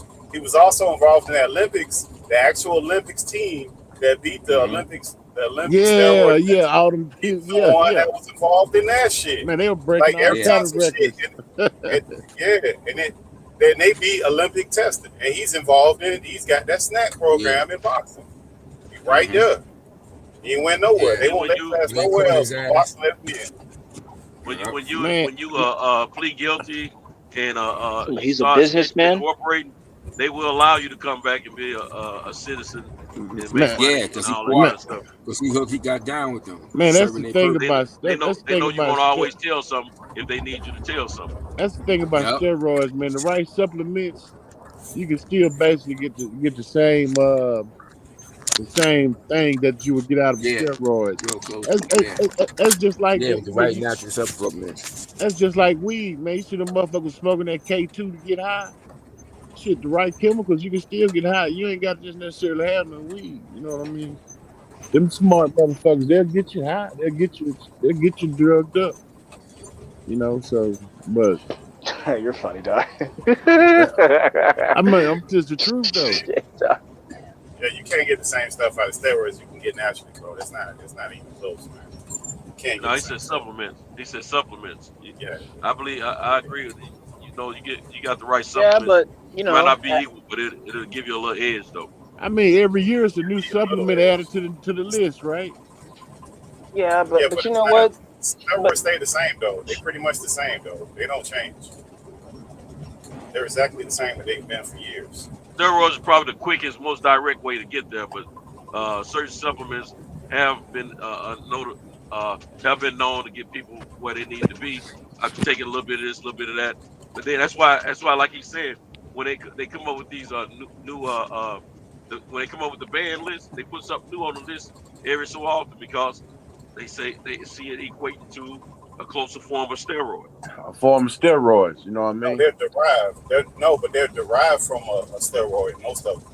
It's not like they're making new steroids. They're just taking those same. They're all derived from the same steroid components. They really haven't changed that stuff that much. Man, well, you know, steroids occur naturally, so you ain't got to be fucking. Yeah, that's where they got. Well, that's where all that shit's stemming from. Like all that stuff stem from natural stuff that they trying to make in an artificial way and cut to the chase. You know, that's what it be. Because if you take an athlete, let's say like an old time athlete, motherfuckers used to eat Franks and bologna and shit, but Franks and bologna and shit like that before a game, and then you compare them to a athlete from a later era where they're using protein powder and shit like that, and they're eating fruits and vegetables and shit. That one, obviously, he's gonna perform better. So there's certain things that naturally occur in healthy food. You try to take those type of things, and all that shit eventually led to the advent of what we call them pure steroids. Man, every time a motherfucking ad come on talking about it to make your dick bigger or make you perform better sexually, nigga, I find myself listening at it. If you take the Magungo route, it'll increase your performance. The motherfucking Magungo by the McKimbeys, the largest, have the largest. Everything coming out of Africa. Yeah. Nigga, I might not take no Magumbo route, but I'm listening to that shit. I'd be like, what? Well, that's where that's where a lot of resources come from. Like that's where diamonds come from. That's where fucking copper, everything comes from there, man. Ivory. That's where money comes from Africa. Human life comes from Africa. So exactly. It all starts in Africa. Hey, everybody got a little cheat in them. Just think, right? Let's say you was headed to a chick house. This chick was bad, and you know you was gonna beat that thing up tonight. And your homeboy said, "Hey man, take a little piece of this Magumbo root. This motherfucker here gonna make you gonna fuck for 3 hours straight, nigga." 25 and under, yes. But anything over, I probably won't do it. Yeah, 25. But how could it be? How could it be all natural in the pill form though? Yeah, but the thing is this. The thing is this. I know, like, the difference, like when I was fighting, the difference between when I was just doing a lot of that old school shit, like doing that dumb shit, like drinking eggs and shit and going out running. In comparison to when I started using like protein powders and shit, that shit was drastically different, yo. Drastically different. Just with that corny shit. You know, taking a regular protein shake as opposed to drinking fucking eggs and shit like that. Your body felt better. You recovered faster and shit. Your muscles, you felt more fresh and shit like that. Just and they break it down and make it easier for your body to use it. Yes, hell yeah. And you feel the difference. Certain proteins, you gotta break that shit down to get it. But them motherfuckers going direct to the bloodstream with a motherfucking protein pop. You know what I mean? It's like giving a baby that shit go fast as a motherfucker. Yeah, and I noticed the difference and shit. But doing that old school shit, drink these eggs and then just eat this steak and all that shit. That shit was different. The body felt better. Well, me, like I say, man, I used to gamble and fuck with them dogs, man. And one thing I learned, like with animals, like with dogs, I didn't feed my dogs dog food. I fed my dogs raw meat. I fed them like they were wolves, and they did a whole lot better. Yeah, that's what I feed my dogs. Just raw meat. Like, you know what I mean? Them motherfuckers made to process raw meat, man. They ain't made to process fucking corn and all that shit, that cheap ass filler you find in dog foods. And you find out actually feeding raw meat is cheaper than dog food because it don't take as much. You know, I buy fucking $20 worth of calf livers. That's a lot of damn meat. And they'll eat that shit ice cold out the freezer. Oh yeah. They love that shit. That's a fucking That's a meat. Shit, they carnivores. They're supposed to eat that shit. They carnivores. Yeah, well, dogs are. That's a natural diet. Meat. Yeah. Raw meat is a natural diet. Yeah. I mean, I used to take about that stuff because if you look at LeBron James, you look at James Harrison, those guys spend a crazy amount of money on their diets, and it shows because of their longevity and their health.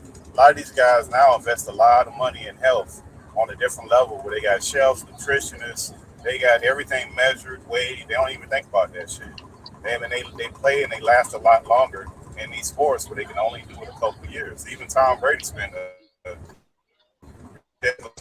also, and some of that shit is just fucking. Some of that shit just fucking genetics, man. That's like, I was seeing a little old dude the other day, man. It's health too, bro. Yeah, I seen a dude the other day, man. He's like 90 years old racing cars, man. That motherfucker getting around like wasn't nothing wrong with him. I'm like, motherfucker, you 90? You know what I'm saying? Say, dude, it's some of that shit just genetics. Some of these motherfuckers, you got to shoot them to kill them, Yeah, I saw a cat on a video about a month ago. Excuse me. This cat was on a video. He was built up pretty good, and he was 90 something. He was 84, I think. He's 84.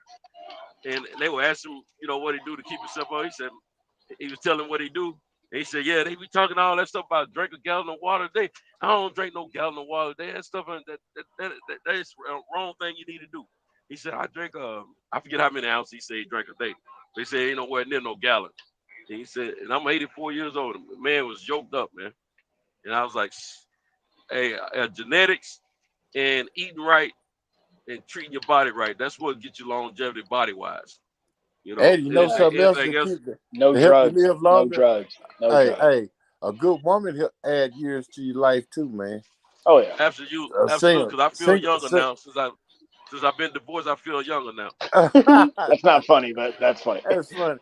Single men don't live as long as married men. Goddamn. That's a no. That's a fact. Married men live longer. Oh yeah. But single men live happier. Yeah, I have more fun. But I'm gonna tell you, married to, bro. Some of these women depend on you married to. But back to what you were saying about LeBron and a few others that spend so much money on their health, to stay in condition and all that. I'm gonna tell you something, man. If I had enough time and enough money, I would do it too. I would spend money to eat right and the exercise like I'm supposed to, because I know how important it is to the body. But like they say, health is wealth, man. And you can think better, function better. I mean, all that good stuff, man. So I don't. If I was a world-class athlete, I would invest in myself too. As long as I'm not doing anything illegal or anything like that, just doing all the right things, hard work. That's what I would do. Yeah. But a lot of them don't, Santos. Look at James Harrison. He just quit because he kept getting all those fines, but he can still do it. I mean, that dude was in top physical shape. I don't know how many years he played, and he was doing kickoff return and all that crazy stuff. But he was getting fined the last couple of years, some ridiculous amount, because he was too old school. They had changed that whole, you can't hit him with the crown of your helmet and all that, and that was his thing. But that guy was in tip-top shape. So, I mean, health takes today's players, and you put them in the 90s players versus today's players, in certain sports, they'll run circles around them because they're in better physical condition. It's not even close. Those guys were eating McDonald's and shit, getting on coach planes. It's not even the same shit. That's because they played them hard, man. They didn't coddle them as much. Now everything is so soft. Back in the 90s, man, we came up hard, dog. Yeah, you had to pump a little iron in the NBA back then, or you're gonna get pushed around, dogged out. See, look, Michael Jordan didn't pump no iron for a long time. And the Detroit Pistons whooping him up so tough. What'd he do? He went to the gym. Yeah. Got a little muscle added. And it changed a lot of stuff, man. Hey, Barry Sanders, he could have played with himself. He could have kept playing. Changed the rules too, Santos, to help him. The rules change helped them too. So that's when that league kind of shifted away from where it was, that old brutal shit to where it is now. But this was before the rules changed. Michael Jordan realized he had to go get some body strength to compete against them Pistons. Them Pistons were called the bad boys for a reason. They kicked your ass. They didn't play. Yes, sir. Yeah. They dominated. They dominated. They the only team. They were the only team that took out the Lakers, Celtics and the Bulls, which were the top. They were the top 4 teams back in them days. I mean, top 5 teams, now top 4 teams. They took all of them out. No one else did. The Lakers didn't take them all out, and neither did the Celtics. Now, it had to go down like that, man. But they changed a lot of stuff. They had Zeke too, then, man. Zeke might be the best point guard ever, dog. Fuck. Oh my gosh. Let's talk about Zeke, man. Zeke. Oh yeah, he was a bad boy. Zeke might be the best point overall guard ever, dog. Like that dude could do it. He probably would have won more if he didn't tear the ankles up. But Zeke was, man, shit. I've seen some tape on him. It was like hands threw up. I was like, dog, this guy's the man. Isaiah. Chicago stopped being soft, and they went to the gym. That kind of changed things. That kind of evened it out for them, and then they became just as physical as Detroit, but they became a little bit more fluent in their flow of how they played. That's what got them past Detroit. You know what I missed? Was good, motherfucker. Dumars, man. That was underrated. Yeah, they just got old though, Santos, man. Those dudes have been winning for a long time, bro. Those dudes have been winning for a long time, bro. Hey, look here. Before the Bulls got to the finals, man, they got stopped by the Pistons 2 years in a row. And the Pistons that's what I'm saying. But the Pistons was old. They weren't that old. They weren't that much older than the Bulls, man, back then. They had ran through the Lakers. They had ran through the Celtics. That same squad, man. And they picked. Okay, who did the Pistons? And the Bulls was picking off them players. The Bulls ended up with those players, man. Bill Cartwright. Who's on yeah, but also. They took all these off and put it on the Bulls, bro. Yeah, but also some other the whole team. What there was Bill Cartwright, Isaiah Thomas, Joe Thomas stayed, but Dennis Rodman left. He went to the Bulls. They picked off the good players. No, he went to San Antonio. He went to San Antonio before he come to the Bulls. But he in within a year. Okay, so 1 year. They give him 1 year. Dennis Rodman. By the time that Dennis Rodman left the Pistons team was pretty much broken up. And that's why Dennis Rodman had like a meltdown, because the family was broken up. Yeah, but that's what I'm saying. though. They was old though, Santos. That's what I'm saying. They only break up teams at the end. When the Bulls beat them, they were fully intact. Fully intact. The same. Hey, what happened next year? What happened next year? No, the teams that won the title got beat by the Chicago Bulls, and they went on to win the first title. Yeah, but also it wasn't just that. It wasn't really that the Pistons was old. You got to remember, Chicago made some improvements to the team, because them first couple of years when he was getting beat, Pippen wasn't on that team. Pippen came later. No, he was on there initially. No, that's after they traded. No, he came later. They traded. No, he came after they traded. Because because you gotta remember, Jordan lost. Jordan didn't just lose. But you gotta remember, Jordan didn't just lose he lost to Boston too first. When he put up that 63, they lost that series. They lost that series. I mean, that was. But that's what I'm saying. Man. That was before. Yeah. Pippen was there. Pippen was there when they lost. I'd be honest with you though, man. The Pistons was good. They were a damn good team, strong. But man, before the Celtics broke up, they were all around better team. It was the baddest damn white boys I ever seen. Oh yeah. So yeah. With those motherfuckers. Who was that? What's Larry Bird, Kevin McHale. Yeah, Kevin McHale got every rebound, bro. Kevin McHale and Dennis Robinson, right? They could write a book on rebounding, bro. Those two guys, man. When they lost to the Pistons, they were fully intact pretty much. They starters were. Danny Ainge was still there. Kevin McHale was still there. DJ was still there. Yeah, Danny Ainge. Yeah, that's what I was about to say. They were fully intact. The Pistons beat both the Lakers and the Celtics when they were fully intact. It wasn't like the teams were broken down. Because one thing about the Celtics and the Lakers, one thing they believe in is investing in the talent, and that's what they did, and that's what Chicago learned they needed to do. They didn't have when the Celtics was knocking Chicago off, they didn't have Pippen then. But when they got Pippen and we thought they were gonna get past the Celtics, we had to go against Detroit, and Detroit rough. I mean, Detroit raised the Bulls. That's why the damn Bulls were so good. That's what made Detroit made them better because they learned they had to be physical as well as good in every other aspect. Because Detroit kicked their ass. Well, Jordan kicked Jordan's ass for about 5 years in the league, didn't they? Yeah. Well, Jordan was in the league about 5 or 6 years before he won a championship. Yeah, that's right. Yeah, he had to.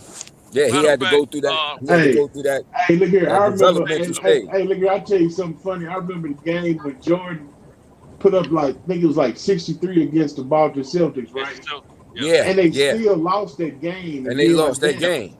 Me and my dad was watching that game. Me and him was I was a little boy, and my dad said, "The Bulls ain't gonna never be shit. See that some bitch Jordan, he ain't nothing but a goddamn ball." And I'm like, man, are you crazy? Yeah.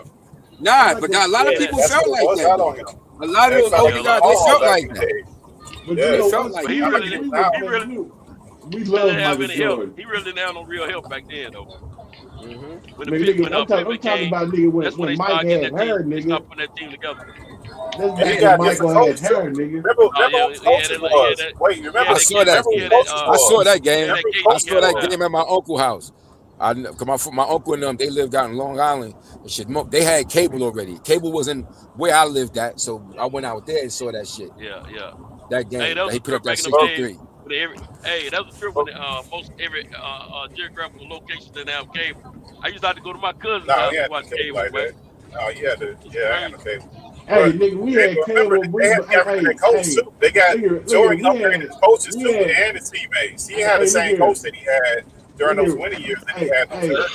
Hey, check this out, man. We had cable, but all we had was fucking 12 channels, bruh. I remember turning the TV with a pair of pliers, nigga. That old wooden ass. That one cable. Cable you had a box. No, cable you had the box. You had the box. You had the box where you had Showtime and the movie channel. Remember? Where you could. I ain't had that. We had to wear the thing. When we turned the television with the pliers, that cable wasn't around back then. We had a little local channel. I grew up in a rural area, nigga. You had to have cable to get anything, nigga. We had cable. If you had that, hey, sometimes remember the old spicy channels where you had to roll the knobs to tune the channel in. When you got to the channel, like say you get the 8 and you had to roll that knob to like fine tune it to get it right. Like you, you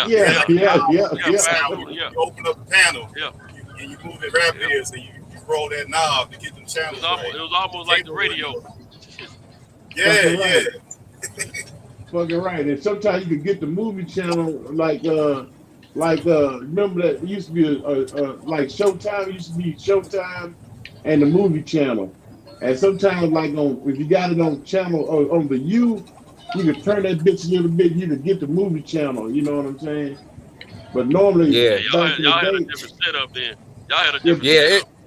At different places. It depends. Like you said, certain places was like that. Our first cable box was a little black box, and it had a switch where you would turn the TV to the U. Remember, the TV had 12 channels plus UHF. You turn the TV to U, then you click the box to one side, Showtime, and click it the other way to the movie channel, bro. It descrambled the U channel. Yeah, because you're right. Yeah, different places. Because like I said, at that time, when I had to go to my uncle's house, we ain't have that and shit in my area yet. And they had, that shit was in 84. That was like in 84 or some shit like that. So I had to go out there to watch that. Nigga, we didn't have Nickelodeon. What MTV came out probably about 1988, 87? Yeah. Come on, I love my MTV. First fucking video I ever saw was Run DMC, Christmas rap. Yeah, because you remember, I don't know if y'all had it, because we had, because the cable had been around for a while. Like it actually had been around, but only certain areas had it. And usually it was those money areas. Like metropolitan areas had it, but they had this because like HBO didn't have it. Because you got remember like HBO. We had this other thing that first was called WHT. Those were the big ones. It was WHT and then HBO, but HBO been around since like in the 70s. And like my uncle and them, when he was doing what he was doing, they had that shit. Because you gotta remember, like the fight like George Foreman versus Joe Frazier, that shit was on HBO. That was 1973. Yeah, HBO been around They've been around for a long time. Well, you know, before cable was, satellite was around before cable. Yeah, but yeah. everybody didn't get the satellite. You could have got it in any area, but it was affordability. Yeah, hell, first time I seen the satellite, they kind of changed the game, but cable only was was shocked available in certain areas. channels. I was shocked by how many channels. Yeah, but that satellite was expensive. It was. You had to get a real satellite. You had to get a slab of concrete poured. You had to get that big old dish. Real satellite put in. Somebody had to run the wires through your house, and then you had to have somebody program the box inside. It wasn't like a cable box. Somebody had to come program that shit. Yeah, I remember that. Yeah. I remember that. Yeah, and then you had to have a card. That shit was a whole. It was a whole thing. Like, if you had one of those things, on different you levels. had some bread, man. Yeah, but you got channels from around the world. You got channels from around the world and all that. You got they offer more stations than cable. Hey, I had a friend had a satellite. First thing we found was the naked channels, nigga. Yeah. Oh God, man. Hey, that was the main reason. That's the main reason everybody wanted. Shit, you get all the foreign ass. Them motherfuckers don't even speak English. Ooh, chalez-vous? Ooh, chalez-vous? Motherfucker. You beep that BBC. Hey, you know, man, young niggas, that's the first thing a nigga, you young, man, ain't nothing in the world you want to see more than seeing a tit or something, man. Nigga, I watch a movie, I don't know nothing going on in it, just so I can see a tit. Somebody told me about the movie, man, they get naked and they fuck. I be like, what? Nigga watch the whole movie, don't know nothing going on. I'm just waiting to see somebody do some fucking on that nigga. Yeah, but that's when everything kind of changed, though, technology-wise. That's when everything was changing, because we was moving away from books and shit and moving into the digital, more of the digital age, where you had VHS tapes. Remember, they had VHS and they had beta tapes. So they had two different type of recordings. You could either get the VHS and the beta. Now, VHS actually ended up winning, but it started off with two. We was trying to figure shit out back then, man. We done came a long way from that shit. Hey, that's fact. That's fact. You had the Betamax. You had the Betamax and you had the VHS. Hey, was the Betamax the smaller one, right? Yeah, the Betamax was the small one. Gotcha. Hey, look at back in the day, men were men, and it wasn't a bad thing necessarily to be a perv. You know what I'm saying? And I know what you're talking about. Usually conversations be like, man, I went to Mike's house, man. His mom came to the door. She didn't have no bra on, bro. Yeah, I remember that. Right. Mom's titties, man. Mom's friend's titties. Yeah. When the moms have some titties that was, they nipples are piercing through their gown. Yeah, that's the best. Yeah, that's the best. And the mom, even when she had clothes on, she was kind of sexy and hot anyway. But when you saw her without a bra on, you thought for sure one day you're gonna get some of that. Yeah, I remember that. Yeah, I be wondering nowadays if kids are kids like we were. I know my generation, we were a bunch of goddamn pervs. Yeah, we all were at that age for sure. Yeah. That's the one thing that that's one thing women never. Not like him. That's one thing women never truly understand about men. It's like how many times you heard a woman, I give him all the pussy he wants, but he's still cheap. Like, bitch, I had enough of your pussy. I want some new pussy. They don't get it. It ain't you, it's me. I'm a whore. Yeah, but hey, man, your best friend's mom's tits were the best, bro. Oh man. Yeah. Best friend's mom's tits, or his sister. Oh man. Yeah, I've seen it. Depends on how old his sister was. That's true. That's true. Yeah, but hey, ever since I was a youngster, and I saw some titties that I didn't grow up in the household with, and they wasn't related to me. Changed your life. Titties, nipples, and the titties swinging around, no bra, 90 on. Yeah. Man, I've been crazy. I've been a titty man ever since. Yeah, I'm a tit guy for sure. Hey, first time I seen a chick with pink lips and pink nipples, I went crazy, nigga. I thought that was some foreign shit. I had never seen a black girl like that with Hey, but remember, rated R back then in the 90s, that was a big deal to watch a rated R film by yourself. Like, we couldn't even watch the Eddie Murphy stand-up. Eddie Murphy stand-up, you couldn't even watch that shit. They had that shit blocked. Like, you had to get a tape, and your mom or dad or somebody probably had the tape, or your uncle or somebody. You had to go get the tape. Find your dad's tape under that bed. Yeah. Your dad. We Your dad had we that. go back further than that. We go back further than that. We got to go back to Richard Pryor, back when he was releasing. Richard Pryor, yeah, right. Yeah, and you had to sneak and listen when your parents tell you to go in another room. You had to sneak and listen while they were listening to the album. And Richard Pryor cutting all them jokes, man, talking all that stuff. Man, I remember that. Good old days.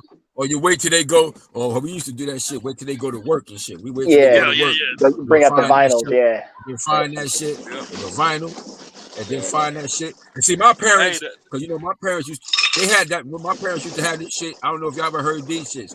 They had Pig Meat Markham. My mom's and pops had the Pig Meat Markham, Red Fox, Pig Meat Markham, and Dolomite. Pig Meat Markham. What's her name? Mom's Mabley. My mother and them had all that shit. Mom's Mabley. She was fucking terrible. She was something else. She was raw. Yeah, Mom's. My mother used to have. My mom's had Mom's Mabley, Pig Meat Markham. Red Fox was a bad boy too. Red Fox and Red Fox. My mother had Red Fox too. I heard. That's how we used to hear that shit. You know. That's why every time my mom be riding with me, she'll be like, I got that satellite radio right, and sometime a song will come on with some cussing on, and she'll be like, "Oh, turn that stuff off." I'll be like, "Mama, they ain't saying nothing that you ain't called me." You know what I'm saying? Y'all act like they act like they get old and act like they didn't used to listen to that type of shit. I'm old school like that. I won't listen to music with cussing in it around my well, I used to be like that with my kids, but I'm more like that with the grandkids and I just don't get down like that, man. Yeah. My grandkids not used to hear me they're not used to hearing me cuss, you know what I'm saying? My kids not even used to it. So I just always did it like that. Yeah, that's how my parents was thinking. I can't even. Yeah, I don't even drink around. I drink around my mom, but like not my dad, man. My dad, he don't play none of that shit. Like to this day, I'm 33. My parents used to cuss me out so bad. I just be like, "What the fuck is wrong with you? Do you got a fucking problem? I'm gonna get you tested. Man, that's how my parents used to. They wonder why I cuss like motherfucker. Y'all cuss me out all the time. That's how my mom's sister is, and that she'll fucking cuss you out. She'll beat us with anything she had. Shit. That's the best. Man, my mom was she one of the most professional cussers I ever heard. Oh yeah, that's how my mom is if she does, yeah. I like those professional cussers. One of them motherfuckers hit you with something, call you something like a bastard pig fucker, you bastard pig fucker. Stay out of my house. Oh, yeah, I like bastard was a good one, yeah. Bastard's an old school word. You bastard pig fucker. I remember one time my partner said some cold shit, man. I fell out laughing. I laughed about 2 days. This chick was getting smart with him, and he looked at me and he said, "Your father's a pig and your mother's a whore." That's how you do it. I'm like, we was like 15 years old. I'm like, what kind of kid says that? Your father's a pig. That's cutting below the belt back then. Them old school curses and shit is just funny as a motherfucker.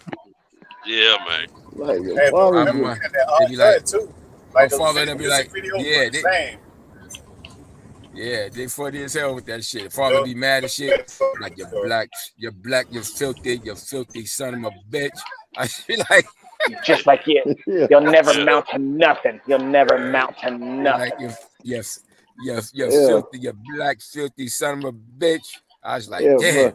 I was like, but I'm just saying, just imagine you're 15 years old, your friend is like 15 years old, and he tells a chick, your father's a pig and your mother's a whore. Yeah, like, that's 15-year-old kids don't say that kind of shit, man.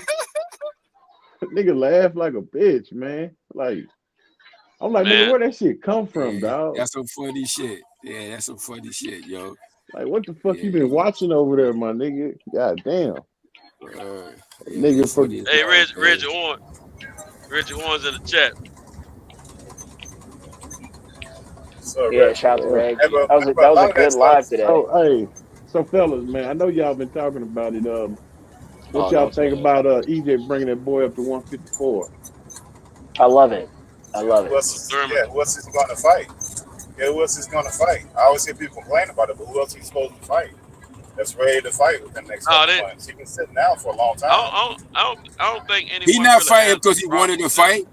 He got forced. Yeah, but he didn't. It's not because he wanted to fight. He was forced to fight him. Making him fight. He was forced to fight him. No, He don't want to fight. It's not that he wanted to fight him. One at a time. One at a time, Joe. Yeah, he don't want to put the belts on line with Thurman. Hey, the reason why I was bringing it up was sitting out for all this time. Knows what I'm saying. If he's been sitting out all this time, naturally he's gonna have to fight somebody. Yeah. Can I just correct? I just want to correct us. I just want to correct us real fast. No one made him do anything. He wasn't forced to do anything. Big Fish don't have to do anything. I'm for real when I say that. Like, he was not forced to do anything. At worst and best case scenario, he vacates. But he was not forced to do anything. He didn't have to do anything. Look, back in February of 2022, Thurman himself said it, that he's the backup if the Spence and Errol fight, Spence and Crawford fight didn't happen. He's the backup. All right. Now, how would he know that? Yeah. If somebody hadn't already told him that. Yeah. Well, all I would say to that, the top is not man down. The top is PBC. All I would say to that, Santos, is, look, man, people have 1 and 2 and 3 fights planned, and wait, hang on, let me finish. And in this case, everything's already a match made in heaven. There's no issue. And seriously, these are the top guys in the division fighting. So, but at the same time, Earl has always been saying he's not going to fight Thurman because of how he did him when he was coming up. However, since then, all PBC has been doing is pushing the Thurman and the Earl fight. Even before they started negotiating with Crawford, they were pushing that fight. So it's no secret. We know what it is. That's why we keep trying to tell y'all. Earl, he's top of man down, but he's the top of PBC. He's under PBC. Yeah. Why do y'all? He listens to whatever we know who PBC is. Why does everybody attach PBC to Errol Spence, man? We don't do that with any other fighter. We don't do that with top-ranked fighters. Yeah, we don't do yes, with we do. aspiring fighters. Yes, we do. No, we don't. Yes, we don't say that the promotion every fighter with top-ranked. No, we don't. Let Pittsburgh finish. Let Pittsburgh finish. Yes, they are. If they top rank, they top rank. Period. They top rank don't do that many contracts like PBC do. We don't attach them. Hey, Earl came in the game under PBC, and he's still with him. Period. All of them on the look. Let me tell you something. These guys, even though they got a promotion code, they're not full-blown promotional companies. They can't go out there and promote a fight without PBC. No one's saying that. No one's saying that. No one's saying that. Let me finish. Yeah. Unless you're doing a partnership deal like Devin did. Let him finish. Let him finish. Pittsburgh. Let him finish. Unless you're doing a partnership deal like Devin did with Earl. That guy that Devin Haney's been chasing has been trying to fight. He got him when the war and came back. Nobody's saying that he's he called his own shot. He ain't calling not 100%. He's not calling 100%. Pittsburgh, you're breaking up. You're breaking up. Hey, look here. The reason why I was bringing it up was because that motherfucking Nestor Gibbs. Yesterday, he banged on that shit all day yesterday, man. We don't give a shit about him, man. That guy's bought. No, hang on. That guy's bought. That channel is bought. That's why he says crazy shit like that. Hey, that's no beef. What did he say? What did he say? He just says crazy stuff, I didn't man. hear it. What did he say? To rile Ashdod. Let the man finish what he was saying, though. Well, yesterday what he was saying was he kept banging on the fact that he was bringing him up to 154, like that was such a bad thing or whatever. Like Canelo don't do the shit, But and another thing too, I want to tell y'all about Nestor Gibbs in case y'all don't know, motherfuckers that listen to the Boxing Voice. He's a goddamn snitch. He's a fucking government informant. He the worst kind. He snitch on men, women, and children. What do you mean? That motherfucker told on everybody. He's a snitch. He's a fucking government informant. Google his fucking name. He's a fucking informant. Oh, so he's a whistleblower. He's a whistleblower. He's been a fucking snitch, man. It ain't no whistleblower. He was involved with a case where he copped a plea and did some testifying to relieve himself of the worst part of it. Yeah, narcotic case. You know, that ain't whistleblowing. Whistleblowing, if you work for a company or something like that, and they got some foul stuff going on against the employees or something like that, then you whistleblow, you let it be known, then that's different. We talking about full-blown snitching is what he's documented as. Yeah, he's goddamn snitch, man. Right. I think, I don't know. He came on to one of my Twitter friends' channels over a year ago, and he was saying a lot of like narrative stuff. And I don't have any beef with them. I think what they got is cool going on in the boxing community, but those guys are bought. They say a lot of stuff that like old headline news. That don't make sense. Yeah, you know something too. He got a problem with I don't EJ, fuck with EJ that. Because EJ don't fuck with him. EJ had let him come down to Dallas, let him come to the gym. Then he turned around and was saying some foul shit about EJ, so EJ quit fucking with him, right? And now even Keith Thurman was fucking with him. Keith Thurman don't fuck with him no more. So yesterday he was banging on them and talking, I ain't buying that fight. Why is he bringing the 154? Don't nobody buy that fight. You know what I mean? He actually pushing people not to buy. People do that. Yeah, I don't like when people do that. I don't care what platform it is. If you're telling folks not to buy fights, I can't listen to you because first of all, I'm a fight fan first, and then I like certain fighters second. And so I just can't do that. So that's some foul stuff to do. Well, he pushed people to buy. Interview. He pushed people to buy that trash ass fight with Bud Crawford, but then tell people not to buy a good fight with Earl Spence and fucking Keith Thurman. Listen, I'm gonna be honest with you, dog. Listen, I'm gonna be honest with you. If you said don't buy the Terrence Crawford fight, you gotta have that same energy with the Earl Spence Terrence Crawford fight. See, people like to pick and choose when they want to have myself personally, I didn't buy the Terrence Crawford fight, and I told people I wasn't gonna buy the damn fight, but I didn't tell nobody else not to buy the damn fight. I don't care what you do with your dollar. You know what I'm saying? The thing that I'm saying is the same reason why you didn't buy the Terrence Crawford fight should be the same reason why you don't buy the Earl Spence fight. That's what I'm saying. I mean, are you trying to tell me that Crawford versus Avenesian is going to be as good a fight as Earl Spence versus Keith Thurman? No, that's not what he said. That's not what he said. Same ass whooping. Listen, it's gonna be the same. It's gonna be the same ass whooping that Avenesian got. It's gonna be the same ass whipping that Keith Thurman is gonna get. What I'm saying is, all I'm saying is, bro, people. I disagree. I think the Spence fight gonna be more competitive. It's not, bro. It's not, because he can't fuck with Earl Spence at all. But my point is, this is the point I'm making. Fight, bro. No, this is what I'm saying. It's gonna be a good competitive fight. Listen, I understand that. Listen, at the end of the day, bro, the reason why people didn't buy the Terrence Crawford fight is because he wasn't fighting Earl Spence. It should be the same rules applied. It should be the same. No, it's not the same. No, listen to what I'm saying. I'm gonna let you finish what you're saying. Okay, I'm gonna talk. I'm back now. I might have to start doing these drops on you, boy. You keep this up. Dick Gray, we're gonna have to holler at you. You keep this shit going now. What I'm saying is this, right? The reason why I keep my mouth shut is I don't have to apologize or change my energy about something, right? So if I didn't buy it, I'm not even going to tell you I didn't buy it, right? I'm not even going to give you that, you know what I'm saying, the thought that I didn't buy it, right? And if I didn't buy the Earl Spence fight, I wouldn't tell you that I didn't buy it, right? Because you went to the fight, didn't you? What fight? The Terrence Crawford fight. No. I was supposed to, but I didn't get to go. But I was supposed to for sure. But what I'm saying, this is what I'm saying. I support. Listen to what I'm telling y'all though. See, this is what we got to understand. We have to support the fighters and say fuck boxing, the business of boxing.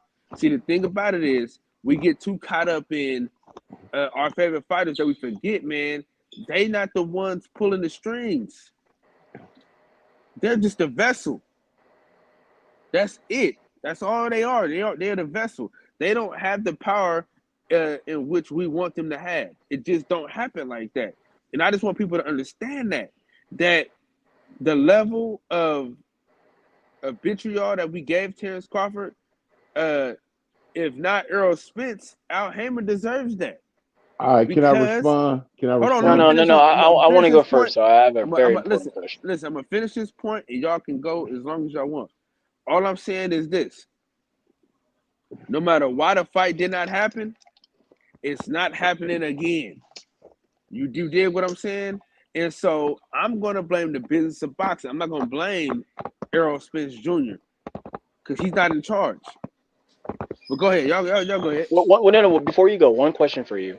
When and whenever boxing era has the fighters ever run the game? But that's what I'm telling y'all. No. I'm asking you. I'm asking you because that's your whole thing. That's your whole get-up. That's your whole gripe. Okay, then. So what the fuck are you talking about? What are you talking about? I just blame the business of boxing. What are you talking about? I never blame one fighter. What are you talking about, man? Well, I'm gonna. I never once blamed the fighter. I did not blame the fighter one time. I'm gonna take a different. That's not what I said. I'm gonna take a different route on that. Just like I'm blaming. Listen. I'm blaming the people. I know, and you explained pretty thoroughly. You explained really thoroughly. I hear you. You keep talking, man. You hear what Lou? And you shut the fuck up, huh? No, I hear you thoroughly, brother. Listen to what I'm saying. Did you hear what Lou DiBella said about that You keep fight? talking, man. And you shut the fuck up, huh? He's like, you the Crawford asking people to take a gun You and keep blow. talking, man. And you shut the fuck up, huh? Oh shit, man. Damn, let me finish my point, brother. Good night. Motherfucker, it's my turn to talk, motherfucker. Hey, boy, don't finish. I told you. Oh, don't treat me like a boy then. I'm going to finish my sentence of my idea. Hey, boy. He's having a good conversation at first. So listen to what I'm saying. All I'm saying is this, bro. We have to get away from blaming the fighters. We have to blame the business. That's all I'm saying. That's all I'm saying to us, man. I'm not gonna blame the fighters for the fights not happening. I'm gonna blame the business. Okay, all right. I'm down. But then we can't call fighters dogs then when they fight these fights because remember they're not picking the fights then, so we can't be calling fighters dogs because they're fighting tough opponents. Because according to that logic, they're not picking those fights. Oops. Man, I thoroughly, completely, and 100% disagree with everything Kyle said. That motherfucker didn't take that fight. He had the contract. He didn't sign it. He had 3. He had numerous contracts. Now, EJ got a fucking fight, goddamn Keith Thurman, and we mad at him for having a fight. Yeah, man, whatever, man. Y'all keep using the word contract. Neither one of them ever had a contract. They had an offer. Oh my gosh. There was never a contract. See y'all later. I can't. Facts, Santos, facts. I can't do this. There we go. I can't do this. I can't do this, man. I just don't understand. It don't work like that. It don't work like what y'all talking about. Hey, listen. Let me tell you something. A couple years ago, Santos, they blaming the guy they blaming the dude with no money. Terrence Crawford ain't got no money. Oh my God. But he's his own boss, so what does he need money for? He's his own boss. He call all the shots. Nobody's telling him not to do it according to him, guys. So what's stopping them? Whoever promoting the fight, his contract, they're cutting the checks. They are the ones cutting the checks. That's why they need either the network or the promoter. Remember, he had a hedge fund that was willing to lose money. That was a lot. I got it all wrong. Y'all really, I can't believe y'all really believe this bull crap. I can't believe y'all Wait, Santos, what do I believe? What do I believe? If y'all believe that these guys are the deciding factor about that fight happening or not happening, y'all delusional. You know, if everybody want to put, y'all want So who's stopping Terrence Crawford? Who's stopping Terrence Crawford from having a fight? What entity is stopping Terrence Crawford from having a fight? Well, apparently Errol is not allowed to fight him right now because Errol don't prefer to fight Thurman, but he's going to if the money's right. He's fighting. The money's not the money that Earl's going to make. It's not coming out of his pocket. He's been paid by somebody else. How was the money not right the last time with Bud? No, hang on, Pittsburgh. Because it wasn't no guarantee. It wasn't there. It wasn't. Wow. Okay. All right. Wow. Okay, man. Money wasn't there. Hey, y'all act like y'all act like it's the shoes. Y'all would no responsibility at all. Hold on. Santos. I don't know about all that. I can't do this. Santos, you drive trucks, right? Yeah. You drive trucks, right? Right. I tell you, this is what I want you to do, man. Okay, I got a load I need to deliver. I'm gonna pay you $200, and I want you to deliver it. I want you to deliver it from where you at now. I want you to take it to Florida, bring something back, and I want to pay you $200. First of all, you're in Texas. How's the load getting to me? It's coming from your area, going to Florida, back to your area. See, that won't work. See, I'm in Tennessee. See, I'm not gonna take no deal that don't make sense to me. I don't have fans. I don't have any fans want me to just take a load because they want to see me do it. Hey, look here. In business, if the shit don't make dollars, it don't make what? Absolutely, I agree 100%. So if you only sell this amount, and I know damn well if I pay you this amount, I'm gonna lose money. Why in the hell would I pay you and lose money fucking with you? But if Earl is the guy y'all say he is with the fan base y'all say he has, how can they lose money? I mean, no one's losing any money. No. Hang on, no, Pittsburgh. Hang on. No. Hang on. That's just it. No one's losing any money. There's not a bad deal. Okay, why didn't they put money up front like traditional fights happen? He turned it down. Why did they put money up front? Oh my God! Like traditional fights happen. Because the guy said no. A traditional fight, you give a fight a base pay up front, and if you want to pay them back end, you pay them the back end. That's how. Dude, we cannot keep doing this. We can't keep doing this. Oh my goodness. Y'all want to make people think that y'all sit down with some of these boxing organizations and sit in the room where they coming up with the terms and conditions of these fights. And I know good and well. Nobody's stealing from him. If both of them are getting a percentage of the fight, nobody's stealing from him. This is the way it works. That's not the way the fight. If they're both going into it, they both have nobody's stealing from that guy. Both of those guys are getting a percentage. Nobody's stealing money out of his pocket. They would not get. This doesn't make any sense, man. I mean, they would get a percent, but they weren't getting any front end. They were getting paid. Santos, how you get they weren't getting it? They weren't getting a guarantee. What the fuck?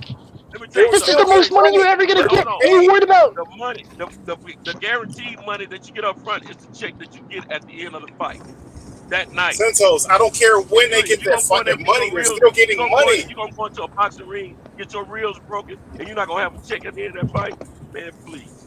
That's cap. So he wasn't gonna get paid at the end of that fight, Santos. So you don't think the man's gonna get paid at the end of the fight? Come on, man. Like, what are we doing? We know he got 10 million. We know he got 10 million on his other end. We don't know he got 10 million. No, we don't. No, we don't. I don't believe that. Just like we don't know about everything else. We don't know that. He never said he got 10 million. We know he got 5 million.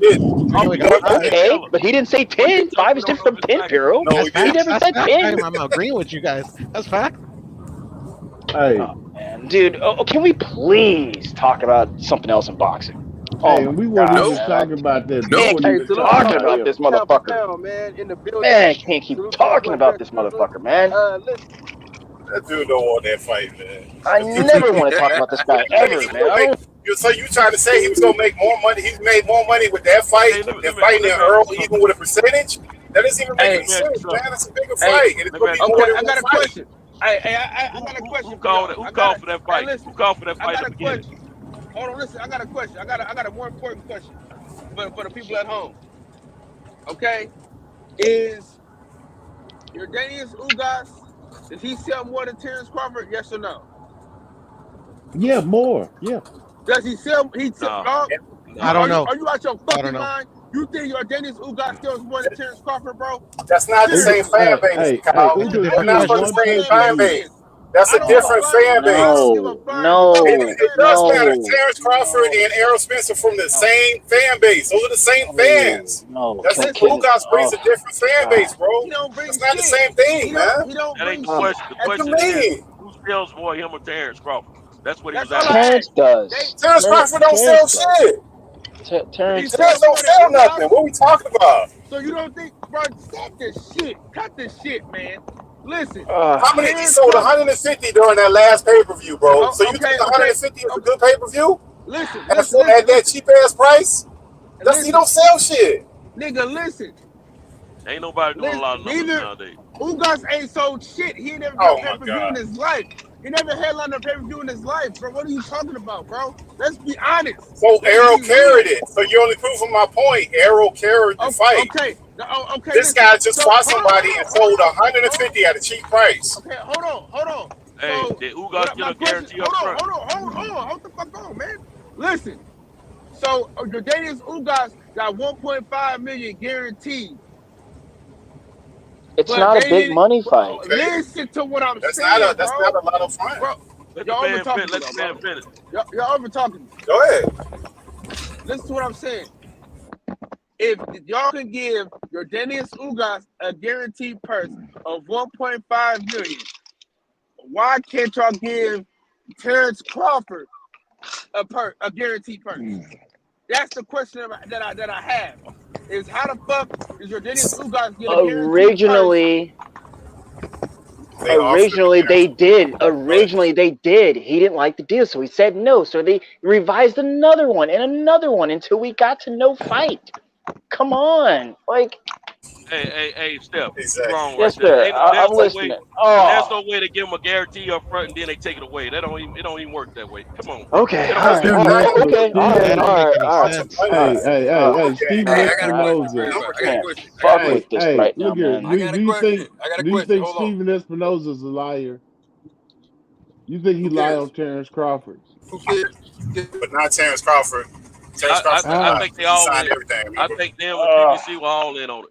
I think they're all liars. Yeah. You're breaking up, especially just making up, brother. Hey, my thing is. You think EJ's a liar too, then? Hey, listen. This is the thing about it, right? Now we think they're liars. This is ridiculous. Hey, listen. I'm gonna say this though, right? Showtime never said nothing else. They didn't say nothing about it. They didn't say Terrence Crawford was lying. Steven Espinoza just said he was lying. Showtime. Yeah, Steven Espinoza said that, bro. They still want to. Espinoza said they still want to make the fight. He said that after Terrence took the other fight. I know that. That doesn't mean he didn't say he wasn't blindsided. Espinoza just came out he said yesterday. He was blindsided, but that's good. That's good. They all blindsided. Steven Espinoza just came out and broke down everything that happened. And fucking everything Terrence Crawford said was a fucking lie, dog. All right, where is it at? Where is it at? That's what I want to know. Where is the term sheet at? Oh my god! Ain't no fucking. You ain't never seen a term sheet for nail fucking boxers. I'm just asking. Either one of y'all with the leprechaun's gold at the end of the rainbow. Exactly. Be gold, motherfucker. Now the thing, so y'all think now? So do you think now that he gonna have more leverage or less? Because he gonna have less leverage if they ever get back to the negotiating table. With him selling 100, he's gonna have less leverage than he had before that fight. That ain't no sales, man. It went down. It didn't go up. You can't sell 150 and go up. So you think it went up by him selling 150K pay-per-view? Hold on. When you working on a career and you're going from one perspective opportunity to the next, they might want to see what your previous earnings are. His previous earnings just went up. that changes the game for him. Okay, so, hey, I got one question. Network is not going to. They basing off of what he's selling. Hey, hold up. I got one question. I got two questions. How many of y'all here are Terrence Crawford fans? Oh man, I'm a fan of both guys, but I went to the Terrence Crawford fight. All right. Now check this out. The reason why I asked that question is this right here. And I went to the Earl fight last year too. This is what I'm. The reason I'm asking this question is real. Okay, EJ's fighting at 154, right?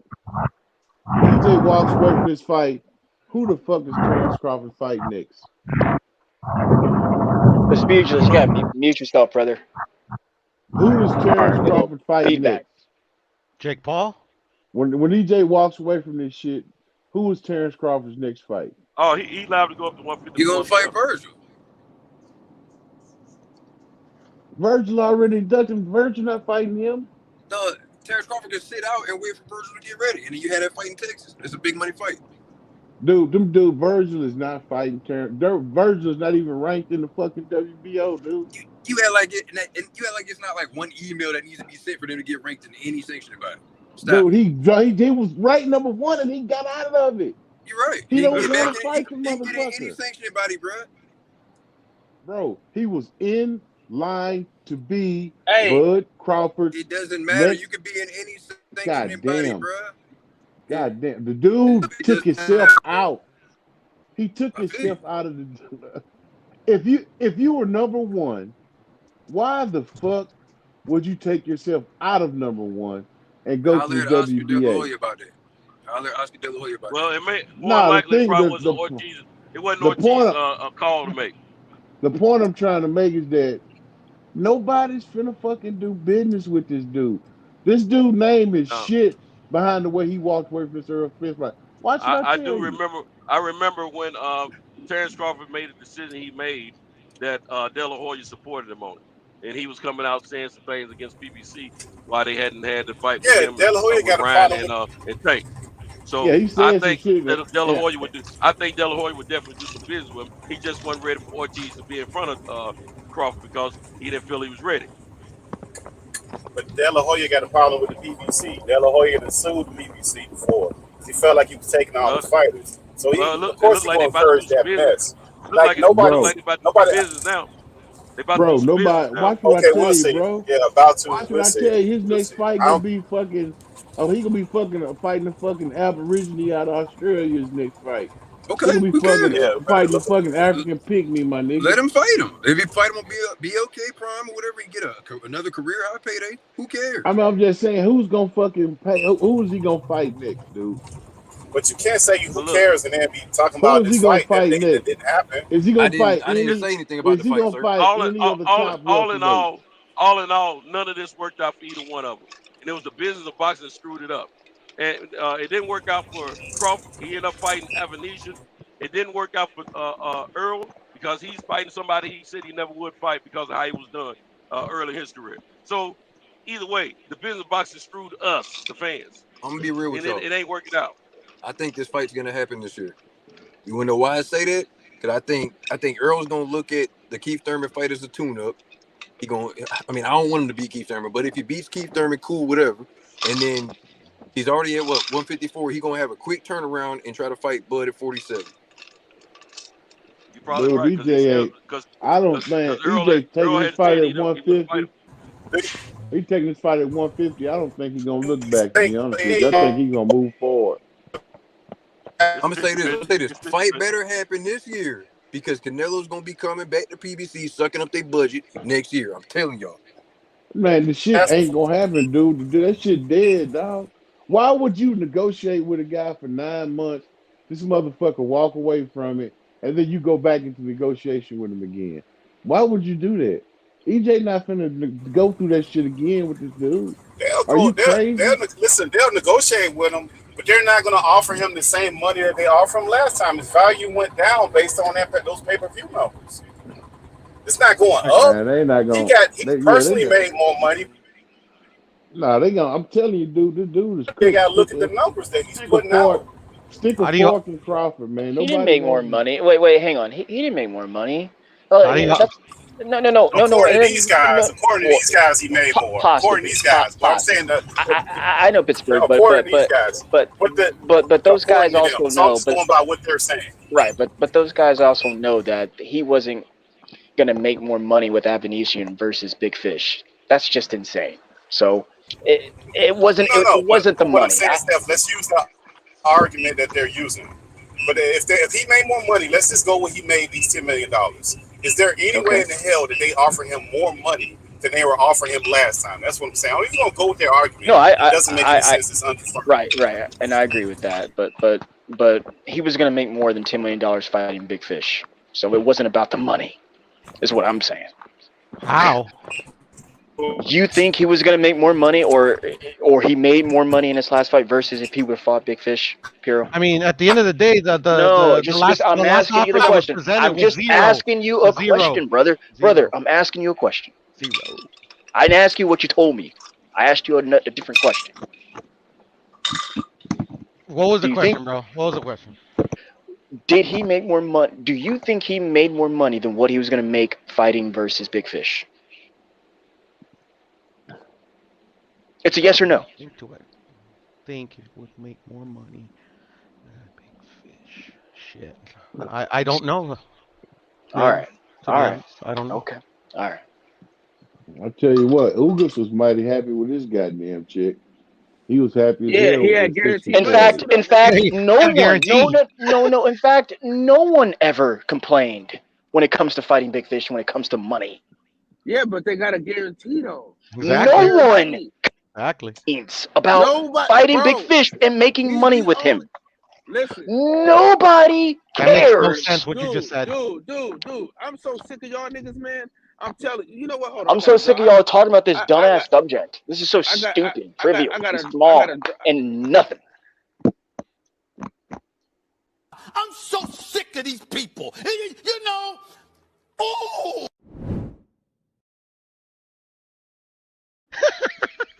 It is you guys who want to make this shit divisional.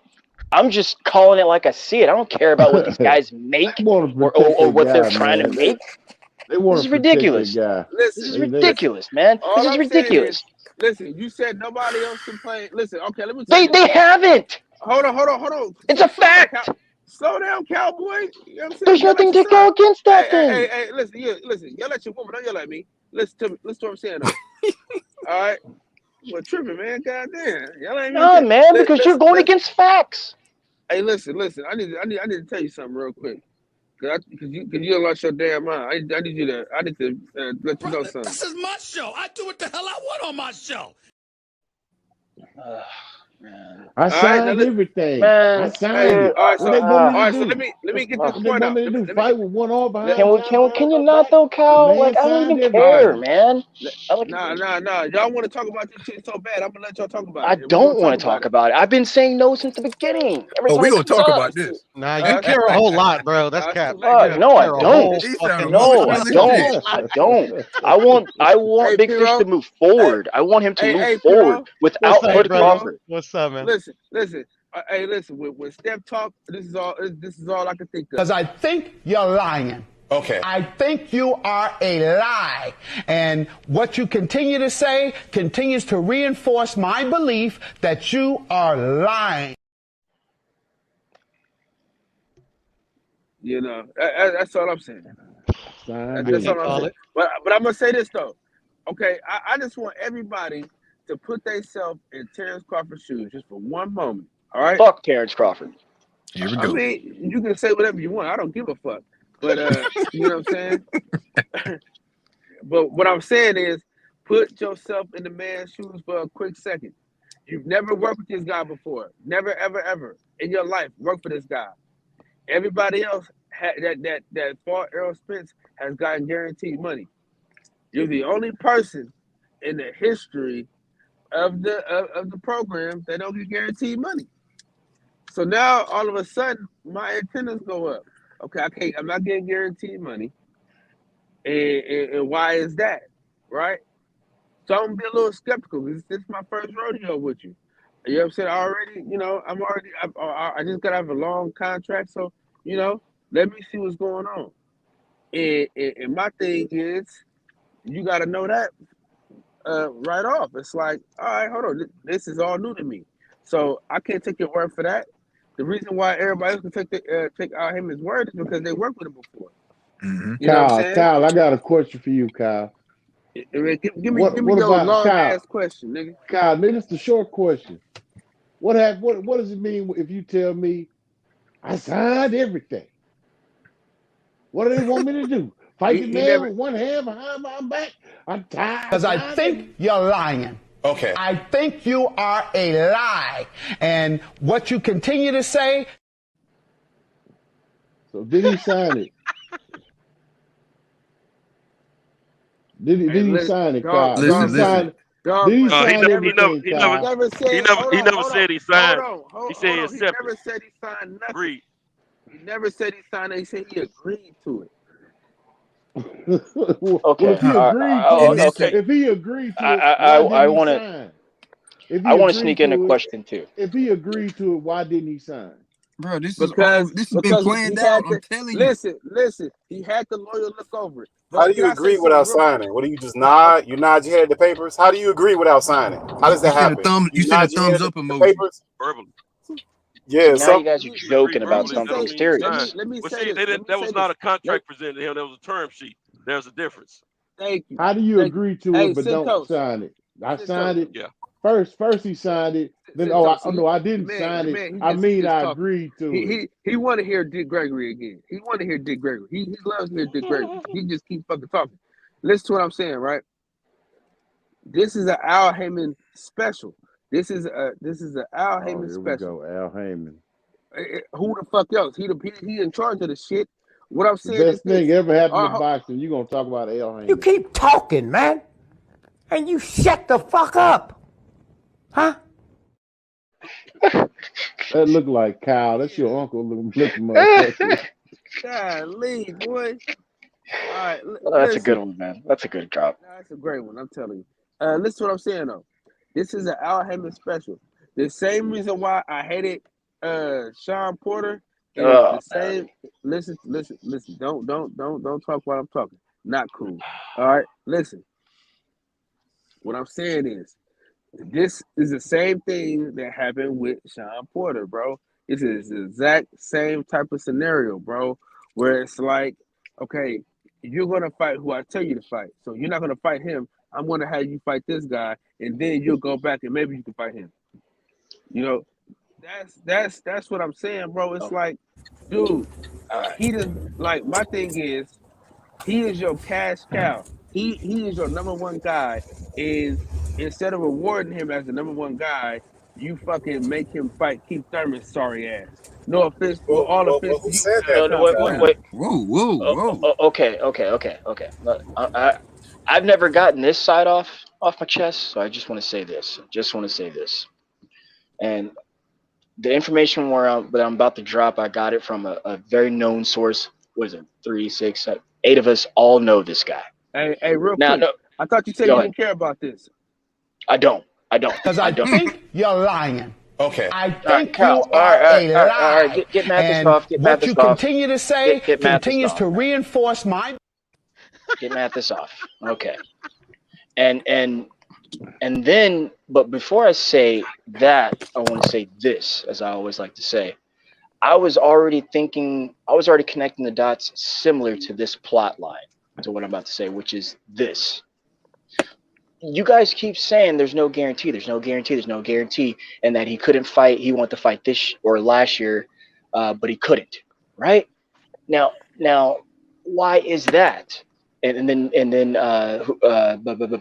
Santos just said the term sheet. Right, correct. I'm with you. That's real. That's correct.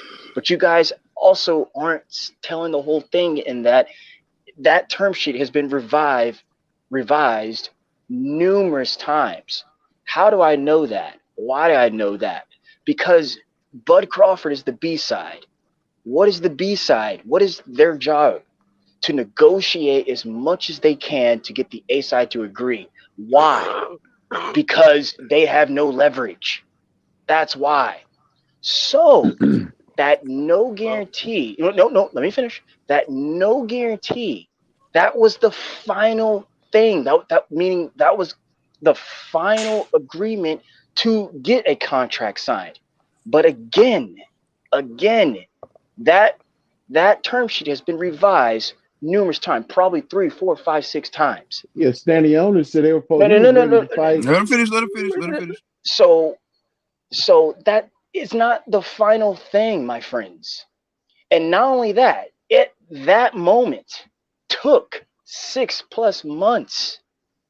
Not only that, he was negotiating another deal, which no beef, no personal, me, that is differently. But me personally, I have no problem with him negotiating another deal. He was doing that and decided to go along with that. So this is why I blame Bud Crawford in this situation. He makes it seem like yada, yada, yada is happening, and rightfully so. I get it. But you also, and then you, Kyle, keep saying Al Heyman. Dude, Al Heyman works for Al. He advises Errol. That's his job, to get Errol the best deal, not Bud Crawford the best deal. That's like if you're accountant and or your advisor, and they're telling you they're trying to hook you down. They're not trying to hook up your enemy or adversary. Not at all. That's not their job. So how do you get mad at Terrence Crawford when I'm not mad at Terrence Crawford? No, I'm not mad at him. I'm not. And then this is why I say I don't care, because I've already moved on. I want Big Fish to do other things. Yeah, I moved on too. I don't even. He doesn't have to fight this guy. In fact, he doesn't even need this guy. He doesn't. No, he doesn't. He doesn't. He don't need him at all. He doesn't. Yes, he No, does. he does not. No, he Yes, doesn't. No, he doesn't. No, he does not. No, he doesn't. Man, that was going to be the biggest fight of his career. No, he doesn't. No, he does not. Hey, one thing I know for sure. Y'all keep saying that, but who's Buddy gonna fight? Is Earl Spence offered him a fight? He's already achieved undisputed. Not only that, and then you say that. Okay, so what does that mean, It ain't a lie. It's the truth. Hey, look here, Bud. Okay, then, Big Fish, move on. No. Hang on. Let's say that sentence out loud. I'm not gonna fight you because I already went undisputed, even though you're the only one left. I'm not gonna fight you because I already went undisputed. That's like you're down with that, Cinto? Well, he that's part of his. Are you down with that? Are you down with that? No, I'm down with the fact that if the money ain't right and everything else ain't right, then it's not about the money, man. It's not about the money. It's not about the money. No, hang on, dog. It's not about the money. He fought for less and fought a weaker opponent. He was not going to get that money versus Big Fish. About the money. This is professional. No, it's not. No, it's not. No, it is not. No, it is not. He took a lesser fight for lesser money. He took a lesser fight for lesser fucking money, dude. Stop. You're insulting Big Fish. How do you know? Because it's goddamn David fucking Evanesian. That's how I know. There was no guarantees of what. Oh man, dude, fuck this subject. You're right. I don't care. This is so fucking stupid. This is so fucking weak. This is weak as fuck. This is such a weak, stupid conversation. This guy's talking about all this other fuck shit. Doesn't even make sense. What are you basing the numbers? What are you talking about? I told you if you listen to me. I told you if you listen to me. I just told you if you listen to me. I would respect you a lot more if you just said I'm lying. Check this, bro. God, dog, man. Check this out, bro. Let me say this. Let me say this real quick. Let me say dumbass conversation, bro. This is crunch the numbers for fucking what? For what? Let me just say for this. What? Check this out. Let me say this right now. Everybody hit the like button. As somebody who's currently involved in the sport, actively on that side, training and managerial shit. That's why I was real quiet, just listening to y'all rant. Because I'm in this shit, dealing with this shit right now and working towards bigger shit. So that's why I was just being quiet and not saying shit. And when you say this, what you got to be understood. When we say he made the most money, we're not talking about for the fight with Errol Spence. We're talking about the most money that he's made and guaranteed money for a fight in his career. According to what was being put out. Now, if he actually made 10 million or more than 5 million for that fight, That's more than he ever got while he was fighting with Top Rank. So it's the most money he got for a fight. And any fighter is going to do that. Because if I was working with him, I would take that deal too. As opposed to something that I'm not 100% sure about. Hey, so I'm not about. It's not about. Hold on, let me finish. It's not about what he was going to make with Errol. It's not. That's not what we're talking about. It's the most money that he made for a fight. Because when he was at Top Rank, he was getting between 3.5 million guaranteed. Best futures. Again, if he got 5 million. If he got 5 million guaranteed that he felt was going to be guaranteed, that was negotiated for him, according to what was being put out, after that other deal fell through. Hang on, Dog Money. The rope vet. He would have had to have went with that because it would have made more logical sense for him to do that. No, Not in comparison to what he would have made with potentially made with Errol. God, you understand now? Sleep they was talking about this shit. He would have made more. He would have made more. Hey, look here. I got a good question right here. I got a good question. This is what I want y'all. Man. Okay, we're gonna give y'all all your points on what you're saying on Crawford's side. Why should Earl look back? Why? Oh God. I can answer that question. I can simply answer that question. Why? You know why? Simply because, generally speaking, now I'm not talking about box. I'm generally speaking, who's considered by most boxing pundits the #1 fighter in the world? No, I don't care about all that, man. Why should he look back? This is the important. This is the important thing as a boxer, as a fighter. Hold on. You keep talking, man, and you shut the fuck up, huh? Actually, have been a fighter. If somebody causes you to lose your shit, wait, dog. Shut the fuck up, you little prick. Now, I happen to think. And anybody who's been on this panel for more than 6 months, no. When it came to that fight, who I think is going to win that fight, and I felt that way from the start. I don't care who wins, who loses. The importance of Errol Spence fighting him. Let me just finish this. The importance of Errol Spence fighting him, because I happen to think Errol Spence is the #1 guy at welterweight, and I have all along. And I happen to feel, as anybody, like I said, who's been on this shit for more than 6 months, know I've been picking Errol Spence since the moment the fight was mentioned. But even though I think Errol Spence is the better fighter at that weight class, Terrence Crawford is still considered the top fucking fighter in the fucking world. And if Errol Spence beats him, now I don't agree with it. I think Errol Spence is better than him. But that don't change the fact that generally the general public, pound for pound, Terrence Crawford has been on that fucking list for fucking 5 years. Facts. And between #1, the furthest he's ever been on that shit is #3. Facts. You understand? A lot of people hadn't even had Errol up there that high. I always thought Errol Spence was a better fighter than him. Personally. But you didn't answer my question, though. What I'm saying is that's the reason why he needs to fight him.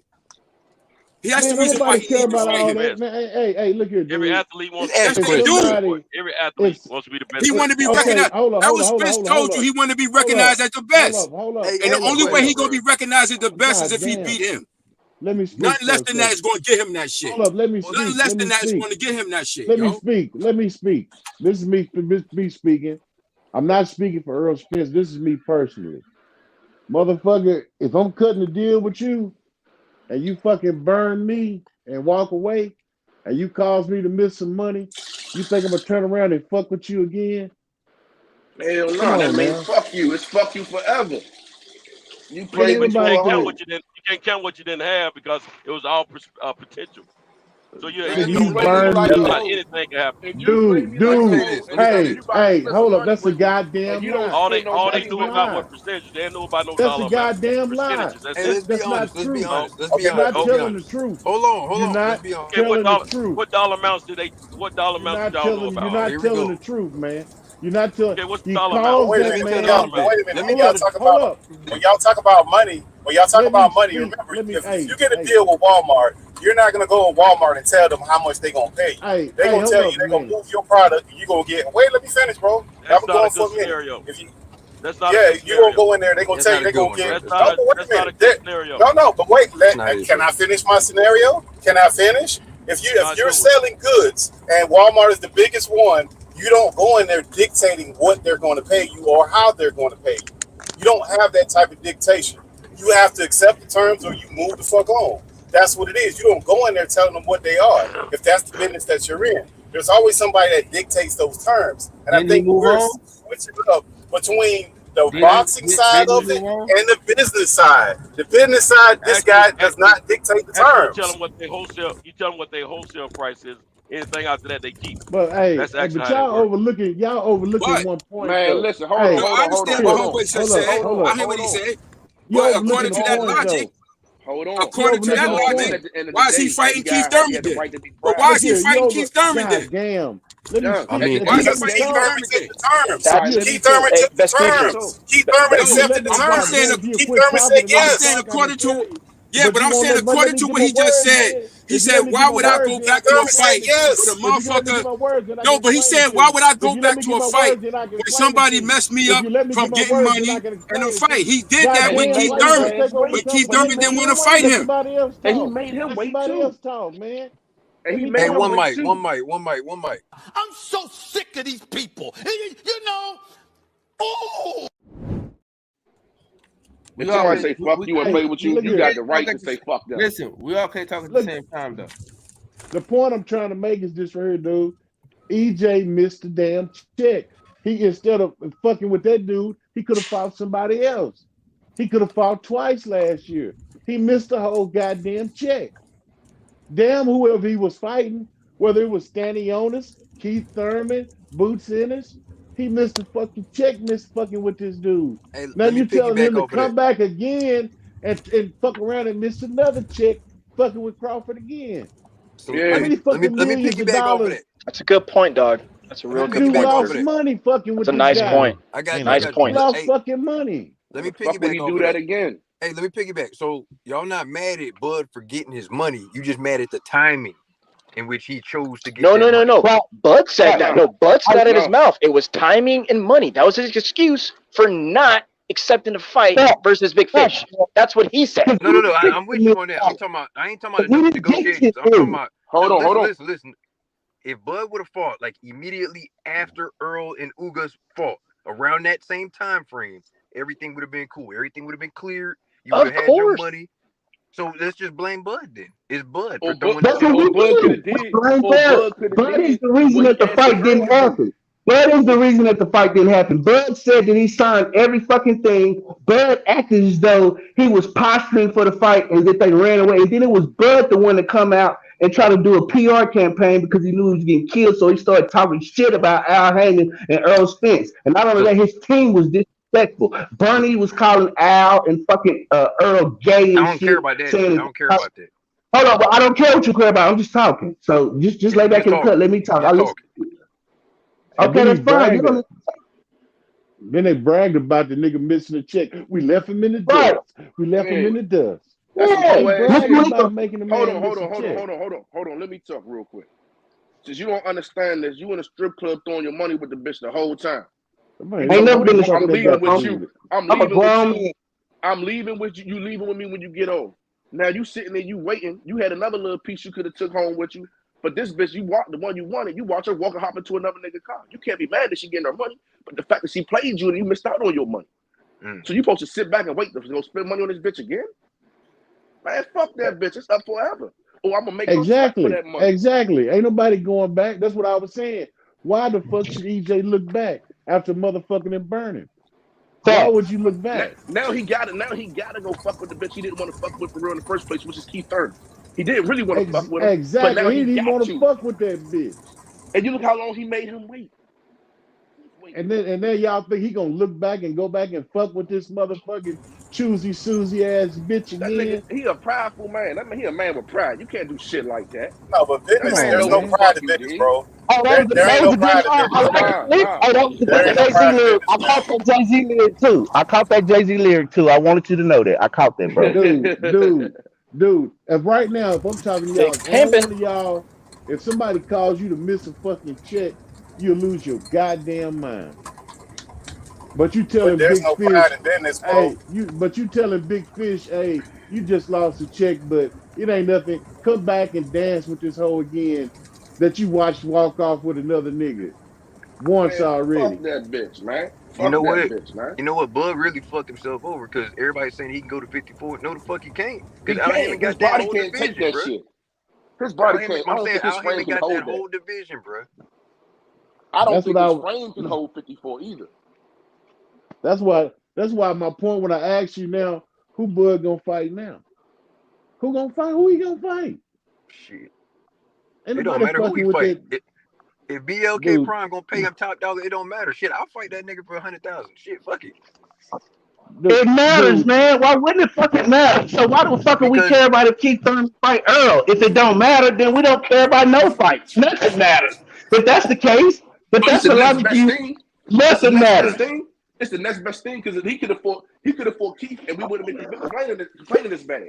Or he could have did what he asking this man to do and wait. That's crazy. You expecting another motherfucker to do what you won't do, and still starve. Because you know he ain't getting on his money up front. He getting spoon-fed his money. Man, you don't know what kind of money Earl gets. Man, I know they don't get their check all at one time. Man, it don't matter, but they get 2 checks and then we already know. Hold on, man. Stop pocket watch. Dumbass. It don't matter. If Floyd got 2 checks, did it matter? Wait a minute, hold on. Did it matter that Floyd got the second back end after he got the first check? Fuck no. That don't matter.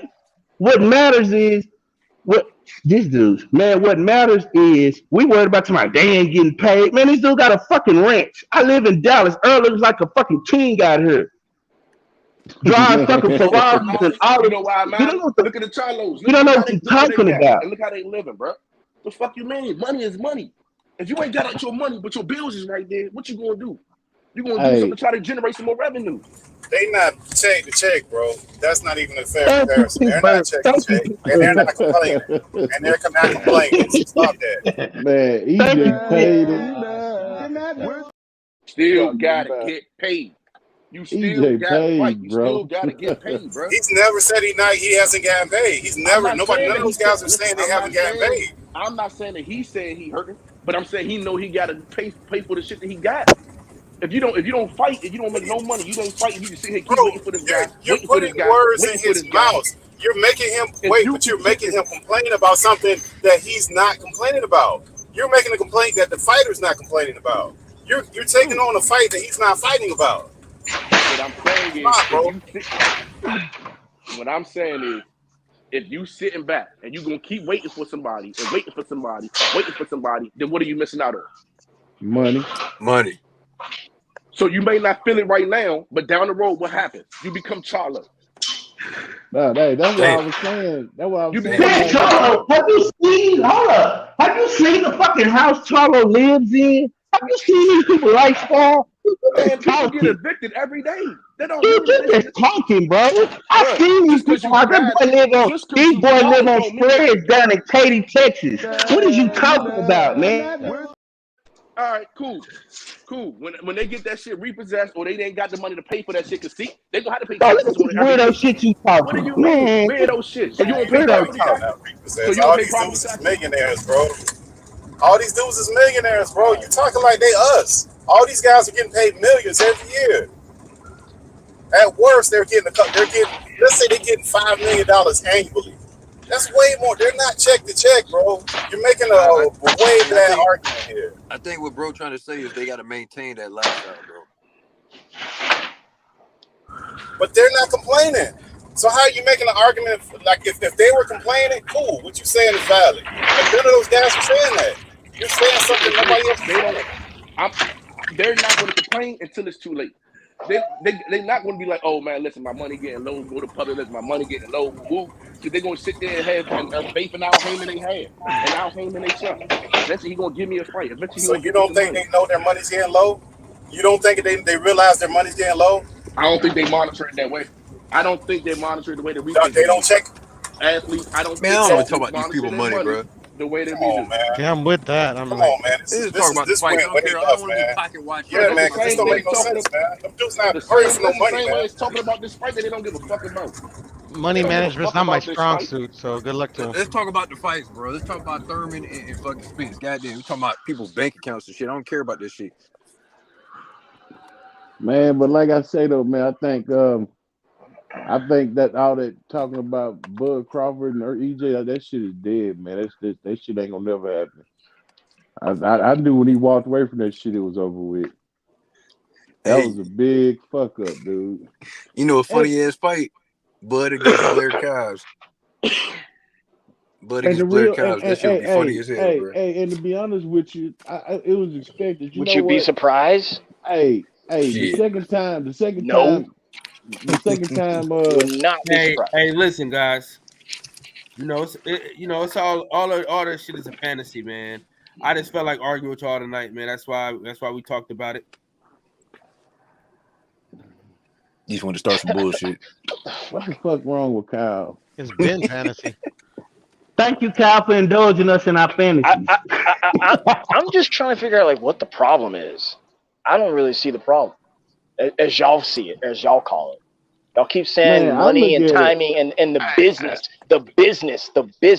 Hey, no, it's not about money, bro. Dude, hey, homie, look, I'm gonna tell you what it is, man.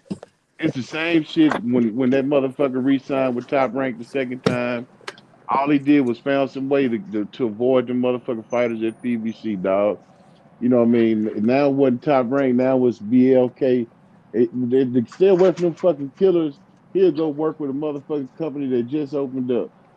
You know what I mean? That's the bottom line. Well, dog, that's just it. The thing is, man, he's in a position now to where if he wants to fight those guys, he's going to have to do business with them. That's the point. If he wants to, it doesn't matter. If he wants to fight Jermell Charlo, he's got to do business with the PBC. If he wants to fight Errol Spence, PBC. If he wants to fight Keith Thurman, PBC. Hell, if he wants to fight Virgil Ortiz, that's DAZN. If he wants to fight fucking Conor Benn, that's DAZN. He's going to have to work with people, is my point. He does not want to fight no That's my point, though. My point is he's going to have to work with them.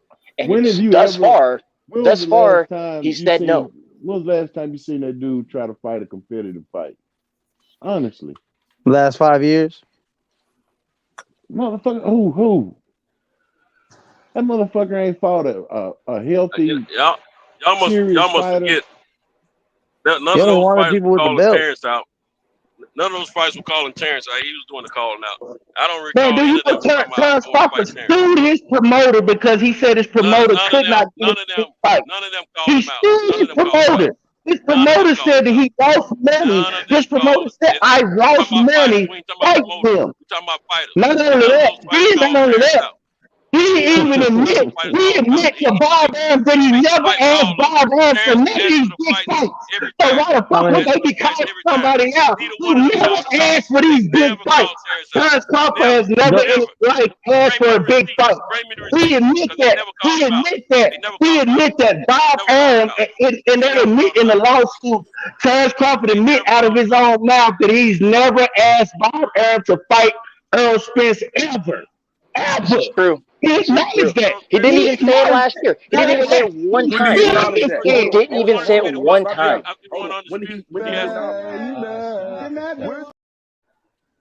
Cal, what the fuck are we mad about? That was my first time hearing that. When did he acknowledge that? None of those guys initiated a fight with him. Neither one of them. Who? Man, you got a lot of false information, dude. Hold on, y'all said he acknowledged that in what? In what? Did he like say it in a article or in his lawsuit? What combo? Yes, but combo. You realize last year of all 2022, He didn't say once he was going to fight Big Fish. And then you guys keep saying he called him out. I can only think of that 2017. No, it does not. Actually, it doesn't. Actually, it does not. Actually, it does not, sir. You must have been asleep. No, sir. What? Okay, well, Stinto, sir. I'm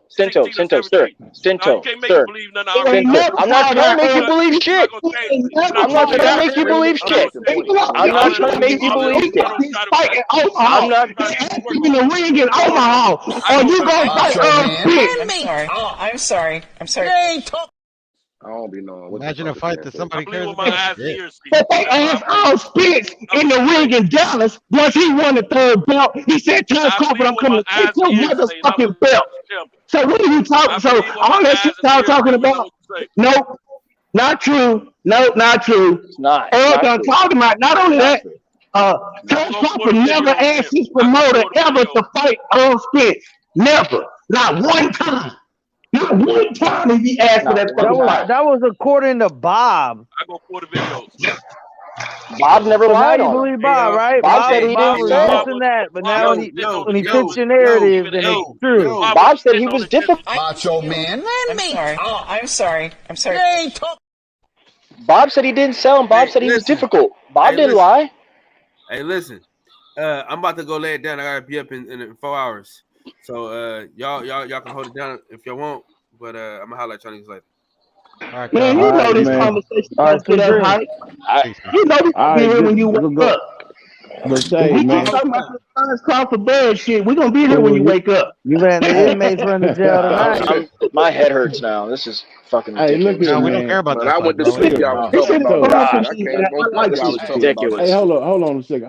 Santos, I want to ask you a question. Where do you get your Terrence Crawford information? Where do you get your information from, yo? Who's been asked? I'm asking you. What I get my Terrence Crawford stuff? Yeah, where you be getting it from, yo? And YouTube. ESPN and YouTube. Man, the ESPN. Man. The people you listen to. Hold on. Let me say something. When Terrence after Terrence got under.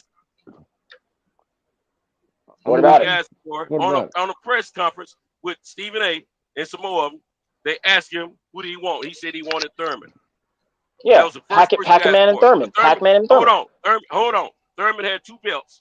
He was the man at welterweight at the time. Okay. Yep. When one of his belts was snatched, he said he wanted Earl Spence at that point. Nah, because Earl was the man. He didn't. No, he didn't. No, he didn't. That's a lie. That's cap. That's a lie. That's a lie. That's a lie. That's a lie. Pull the video up now. Pull the video up now. That's not true, bro. Someone pull that video up now. I want to see it. Hold on. That's not true. Thank you. I want to see it. If I pull up, you won't be able to see it. So. Hey, no. Mex is gonna do it. Mex is gonna do it. You know when he called out EJ? He called out EJ after Bomac. Earl told me hold up, let me speak, man. Errol never said that. Errol didn't say that. Keith Thurman said that. Keith Thurman said that.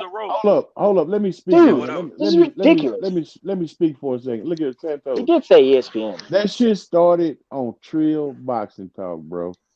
When fucking Bomac called those guys up and asked them to get some popcorn popping with fucking Terrence Crawford.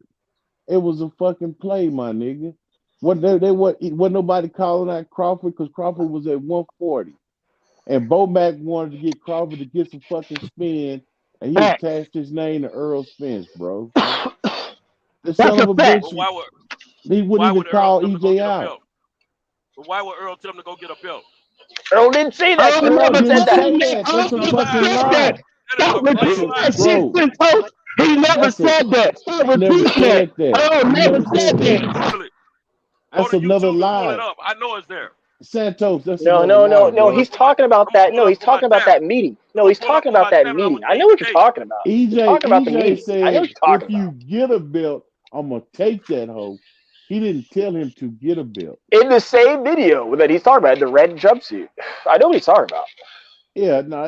That's what they're talking about. They're not, other than that moment, Santos, he's never called out Spence. Santos, it's a lot of misinformation. That's not a lie, sir. It's a lot of. I live here in Dallas, bro. I follow EJ. It don't matter. You know, I know we can tell. We can tell by you putting your cape on. Hey, Max, you find that video? Hey, Max, you find that video? You find that video? Still looking? Okay, keep searching. It's a lot of misinformation. He'll never find a video where EJ said for Terrence Crawford to get a belt because it doesn't exist. That's a fucking lie. And you'll never find a video of him calling out Big Fish. You won't even find that. He's never called him out. He's never called him out. He's never called him out. What, that one in the red jumpsuit when they're in Oklahoma at the Maurice Hooker fight? Yeah, that's that one. Because he's like there and he's selling wolf tickets and he's got his chest out saying, hold me back. Hold me back. But notice he didn't even say, hey. Notice he didn't even say, hey, Bob. Hey, Bob, make the fight. Here's a video 4 years ago about that same night with Earl Spence in it about Terrence Crawford. So at the same fight, I forget who was fighting that night. But they were both Maurice Hooker in Oklahoma. 4 years ago. 4 years ago. Maurice Hooker in Oklahoma. And he says you got to get a belt first. That's what he said. Terrence Crawford was already a fucking champion. That was. He had already told him to go get a belt before that. Bullshit. Terrence Crawford was a champion. Deontay Wilder. Terrence Crawford was a champion when they met in Oklahoma already. Yeah, but before that, Earl Spence told him to go get a belt. If he wanted Why would the fuck would Earl Spence tell him to go get a belt, dude? He wasn't even the same. Because he didn't have nothing to offer before he had a belt. Earl wasn't calling him out anyway. Shit. I'm listening to what I'm saying. Earl didn't give a shit about Terrence Crawford. Terrence Crawford was at 140. Why the fuck would somebody at 147 tell somebody at 140 to get a belt? It's amazing how y'all have selective memory. Y'all have selective memory. God damn. Y'all just don't know, or y'all got selective memory. God damn. Selective memory. It is. I found it. Okay, play it. Play it. All right, hold on. Let me rewind it a little bit. God damn. Is he wearing red? Is Big Fish wearing red? This Earl Spence and Terrence Crawford thing go back at least 5 years. No, is he wearing red? Is it when they at the Oklahoma fight? Well, my question is if he was already got a belt, and that's no. I'm asking is that the video. But if he was undisputed at 140, couldn't he just go to the? Yeah, y'all could hear it. I ain't hear shit. No, we can't hear it. Probably gotta play on another device, Max. Yeah, I gotta play it on another device. Here, wait. I'll put it in the chat. I heard a porno, to be honest. What did he say, man? So Earl Spence told Terrence Crawford to get a belt. Man, I'm so tired talking about Bud Crawford, bro. I'm so tired. I got a question. So tired talking about this dude, man. Max, what did he say in the video? Talking about this dude. So hopefully gets that belt versus Jeff Horn, he can make it happen. This dude is such a fucking bitch. Max, what did he say in the video? He was just this dude is a bona fide bitch, like straight up. Max was pressing about the Bud fight. He kept talking about Thurman. He wanted Thurman because Thurman had 2 belts. And he said, "Yeah, hopefully he gets that belt against Jeff Horn. If he gets the belt, then we can make the fight happen." Yeah, he didn't say exactly. And that was call him out. Max 5 years ago. Max brought him up. Max brought him up 5 years ago. He didn't say what you said. Exactly. He didn't say what you said, Cinto. He didn't say what you said. Hold on. Hey, I got a question, y'all. I got a question, y'all. If Terrence already was undisputed and had those belts, and he could have just went and when he went up and just asked for the decision body and put that fight with him and Earl. If he wanted to fight Earl. Yeah, he didn't do that combo. He didn't do that, but he did. Earl was the man at that time. Keith Thurman was the man. Man, he was the only. Keith Thurman was the only unified welterweight at that time. That's why it was. That's right in Street Fighter. So he could have petitioned for him to fight Keith Thurman, then, right? Or no? Yes. Keith Thurman was hurt. Don't forget he was hurt. Thurman was hurt. He was hurt. Wait, hurt? Hurt? So everybody was waiting on Keith Thurman. Everybody was waiting on Keith Thurman. I'm just trying to figure this out. Keith Thurman, Doug Spence, Cinto. Keith Thurman, what's up? It ain't got nothing to do with what I said, though. Hey, Mick. We all know that. I'm just trying to get down this timeline, y'all. Can y'all break this down to me? Hey, fellas, can y'all break this down to me? So he was undisputed, and he could have asked any of the 4 section bodies to mandate a fight. That's how it works, right? Correct? Okay. Yeah. Right. And people up there was. I don't think it's all 4. It was Horn, Thurman and EJ. Not Spence. No, Horn, Thurman, not Spence, and EJ. Not Sean. Okay. No, EJ was a champion. Thurman was Horn was a champion. So he couldn't do Thurman because Thurman was sitting down with his arm, right? His shoulder, something. Yeah, that's right. So and he couldn't do Earl. Hold on. Actually, he could have done Earl. It was Pacquiao. He could have done Earl. Not whatever that boy's name from Australia. He could have done Earl, but you know, after the Australia fight was an in-house fight. Yeah, he could have waited to take. And he could have went straight to EJ. So hold on. Okay, so but he never beat Pacquiao. He never beat Thurman. He never beat Earl. So who did he get the belt off? Oh, Jeff fucking Horn. He got Pacquiao's old belt. Horn beat Pacquiao after Bud became undisputed. Yeah. When Pacquiao got robbed, he would have fought Pacquiao in. Yeah, I do remember that. Okay. When So that's Pacquiao why got he robbed in petitioned to Australia. get. That's why he petitioned. Would he? Because really, Pacquiao losing is what fucked up that whole run. Because if Pacquiao wins, then it's Bud Pacquiao for the belt. Then he comes in the division beating Pacquiao. There's no fucking question about it.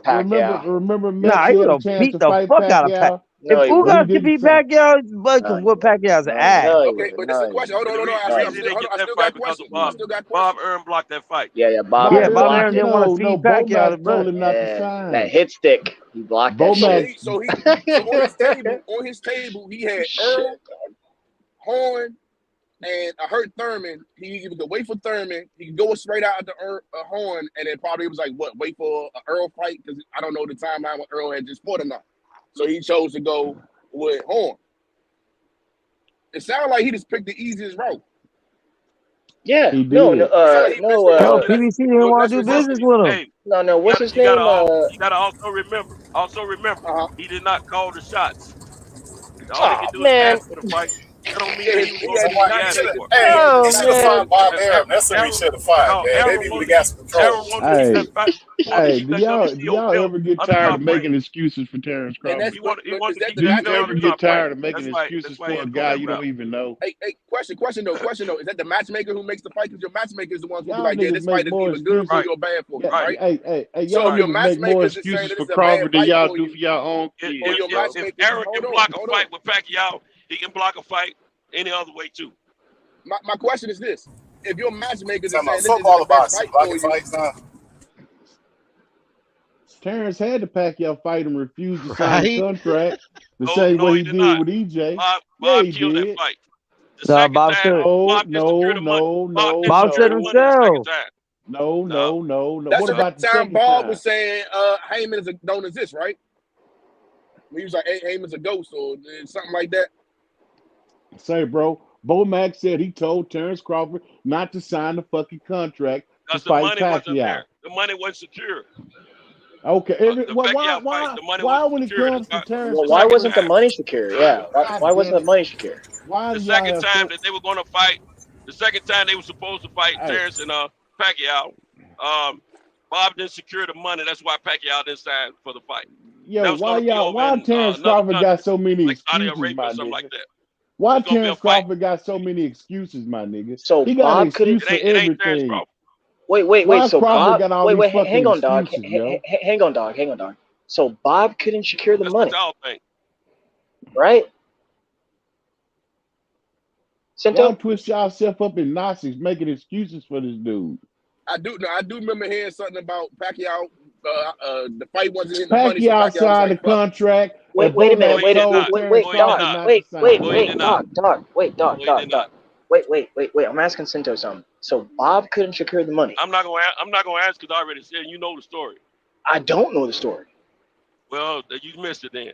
But Pacquiao didn't sign the contract because the money wasn't. I love y'all. I just want to say I love y'all. Pacquiao did sign. Bob didn't secure the money. No, he did not. Pacquiao said himself. That's why he said it himself. I know he said it. I saw him in the interview. Carol, do you know anything about this? The money wasn't there. The money was not there. More shit. I said, do you know anything about this? Bob couldn't secure the money. Hey, Santos. Just like you said, you seen a video where EJ told Terrence Crawford to get a bill. I did. It doesn't exist. Y'all know it. Bob can't secure the money, dog. Why would Terrence say it to Earl in his face liar. after the fact? He's a fucking liar. Earl didn't deny it. Earl didn't deny it. Bud he said, why would I fight you now? Bud is a liar, dog. That's what he said. Are you saying Bud? Why would I fight you when I can take the easier route? Are you saying Bud's not Bud not a liar? I think they all lie. I think they all lie. I think they tell us what they want us to know. Wait a minute. All right, I got another question. No, combo. Let me sneak in a real fast. Y'all teaching me. Wait, combo, real fast. I just want to sneak this in here. Sento. Nah, go on with that. I ain't for your love. No. I ain't doing. I'm not gonna ask if you ask me a question that's disrespectful to me. I'm not gonna answer. I'm telling you now. So you all right. Don't ask yourself nothing disrespectful. Wait, dog. Be respectful. Be respectful. I don't think I. Be fucking respectful, goddamn it! Now, okay, ask him the question. Yes, and then before I do, man, I'm not trying to disrespect you. Please don't think I'm trying to. You always come with the most psychoanalyst questions, man. I ain't with that. Psychoanalyst. If I asked you for proof, you're not going to tell me anything. But anywho. I already told you proof, and you already. Look, man, I got a legitimate question. Anywho, fucking. I ain't forgot the dang question. All right, now, that's my turn. Shit happens, bro. I really have.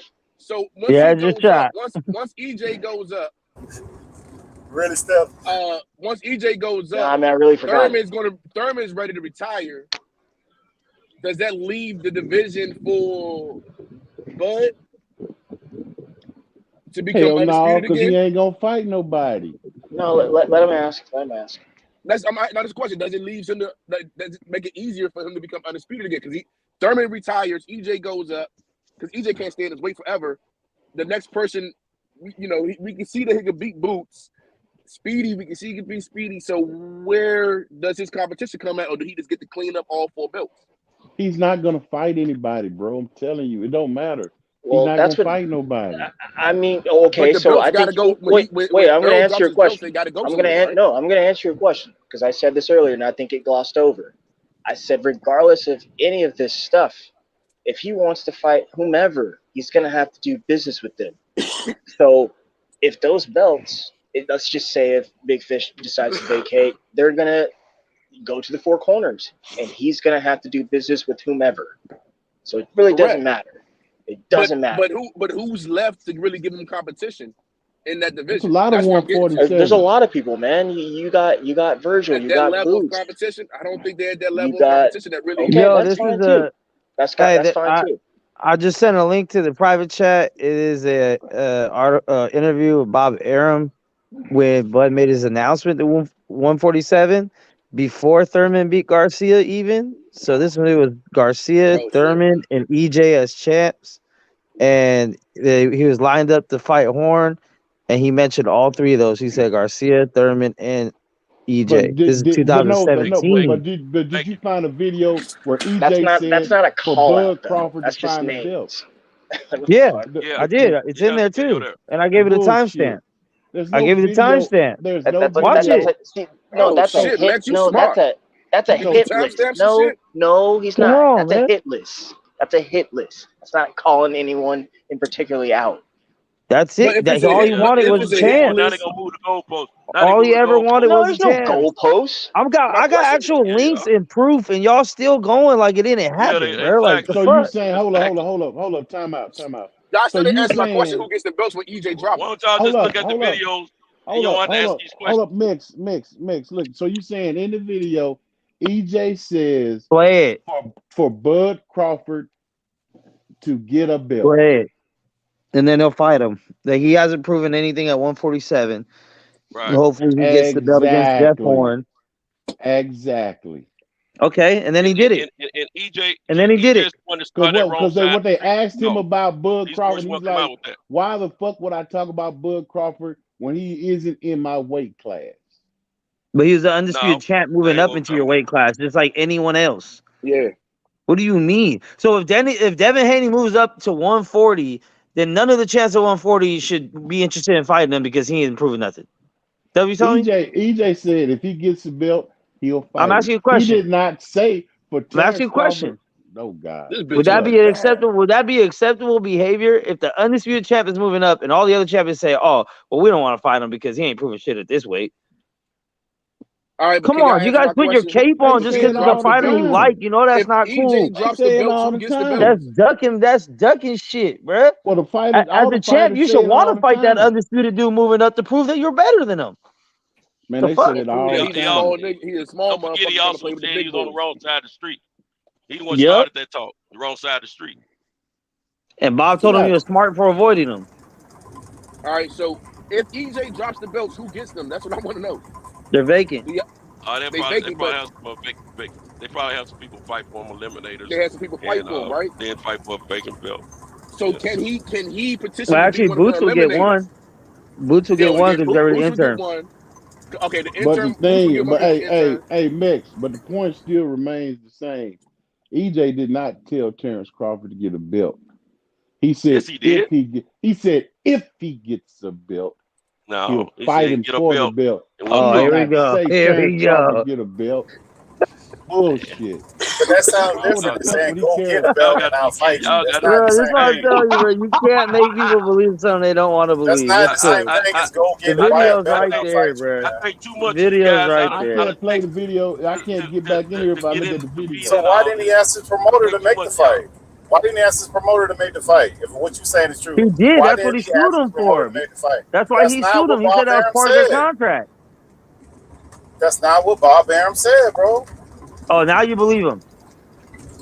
It's So funny. You where's the believe proof? Bob Arum when he supports your narrative, but other than that, he's a liar. He lies about everything. He never tells the truth. Listen, Unless it's your I ain't narrative, saying- then he must be telling the truth that listen, time. that was Come on, his, bro. that was No his one said any of promoter. that. That's his No one said promoter. any of that. No one said any That's of that. crazy. Gotta roll with Beck. Listen. By the way, I since wish y'all we heard knew of- who the matchmakers was, so we could talk to them and they could tell us exactly why. Yeah, they me said too. Yes or no. Shout out, Hey, Ron. no, we know who they are. We know who they are. Oh, We y'all know who they are. So let's Yeah. pull up on them. Let's pull up on these motherfuckers to figure out what's good. They the ones who give us the truth. They the ones who be like, yeah, nah, that was a bad fight. We suggested he shouldn't do this, or yeah, we say he should do this. We pull up on them, man. How we do that? Oh man, dog, try to get back in. Or well, you are in. My bad. Max, I believe everything you say, bro. But we still didn't get Terrence Crawford and Earl. So what's the point? No, we didn't. I'm just saying to be fair about, but they both played parts in it. Because when people tell me, Terrence could have re-signed, yeah, he could have re-signed PBC instead of Top Rank, but he went for the money. You know what I'm saying? And then the part when he said, "Oh, the fight, I'm beyond the fight past me." Cool, he said that shit. So like, my thing is, I don't deny that he had his fault in this, but when it comes to EJ, motherfuckers act like him and Al have never done nothing wrong. I literally asked motherfuckers earlier, do you guys think Al Hammond has ever done anything wrong? And all these motherfuckers said no, bro. Like, Max, no. They've not done anything wrong with the dealings with Terrence Crawford. Let's be specific here. But anywho, I remember. Before they start negotiating. Come on, man. People aren't perfect. Dog. Hey, this shit is on. This shit is on video, gentlemen. This shit is on video. I asked you guys, do you think that guy getting up from the? That has nothing to do with that guy getting up from the table and walking away from negotiations. Look, here's the point. I asked you guys. Somebody stops him. I asked you guys straight up. Do you think Al Hammond has ever done anything wrong as a promoter? Y'all said no. We heard you. Yeah, but that ain't got nothing to do with nothing, Max. Negotiations only stop. Therefore, you're never going to feel like he's done anything wrong. Terrence Crawford ended the conversation. So he ended negotiation. Now, if they would have sent a contract and said, this is our last and final offer, then you put that shit on EJ. They were negotiating. That guy left. What do you want him to do? Yeah, you're right.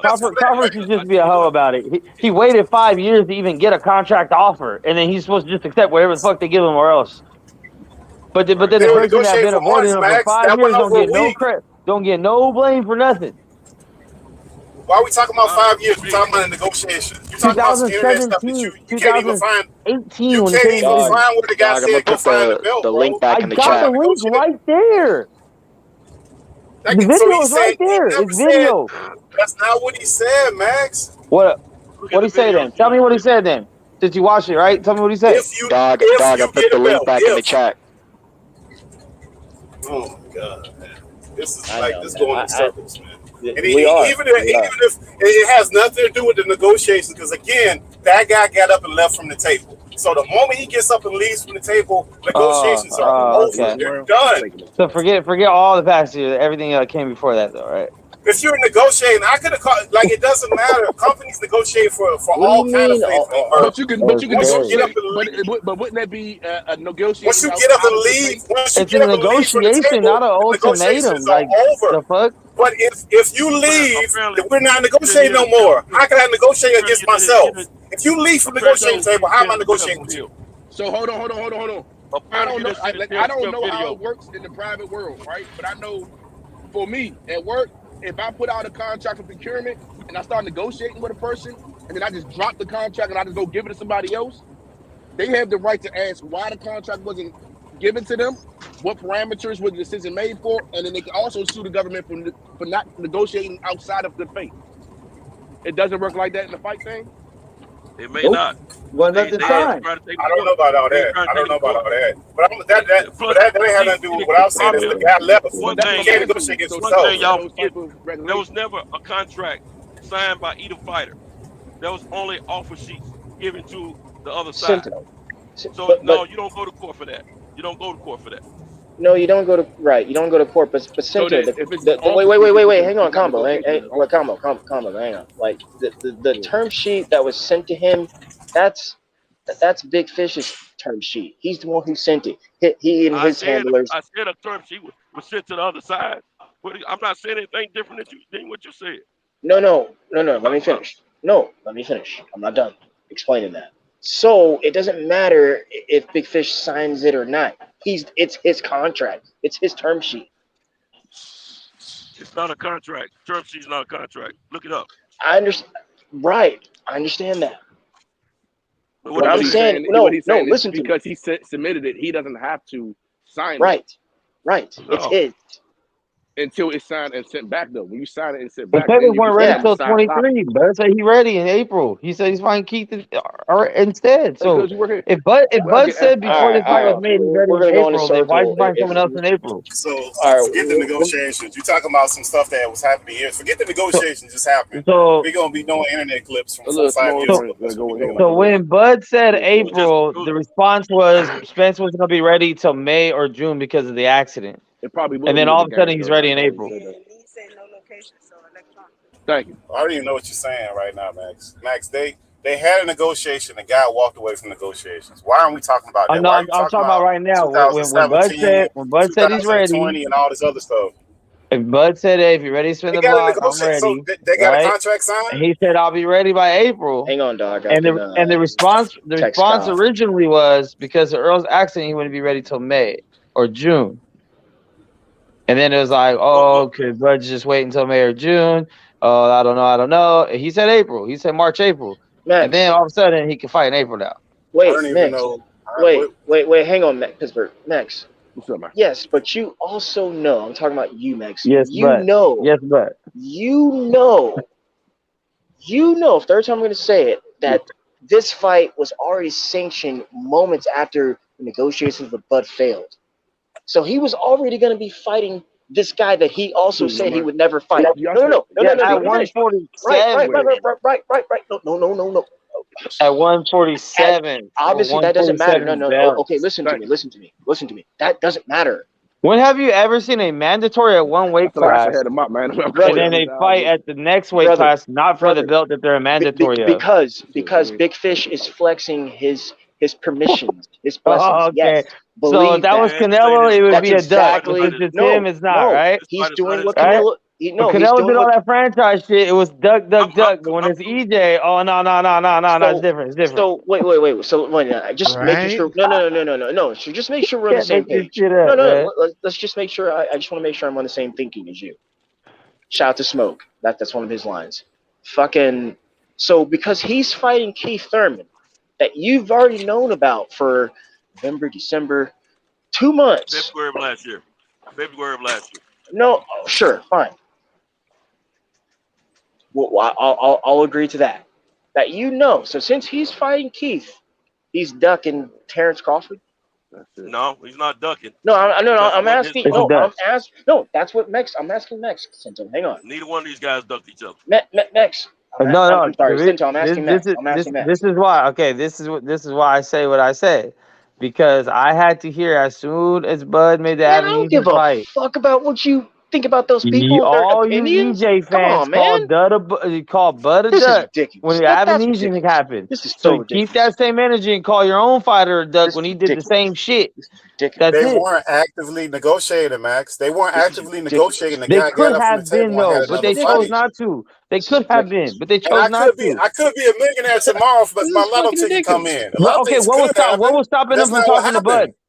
What was stopping him from talking to Bud the day after Bud's fight was over? He was having a fight, bro. Earl Spence the day after, the man said he was going on vacation. If we going off of Bud said he was going on vacation. He didn't want to talk about that. What was stopping them from talking to Bud on December 11th? About vacation. On December 11th. Bud said he was on vacation. On December 11th. What was stopping them from reaching out to Bud? Bro. So you think so now it's an obligation of Spence because everybody knows that the Black Prime shit was a one-off. Wait a minute.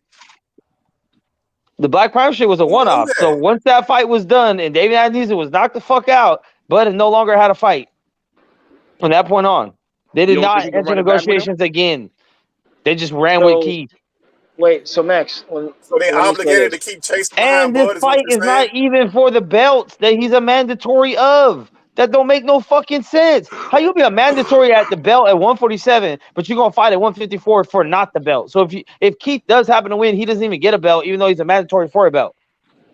When the fuck does that ever happen? That's something. It's called leverage. It's something it's called leverage. That's called leverage now. That's called leverage. God, you guys make up everything you can to cover for Spence. Ain't nobody cover. The guy got up and walked away from the. How can the guy get up and walk away from the table and you blame the other guy? How that happen? How do we negotiate? You say fuck it, walk away, and I'm supposed to be chasing you down the street.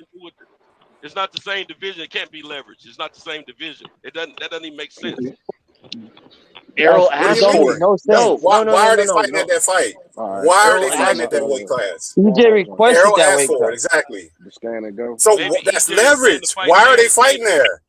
Maybe EJ's planning to fight Terrence later and didn't want to put the belts on the line. He didn't. Thurman. Maybe that's his punishment to Thurman because Thurman wouldn't give him a leg up early in his career. Yep. So that's not leverage? That's not leverage? Because who's doing that? Earl's doing that, right? Not leverage. Not a very good punishment. Keith Thurman wants to do that. That's a duck. Duck who? Who's he ducking? Hey, matter of fact, he's halfway. He's halfway. It might be goosing if you want to call that. He's halfway fucking ducking Thurman. It's like he's putting in insurance just in case he don't make it out. He don't lose the belts. It's nothing. It's like a catch weight fight. It's like a exhibition almost. That's exactly what it is. There's nothing to risk. There's nothing to risk by fighting Keith. Even though Keith is a mandatory for the belt. See, I think Keith should have fought against that shit and be like, what the fuck? No, I want belts on the line. I work my way up to become mandatory. Not if he just wants the money. My opinion is either vacate or fucking fight me at 147. But Keith himself probably wants to go 154 because the weight cut's probably hard for him to make. Or maybe he just wants the money. Keith is not saying anything because of the simple fact he know what he did early in his career versus Earl. And then they've been told by PBC that the two of them going to fight because Earl was never pitching that fight. He never said he wanted to fight him. He actually said he would never fight him. Right around that time, exactly. What happened next? If we want to pull back quotes of people who said back in the day, why don't we answer for that one, guys? How come Spence said he'll never fight Keith Thurman, but now he is? Because he felt slighted and fucked over, like how you would feel if you were in that situation. But when Bud feels slighted and fucked over by contract negotiations, and he's human. I don't know. Man, that's such a silly question. Nah, it's easy. Al said you're gonna fight him, and no, that's it. No, it's not because I can relate, Piro. Daddy said fight him. Come on, man. It's not uncommon for promotional companies to get with so why's the one fighter? Why do you guys keep doing that? Why's the one fighter attached to the whole promotional company where the other guy, anything wrong is every promotional company's fault? Even the one he signed to is not his fault. But the one guy, he's all up under the thumb of one promotional company. I've been saying doesn't make any sense. I've been saying Al. The only reason why I include. I've been saying Al, but the only reason why I include Spence in that is because Spence made comments himself that seemed very avoidish. Right? You know what I'm saying? Like, especially the video I just gave you guys. About Max Kellerman asked him like 3 times about Bud. He had to like force the conversation about Bud. EJ didn't want it. Okay, he had his own gripes about it. He's not in my division. All right, whatever. And then the whole shit about, all right, I'm going to go take the easy route, blah, blah, blah, blah, blah, blah. Doesn't look like he wants to pay. The shit, get rid of Bob. Yeah, wait. Let me address that. No, let me address that. Question. No, but wait. My original question was, why do we attach everything to one promotional company? And when Bud was on the Top Rank, that same stuff y'all talking about, y'all wasn't saying none of that crazy stuff. And when he got free, now there's no promotional company. There's no promotional company over him. People have no problem sitting on Bob Aaron, bro. Wait a minute, it's everybody's fault but Bud. So now he's not in the promotional company, but some kind of way we got to go get a promotional company to absolve him and make him not responsible for nothing. You're totally wrong. Everybody was upset with Bud re-signing with Arrow. All of his fans was upset about it. He re-signed with him. He signed with him twice. Then he re-signed with him. He had a contract. Everybody was upset, and we were upset with him for doing that. He wasn't. Yeah, but he wasn't upset, Santos. He resigned. He couldn't have been upset if he resigned. It ain't about what he was upset with. You said we weren't saying the same thing. He has the highest guarantee in the division. Oh man, he resigned, so he was not mad. He resigned, so now he's trying to do that because he didn't like the outcome. Now he's mad because he didn't like the outcome. He signed on when he did this, that, and the third. And I'm telling you, everybody was upset when he resigned. Right, because he signed with him. It don't matter. That ain't what you didn't. Man, what are you? You don't even know what you said. You don't even know what you said, bro. I do know what I'm saying. What I'm saying is, why weren't you mad with him when he re-signed? If his promoter's problem, why y'all still holding that over his head? You guys are saying the same shit. Yeah. No, I'm not. I'm saying, why weren't you mad with the guy? Why you still ain't holding over his head? Why do you let that go? Why do you let it go? I ain't heard nobody say nothing about that. Why y'all letting it go? I literally just said that. He's not with him anymore. I literally just said that. You can play the tape back. Yep. I said I give fault to Bud. The major things I give fault to is re-signing with with Top Rank, even though he got paid the most guarantee in the division, but still he was going to miss out on the fights. That move, and then also saying that the fight was behind him and he didn't care anymore. I said those are the biggest points on his behalf that he did wrong. But when I line up PBC/Earl shit, they never did nothing wrong. There's a reason for everything. They're just leveraging this. They're doing that. Well, of course they're going to take the easy route. Of course he didn't have a belt. He was a part of it. It's just like, come on, man. Like, just be fair and say both sides got fault in this. Yeah, I'm with you. It's like so hard to say that Al and Spence have fault in any of this. Even when you admit that they are the A side, they are the ones to make the fight. No, look. I just said these people, these fighters are not perfect, right? I'm with everything you just said. But when it comes to Terrence Crawford and Errol Spence has not done anything wrong, man. Nothing. No, his nothing. Team did. I agree. Okay. You don't call the shots. All right. And remember, Bob promised Bud he was going to get him that fight when he re-signed. That was part of the re-sign. I'm never going to blame Earl. I'm never going to blame Earl. But his team, they did wrong. Only reason I'm blaming Earl because Earl told Bud straight to his face he didn't want to fight him, that he was going to go take an easy route and fight other people first. That's the only reason. But the only reason he said that because his team gave him that idea. For sure. It's a smart business move. And Bud even told him, smart man. He even told him. Yeah, sure did. It's a smart business move. But the thing is, he did it. At the end of the day, he did it. In that video, which was 4 years ago, in that video, Bud reiterated to Earl, you told me go get a belt. I went and got a belt. And what's up? Yep. And Earl said, well, why would I fight you now instead of taking the easy route? Why would I go knock off Sean and a few others? Earl Spence himself never said, no, I didn't. I never said that. I never told you to get a belt. No, I didn't. He didn't say that the way you guys are. But if he's in negotiation, he gets up from the table and leaves. All that other stuff, that's fine. They're in negotiation for months, not a couple days. That guy left. What did you want him to do? That's what they doesn't make any sense. Let's say all the stuff you're saying is correct. What did you want him to do? But if Al told him we can't fight you until 2023, Then what would That's be wrong because with getting a 6 fight in months 22 and That was a coming and month revisiting away. in 23? That was a month away. 2023 was a month away, bro. They weren't gonna fight Stop in acting like it was a January. calendar year. They were not gonna fight Why in not? January. They were talking Who March, said April from that? the get go. Who said that? I would have said first quarter, Okay, right? First, okay, what, fine. first Let's quarter? say March. Let's 3 say months. okay, fine. First quarter. Okay, Max. Look. Let's say March. You've been waiting 5 years, right? What's 3 months? You've been waiting 5 years. What is 3 months? He would have been out the ring almost another year. Hold on. The same. But you don't care about Spence being out the ring for a year. So why do you care about Bud being out the ring for a year? You don't care about Spence being out for a year. Crawford didn't By have a fight choice? last year until December. By choice, who's he going to fight while he's negotiating with that guy? Who has? When has Spence ever been out the ring by choice or by his promoter's choice for a year? What promoter's choice? What do you? I don't even know. It was what you're only saying injuries right and car accidents that kept him out the ring. That's it. But right now, they were just in the negotiations that fell through. He has not fought since. Exactly. He called Bud out in April. Before they were negotiating, Max. They didn't start negotiating in May. They didn't start negotiating in June. But you can only use that if he would have fought another opponent and left. He didn't do that. He was actively trying to. So who did he fight instead of fighting Bud? Who did he fight? He's fighting Nobody. He didn't fight anybody, Max. He was negotiating with that guy, and that guy from the left. moment he called Bud out, the next person he's going to fight is not Bud. But it's not by he called Bud out in April. He's about to have a fight with Keith a year later in April. Called them out. They were negotiating, Max. Forget all that other crap. They're at the table. We're both trying to make this fight. Whatever we got going on before, who cares? We're negotiating. One guy leaves. What do you want the other guy to do? And has another fight. What do you want the other guy to do? Probably look for his own fight. Okay, you say, okay, Pittsburgh. We heard what you said, but you got to understand. You're right. I expected him to fight the guy he swore he would never fight. Hold on, man. Yeah. Hold on. Let me finish. That guy. But what is? You never told me what he's supposed to do. The alternative. All you're doing is complaining about what he's doing, but you're never telling me what he's supposed to do as an alternative. What he's doing. What is he supposed to do?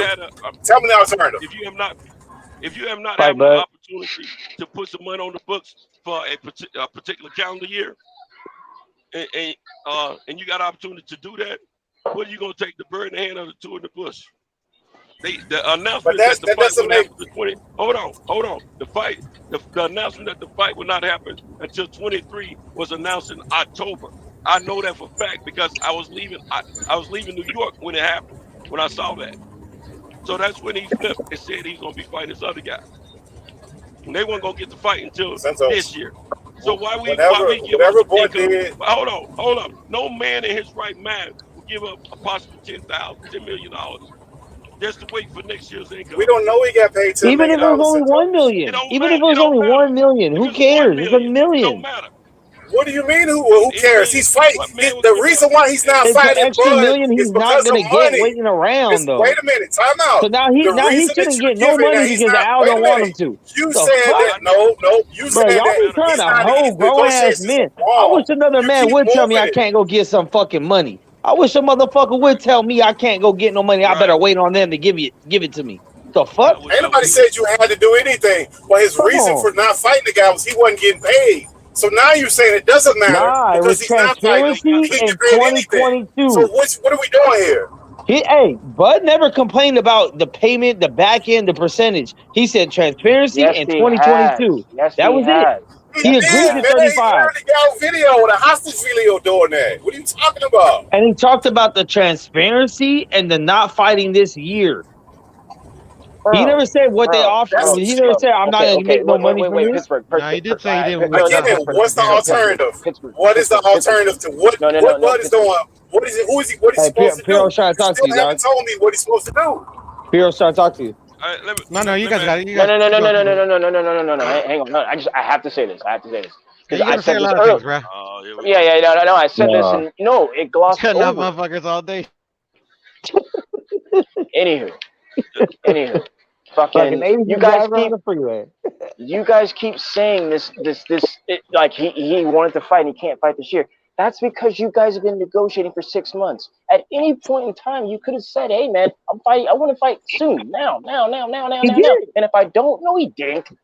Dude, even hold on. Even your boy Spence said I'm fighting in November with or without him. Fuck that. Spence himself said he wanted to fight in November with or without Bud. I'm cooking. I'm not done yet. I'm cooking. No, I'm cooking. Oh, of course it was. Spence don't lie. Al Heyman don't lie. Nobody lies on that side. I forgot. No. I'm cooking because that's a lie too. Listen. Dude, the guy fought in December. The guy fought in fucking December. What the crap? I'm talking about Spence. No, I'm talking about Bud. Spence said he wanted to fight in November. Listen to me. The guy fought in December, and he had been negotiating since April with these people in Black Ops. He had not been negotiating since April. Oh my god. All right. Matter of fact, that was a news. That was actually a news story that they hadn't started negotiating. No. I give up. After that fight was over, I give up. White flag. I give up. White flag. I don't believe it. They don't sound like any more people. Don't sound like you giving up. all the media outlets were actually wondering why negotiations hadn't started in April and May. Nothing. In June. It started in June. That's what I'm saying. April and May, the outlets were like, it was May. All of May came and went. They're like, how come they haven't started negotiations? What outlets? You talking about YouTube? What outlets? The same ones that say that Bud signed everything? What outlets? Y'all be talking through y'all hard instead of facts, man. That's the problem right there. Talk with the what facts, outlets? What? That's what I'm asking. Do I need to go find? What outlets? Do I need to go find another link that you guys are just gonna ignore, or what? What outlets? Yeah. What outlets? You know, there ain't no outlets that they're saying that what you're saying. We lost two people when you put those videos up. Yeah, I saw. These two hadn't looked at them, and if they had, they wouldn't be arguing as much. Yeah, y'all can't lose me. Look at it. That's not what he said. He didn't say go get a belt. He said if you get a belt. That's not the same thing, man. Why would he say that to Earl and Earl not contest what he said if he didn't say it? Makes sense. He said it straight to Earl's face. That's not what he said. Yeah, oh my god. You're defending more. You're defending Spence more than he defends himself. That he was on the wrong side of the street. Earl was the first one to put that out there. Yep. Bro, y'all arguing about stuff that doesn't even matter. It doesn't even matter because they were in negotiations. When it's Earl, it don't matter. Because they were in negotiations. They got left. Every time we bring up some y'all say I told you it doesn't matter which one either one of them said. Once one guy gets up to leave, what are these guys supposed to do? What do you mean, Cinto? They could have said whatever they wanted to be. It could have been pure promotion. If somebody tell me I can't make no money to 23 and I got an opportunity to make money at 22, guess what I'm doing? I'm making that money at 22. Period. Centos, they not us. They're millionaires, bro. So our financial situation is not their situation, bro. You know, and I know that you're a better business-minded person than that. So don't give me that bull. No, but that ain't got nothing to do. I don't make that. None of us make that kind of money, though, Centos. None of us make that kind of money, though. You're not getting ready to do that. You're not getting ready to do it. So why you expect them to do it? But you don't know that because you don't know what numbers they were looking at. You're saying that he's supposed to no, but Centos, you're denying the deal that you don't know what was on it, bro. You don't know what was on that deal. So you can't say I wouldn't wait, I wouldn't do it. You don't know what was on the deal. I know it was going to happen in 23. I mean in 22. Okay, that's fine. That's fine if that's what you want to do. But you can't tell me I'm gonna see what we don't know what the numbers are. Yo, before that fight, Bud had fought Sean Porter in November of 2021. He fought Amnesia in December of 2022. So without fighting him then Bud should have waited about a year and a half out of the ring to wait and hope that he gets an Earl Spence fight instead of getting a paycheck. He didn't get paid at all in the year of 2022. And he shouldn't have, according to you fans, because he should have just waited. Just another. That's so crazy. You're telling Earl not to fight Thurman to wait again to go, but you're telling Earl now to go back in the negotiations. And this is the difference. That's what you're mad about. This is the difference in the situation. This is the difference. This is the difference. This is difference. Bud said he'd be ready in April. They're fighting in April. So why would it not be Bud when he said he'll be ready in April? Over a tweet like 2 weeks ago. What the fuck are you talking about? April. What the fuck? What else do we got to go on? Where did that come from? I'm gonna find another link that you'll ignore again. Hold on. So he wasn't ready in the summer last year, Max? Max, he wasn't ready last year. He said he'd be ready in April. Nigga, 2 weeks ago he said that in a tweet. And Errol said he was going to fight in November with or without Bud. What are you talking about? The fuck? Yep. Errol said he's fighting in November with or without Bud. What happened? He said that at Frank Martin's fight in early December. What the fuck y'all talking about? I think the moral of the story is these. Oh no! Stop! You're moving. Stop! Things. Man, y'all fucking around, man. I mean, y'all like to fuck around. Y'all like to fuck around. That's what y'all like to do, man. Y'all like to fuck around. No, you guys like to fuck around. No, I get it. I get it. I get it. No, you guys like to fuck around. I'm a watch Keith Spence. Spence gonna make less money. Oh, my feelings. My feelings. What the fuck? Y'all like to fuck around. Just say that. Feelings over facts. Y'all like to fuck around. I watched Bud and Amnesia, and I paid for it too. Cool. No one said what. I never said you did or shouldn't do what. None of that. I'm just saying. Man, you be the main one be saying some off the wall stuff that ain't even like what? Like what? The main one. Like what? A lot. Like what? And then you come in. Like what? No. Wait a minute. Like what, Cinto? What have I said that's just so off the wall, bro? No, you said that. So what have I said? Everything I said tonight is factual. Everything I said is so because you said something's factual, I'm saying off the wall shit. Yeah, you are. Because it ain't factual. Gosh, man. It's hard. You say shit that I.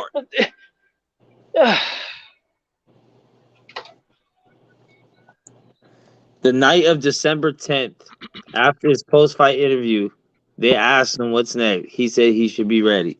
I got the quote right here. I got a link right here. Who are you talking Hopefully about? April or May, somewhere around that time. You talking about Spence? You talking about Crawford? Who are you talking about? Crawford, and he said it on December 10th.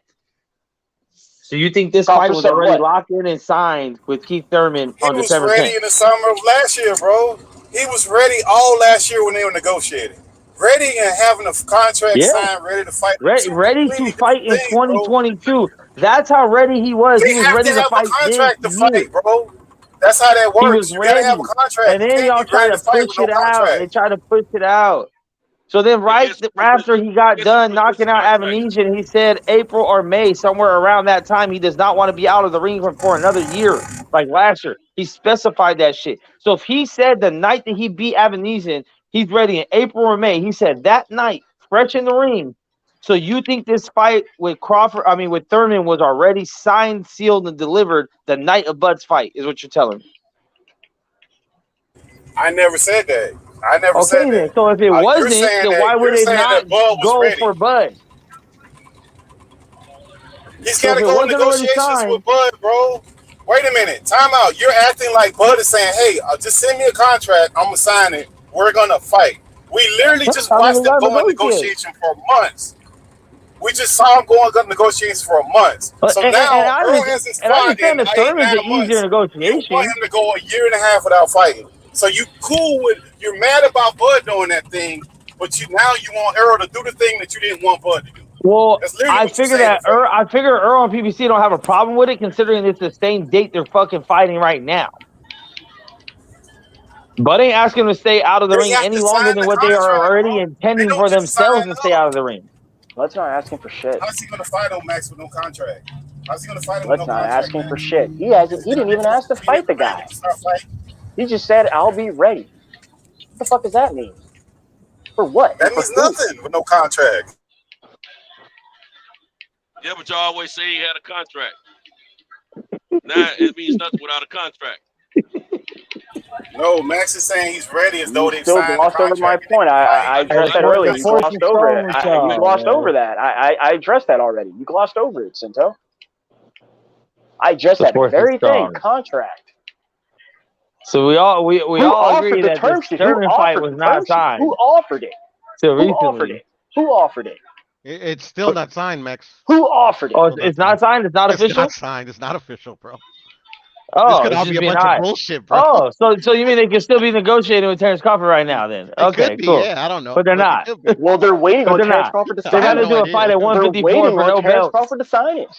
They're waiting on Terrence to sign it. Oh, yeah, I forgot. Thurman is on his side of the street that he needs to clean up. No, they waiting on Terrence to sign it. Who else? What other PBs? He's going to fight Speedy Rashidi again, too? He's on my side of the street. I'll clean that up.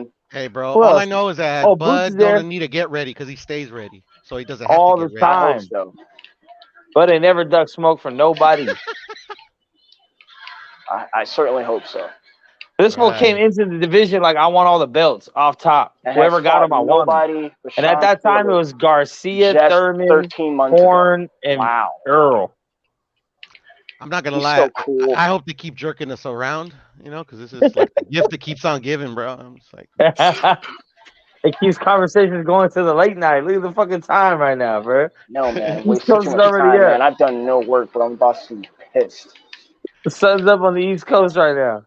that's Bud's fault, by the way. Nah, that's my fault. That's a joke. That's a joke. Hey, it's 7 o'clock Eastern time, Max. It's 7 a.m. in the morning Eastern Standard.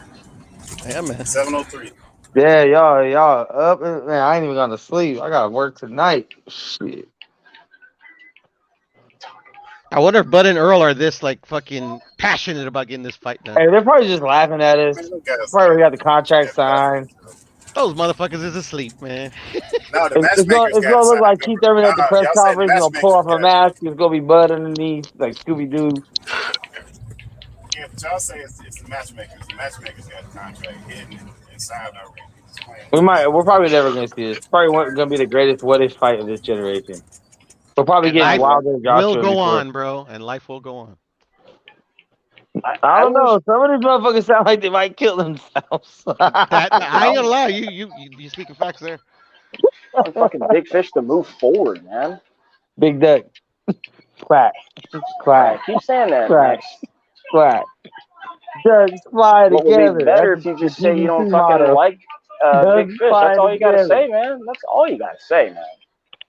It's just a PVC thing, bro. It's not like a personal. Right, there you go. Thing, so, because the PVC, I don't like this guy. I want to but, great. But then that's again, fine. Earl, you should just say that. Earl has only had the energy one time in his whole life to fight Bud, and that was in April of 2022. His whole life, right? It did. I would say April 2022 is the only time Earl ever had that energy. I have a question for y'all. Put your faith in if for some reason in the near future this fight happens, all the I's are dotted, T's are crossed, and everybody's signed, what are y'all gonna say then? And the money is some guaranteed money up front. What are y'all gonna say then? Who cares? I'm gonna be happy the fight is made. What the fuck do I care about the money? You want the fight, bro. Nobody doesn't want to see the fight. What the y'all fuck, saying right? something else right now, but I figure that because see, PBC can't do no wrong in y'all eyes. And I'm gonna tell you, every person coming out there is deceptive. Every last one of them. I ain't never known a promotional. I don't even know what you're talking about, man. That's weird. I'm gonna tell you what Pudo's gonna do. I'm gonna laugh at the dudes that say this fight is never gonna happen. That's what I'm gonna do. That's what you should have said, Tinto. That's what you should have said. That's what you should have said. Hey, you should laugh at people who don't believe the fight. This shit is hey Santos, this shit is on video, bro. I asked. Do you guys think that I had in my head? That's what I wanted to ask. That's what I asked. It ain't what I. That's what he wanted to say. That's a shout out to him. That's his opinion too. But at the same time, if it does happen, poop on all of y'all for talking this nonsense about these fighters. Neither one of these fighters are ducking each other. They both want to fight each other. I'll tell you right now, if this fight happens, I'm either going in person, which means I will support, or I'm streaming that bitch. I will not be buying that pay-per-view. And whoever wins, I'm gonna troll. Get out of here, Max. I won't. I won't. Max. So you're not gonna buy the fight after all this arguing? No, I'll spend money to go to the fight. I'll spend a ticket. I'll buy a ticket. I'm not buying the pay-per-view though. You won't buy the pay-per-view. Okay, no. So help me with the logic. Why wouldn't you buy the pay-per-view? I'll be a part of the experience. If I gotta watch it from the pad, I'm just gonna stream that bitch because, hey man, you ain't gonna jerk me around forever, bitch, and think that I gotta be on my knees begging these motherfuckers. Nah. You know what I'm saying? Any bitch that ever made me wait forever for the pussy, knocked it once and didn't call her back, and that's her fault. You know what I'm saying? Wow. So okay, I got you. So you mad? So that's your get back. It's not. Yes, I get back. Yes, I get back. Yeah. Okay, I got you. I feel you. But I'll buy a ticket. I'll buy that $500 ticket, whatever the fuck it is. If they make it happen, that'll be my thanks for doing that. But if I can't get a ticket, then fuck them. I'll just go, stream it at the homie's house. Who do you think is gonna win, Max, if it happens? Well, I mean, honestly, if it ever happens, I think Earl has a better chance the further they go because Bud's just gonna get older and older and older, which is what they've been trying to do. Is stall him out. If Earl loses, I'm gonna troll you hard. I'm gonna make you cry. Oh, I'm already crying inside. I know, me too.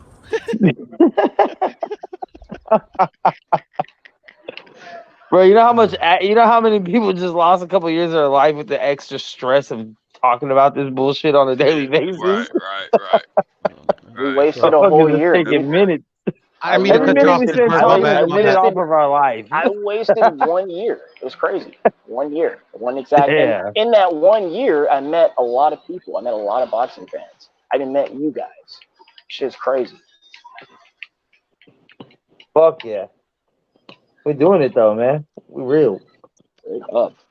You didn't meet me. Well, I know, bro. I met you virtually. I met Kyle. No, it's crazy. I think when you met Kyle was when I went up to go grab Steph. Oh yeah. But that was like the only time I wasn't with Kyle when I was trying to get Steph and Shelton and everybody down on the bottom out and shit. And I met Freddie. Like, huh? Yeah, Fred. And I met Freddie. Yeah, Fred told me about that. Yeah. That was like my third time with Fred. It's all good, bro. Yeah, There'll be other fights. For sure there will. I can't wait. No, you're not. I kind of secretly hope Caleb and David are in at the Staples. That'd be nice. But that's Vegas. Shit, I'm skeptical that fight's even gonna happen, man. I'm skeptical of Tank and Ryan. Everybody's skeptical of one fight, right? I'm actually skeptical about it as well, but I mean, it's sounds like it's happening. It did not. I'm skeptical of Jake Paul MMA. Like this, I don't know. It kind of feels weird because like usually Ryan's talking a little more shit. He hasn't talked shit in a while, man. No, he said after that fight, no more talking, man. Yeah, he hasn't talked. No, Tank said that. I mean, Tank said it right after the fight. You know, the fight's happening in April. I can't wait to fight Ryan. Yeah, he did. But they didn't sign anything. They don't have official date. No, not official. That's what the skepticism comes in. Yeah, he put it to rest at his post conference there. They kept trying to push it, and he said, "Look, man, I'm gonna take a week off, and we've done our part on our side, and I'm gonna be working. We're gonna be working." So that's that. That's what he said in his presser. Who just lost that? Crazy, man. And if it doesn't happen, I won't shoot myself in the head. Nah, I'm not even gonna say that. Just that would be a big bummer, Piro, if it doesn't happen, man. That'd be a really big bummer, man. A lot of people would be disappointed, including myself. Even though I don't really, I'd be disappointed I'm not like too, super hype. I'm not like super hype about it, but like we need that. We need that. Everyone needs that. The community needs that. Those guys need that. If I can speak for them. I need food. I need water. I need about 4 to 6 major fights this year, man. Just give me 4 to 6 blockbuster fights. That's it. 4 to 6. Again, okay, yeah. That sounds good. No, that sounds good. No, every that's third good. or maybe every other. Yeah. I like that. And I'm talking like big ones, pay-per-views, or at least major cards. No, like 3. No, card. like 3 out of that 6 should be like major pay-per-views. So it's 1 now, 1 in the summer, and 1 at the end of the year. It's Tank and Ryan, AJ and Deontay Wilder, and Jake Paul Canelo. Oh my gosh. I was hoping you were gonna say better. Jake Paul doing MMA, dog. Jake Paul, yeah, he's going to MMA, bro. He's going to MMA, bro. Yeah, he's MMA. He already signed up. Yeah, that's what I mean. Jake Paul Canelo MMA. Oh yeah, he might be doing wrestling next, dog. He probably be. That way he evens it out a little bit. Wait a minute. He'll probably be a good wrestler, dog. He's not boxing. He's not boxing anymore. He signed to the PFL and he's trying to fight Nate Diaz. Yeah. He's trying to do one fight of boxing Nate Diaz and 6 months later do MMA. I don't know if he's gonna fight Nate Diaz. I get it. He's just talking shit, bro. He's talking a lot of shit. We'll see. No, but he did sign on the PFL to try to. I think he's like the consultant or the money. Something with some money shit. He's trying to get the fighters money. He's trying to get a fighter union and shit. Bro, if he's able to do that, that's fucking crazy, dude. Have a fight. If he's able to get a fucking fighters union amongst MMA and boxers, he's a fucking legend. Because that's the one thing they've been trying their hardest to keep away from the sport is the union. But like when you think about it, every other sport has a fucking players union of some sort, except for fighters, and they have probably the most dangerous fucking sport. Yeah, but Max, all the unions happen at a certain. Listen, all the unions in America happen at a certain time period. After that, nothing really got unionized after that. Like if you look at most of America outside of your government jobs, it's not unionized, bro. Like, so the boxers aren't exclusive to that. Philip, you're right, bro. That's just I won't talk like that But that's why I said if Jake gets it done, he's a legend. Sorry, guys. Sorry. I mean, if he does it, that'll be phenomenal. I just don't see it. I'm just saying, like, what you're asking him to do, I'm just putting the scope out there. That's a huge thing. No, there's a lot of money running against it. Of course. Well, here's the thing. See, I like what Combo said in the private chat. He said the USA Boxing Association is supposed to work like that, like a union, and make sure these type of things are helping rather than hinder. And he's right to a degree. I agree with that. And not like they're solely responsible, Pittsburgh, just like there should be things in place that the USA Boxing as a country, as a whole, should be helping boxers nationwide, man, and abroad. I mean, something, give them some type of foundational background. Yeah, but unless you got a group, you tell our purses, how much we. Unless you got somebody that's the representative and the mouthpiece, and everybody standing behind that person, you're not going to get that. Like that's not happening. That's true too, sir. That's true too. That's why it's a union, you know. And they have like think how the NBA has their shit set up with like Chris Paul, you know. So you know. That would be incredible though. If he could do it, it'd be phenomenal. I think everybody needs it if he could do it. That would be the biggest thing since Ali Act. Yeah, he'd be a GOAT if he could do it for sure. For sure, everybody would be like, damn, look at that. Yeah, he'd be a GOAT if he could do it. He'd be a GOAT. I just don't see it happening because it's too much money. And you got to think it's way too hard, dude. Well, and then you get in those situations where. But then, because then they put that lien on you with like, oh, you're gonna join the union, then you ain't gonna get a fight, or you ain't gonna be on this. Because the hardest part is with the beginning of it, when they're fighting for it, when they're trying to establish it, trying to get all that shit. You're gonna have promoters going against you if you want to be part of the fighter union type shit. And then eventually, if it gets solidified, there's gonna have to be some sacrifices made. Some motherfuckers are gonna sacrifice their career, but you know, 10, 15, 20 years from now, it's going to be established, and then it'll just be a thing where it's like, that's what happens. You know, they can get medical care, they get, you know, fair contracts, fair splits of monies and earnings, all shit. You know what I mean? A little more transparency on everything. Like, because, you know, the way the NBA, for me, I think the NBA has too much power, and I think the NFL has too little power. You know, I think somewhere in the middle, but nothing's going to be perfect, but something's better than nothing. No, but the NBA has it right. They profit share. They split up. But the players union runs the league now. But wait, but would you rather have the owners running it? Because you only got two options: either the owners are running it, and they're taking all the money and they're paying the players whatever the hell they want, or you got the players with their profit sharing and they're splitting up a bigger piece of the pie. Which one do you want? You can only pick one or the other. I mean, I think something more along the lines. A little more even. No, my thing is not even the split on the monies. My thing is the power in deciding things sport related that isn't money. My thing is, I think unions should be mostly like help with your money, your job security, and your like benefits, like, you know, health benefits, shit like that. But as far as deciding like on rules and shit like that of the game you're playing, no. But if you don't have the money, Max, that's where the power comes from. Is the money, bro. The money comes from the money gives you power.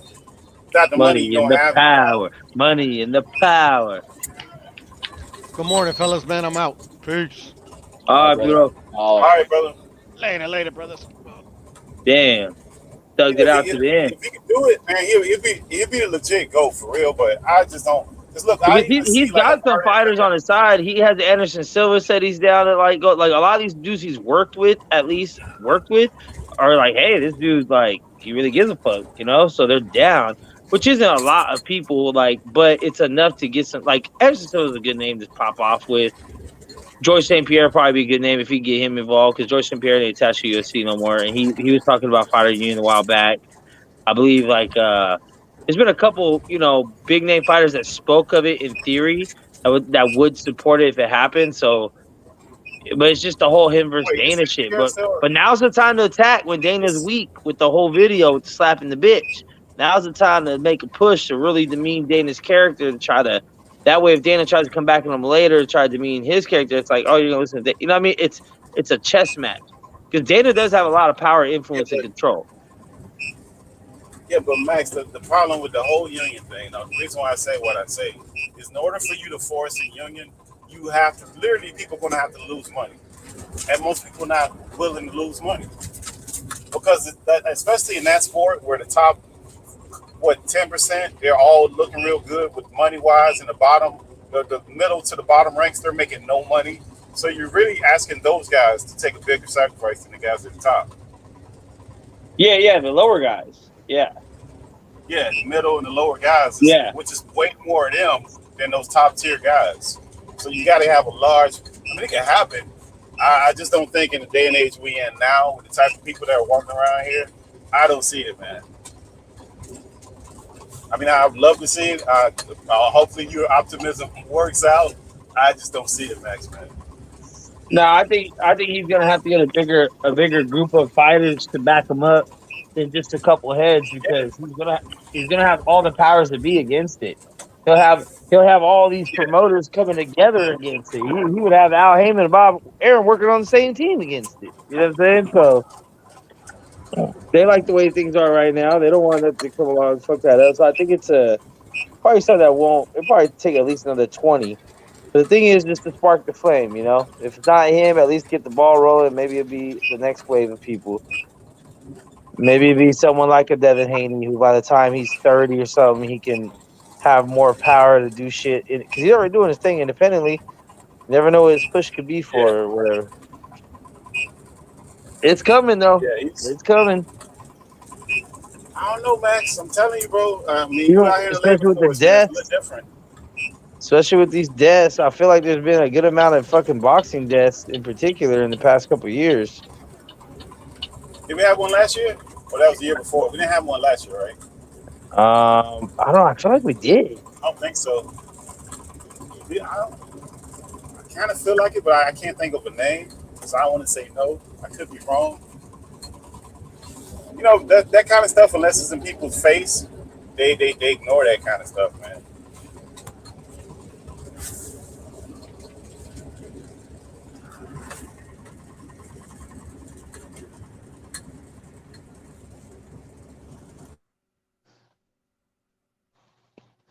Yeah, I'm trying to see. No, the African dude died, remember? Last year. Like ringside. That was last year? Oh, yeah, that was last year. See, I felt like that, man. Yeah, you were right. You had that feeling, yeah. It's eerie. And then the year before, it was Buddy McGurk's fighter. Remember, he died later at the hospital. He was like throwing up and shit. Yeah, that was fucking Luis Quinones dead at 25. 5 days after a knockout loss. That was September 22. Yeah, well, I mean, like, see, those are it sucks that you'd have to take that route, but if you want to start a union, you got to start with shit like that. Go straight for the neck. Just be like, look at people that die. Look at people that are fucked up with no health, insurance. Look at the CTE, the damage it causes. You know what I mean? Like, they need to be covered. Look at the splits they're getting. You got to pretty much throw everything. I don't think we talk about CTE at all. I think you brought up a valid point, Max. I don't think we talk about CTE at all with boxing. We talk about it nonstop with football. Like, what's the irony of that?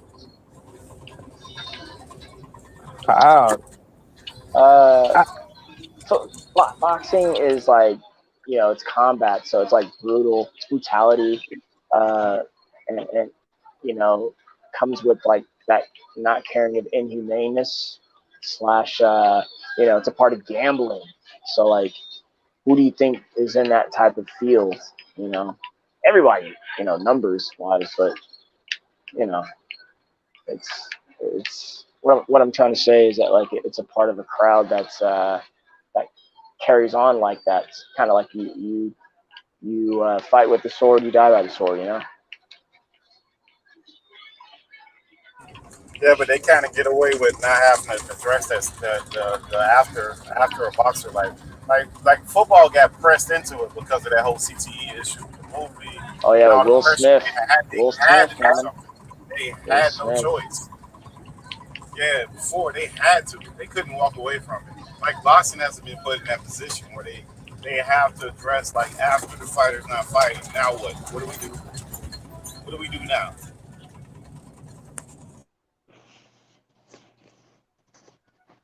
Right. Yeah, and I think that's why there should be. See, I think also with the union should be a bigger push for drug testing in combat sports, being that it is so brutal and people can die from it. It's like, it should be mandatory drug testing that should be included in the budget. That should be a part of every fight, no matter how big or small it is. Where it's just a uniform thing that's what they do. Whether you're a superstar, whether you're a fucking up and coming fighter, you're gonna get drug tested. But now unions wouldn't help the upper echelon. The upper echelon would have more to lose than the bottom echelon has to gain. The bottom echelon has a lot to gain. The upper echelon has a lot more to lose because they're probably gonna miss out on 1 or 2 fights, and it's probably gonna cap them off at some point. Plus, most of the motherfuckers are on that shit, so they probably all collectively as fighters probably would prefer that not to happen. Because all these motherfuckers are on PEDs, guys. Doing that this morning. We're gonna go down there. Okay, go ahead. Like I said, some kind of PED. There's legal PEDs you can take and legal limits of PEDs you can take. But I'm saying compared to like the Jack Johnsons, the Joe Lewises, the Muhammad Alis, those fools weren't on the shit they got now. Even over the counter shit, even just regular ass GNC shit. They didn't have access to that. They didn't know enough about the body and how the body worked to even. That was just pure natural talent. Yeah, no idea what was going on like that. They just didn't know. Even in the '90s, back in Jordan's day, the '90s, the '90s was a lot of steroids. Well, late '80s. Talking about the food they were eating. Even the food they were eating. Oh, the food they were eating was fucking wrong. Yeah, like just basic nutrition. That shit's all fucked up. Well, I think the late '80s was a lot of good coke. It looked like a lot of stars back then were snorting coke and they were getting off, and it also seemed like the '90s into the early 2000s are just roided up, like basic roids though in the early '90s. Because I'm just starting to look at certain like just patterns. It's like I'm looking at when you look at '90s athletes, it's like they're all perfectly sculpted. It's crazy, all of them, all across all the sports. They all are. What sports talking about, Max? What are you talking about, though, bro? '90s, all the sports. Sports. Let's say like the superstars of the '90s: NBA, NFL, track and field, baseball. All right, so you think Bo Jackson is on steroids? Let's go through some. I mean, I think because first of all, I'm gonna say this. I'm gonna say yes to Bo Jackson, but not because of athletic ability, because I think that was God given. But I'm saying because of his injury recovery. He never recovered though. That was the problem, Max. But he was injured. He was injured often though. Not really. Nothing more than like him missing a quarter. He had the injury of injuries at the end, but nothing like where he was like out like that. Remember he played baseball too. played baseball when he went to the pros, and he was playing football at the same time. Very competitive. And he had a cannon of an arm in baseball. He could throw the hell out of that ball. His bat numbers wasn't that great, but he could hit the shit out of the ball. Well, all right, let's go to another one. Deion Sanders. Let's do the next one. Deion Sanders. Nah, not Deion. Not Deion. All right, Barry Sanders. Barry Sanders. No, not Barry. Troy Aikman. Who? Troy Aikman. Troy Aikman. Something. He had a lot of concussions. I'm pretty sure he was getting something. I don't know what they knew about concussion at that point in time. That motherfucker was recovering every game. Every week to week he was recovering from something. Point me to the field. Just tell me where I'm supposed to go. Over there, okay, I got you. Yeah, for real. That shit. All right. Dan Marino. Now, here's the thing. I think a lot of these athletes being named was a combination of both. I don't think anyone is like they're so roided out that that's the reason they're good. No. I think all these dudes are good, right. And then especially, I'm gonna say this: Marino, yes, probably toward the later part of his career when he was an older dude. All right, this is the max steroid test. We're doing the max steroid test this morning. What about Terrell Owens? I'm not gonna say steroids for everything. I'm gonna say PEDs, performance enhancing drugs. All right. This is max PED test. Terrell Owens. Terrell Owens.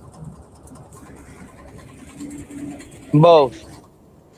Yeah, talent, but right. I think he's definitely got some supplements. All right, Emmitt Smith. Natural. If he was, they weren't working that good. About to go. Told you, natural, dog. Jerry Rice, the GOAT, man. What about him? Nah, I'm gonna say no because I feel like he was just pure talent. Like he was never the fastest, the strongest, but just more skill set. But you know what? I think so. Yeah, I think towards his once again later years, getting injured later years, especially after that injury, that big one he had. That was a bad injury at that time. What about your boy Steph Boy? The guy in New England with the videotapes. Think he did it? He owned it? Videotape guy. Brady? Yeah, man. Hell yeah. Oh man. So now I don't know about that, man. I don't know about that, man. Right now? Right now? Tape shit, like he ever did it? You think he ever did it? I think right now for sure. He's like 50 years old. Yeah, but they can't hit him, Max. Yeah, but bruh. Come on. 50 years old, bro. Can't hit him, man.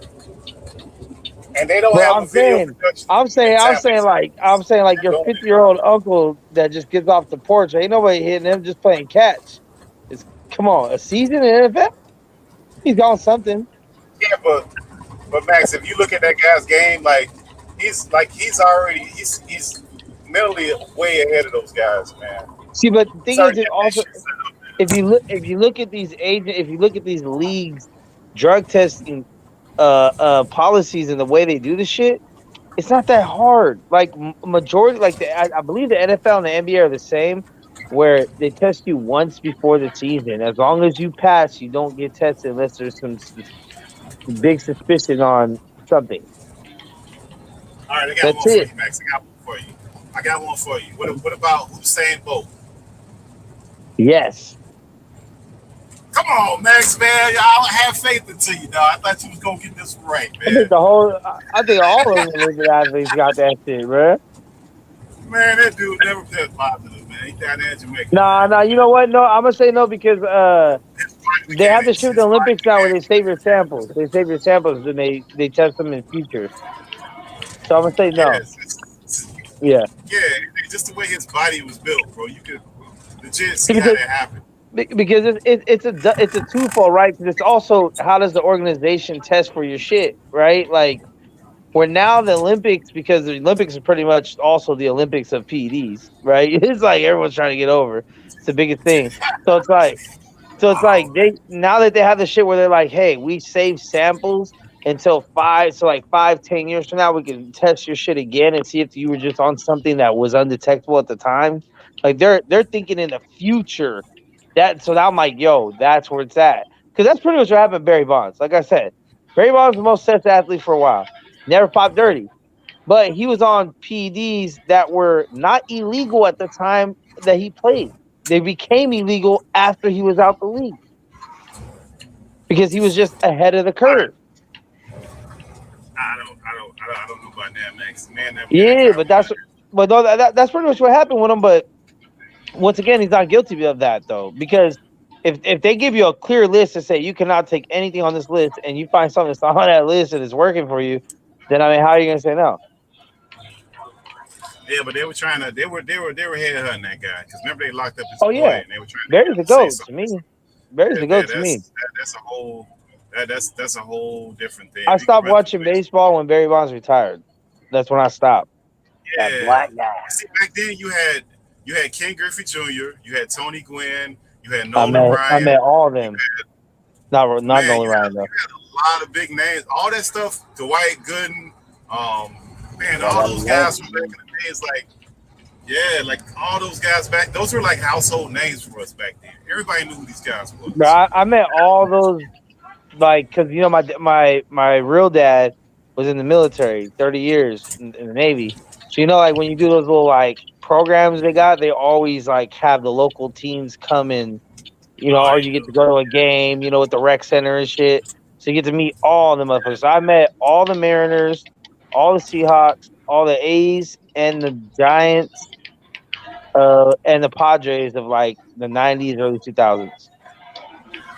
Or Hirschwalker, man, those guys, man, all those guys from back in the day. I met fucking Chris Mullen, the Warriors dudes too. Oh man. All right, so okay, let's do some. Okay, what about Tiger Woods? You think Tiger Woods was on PEDs?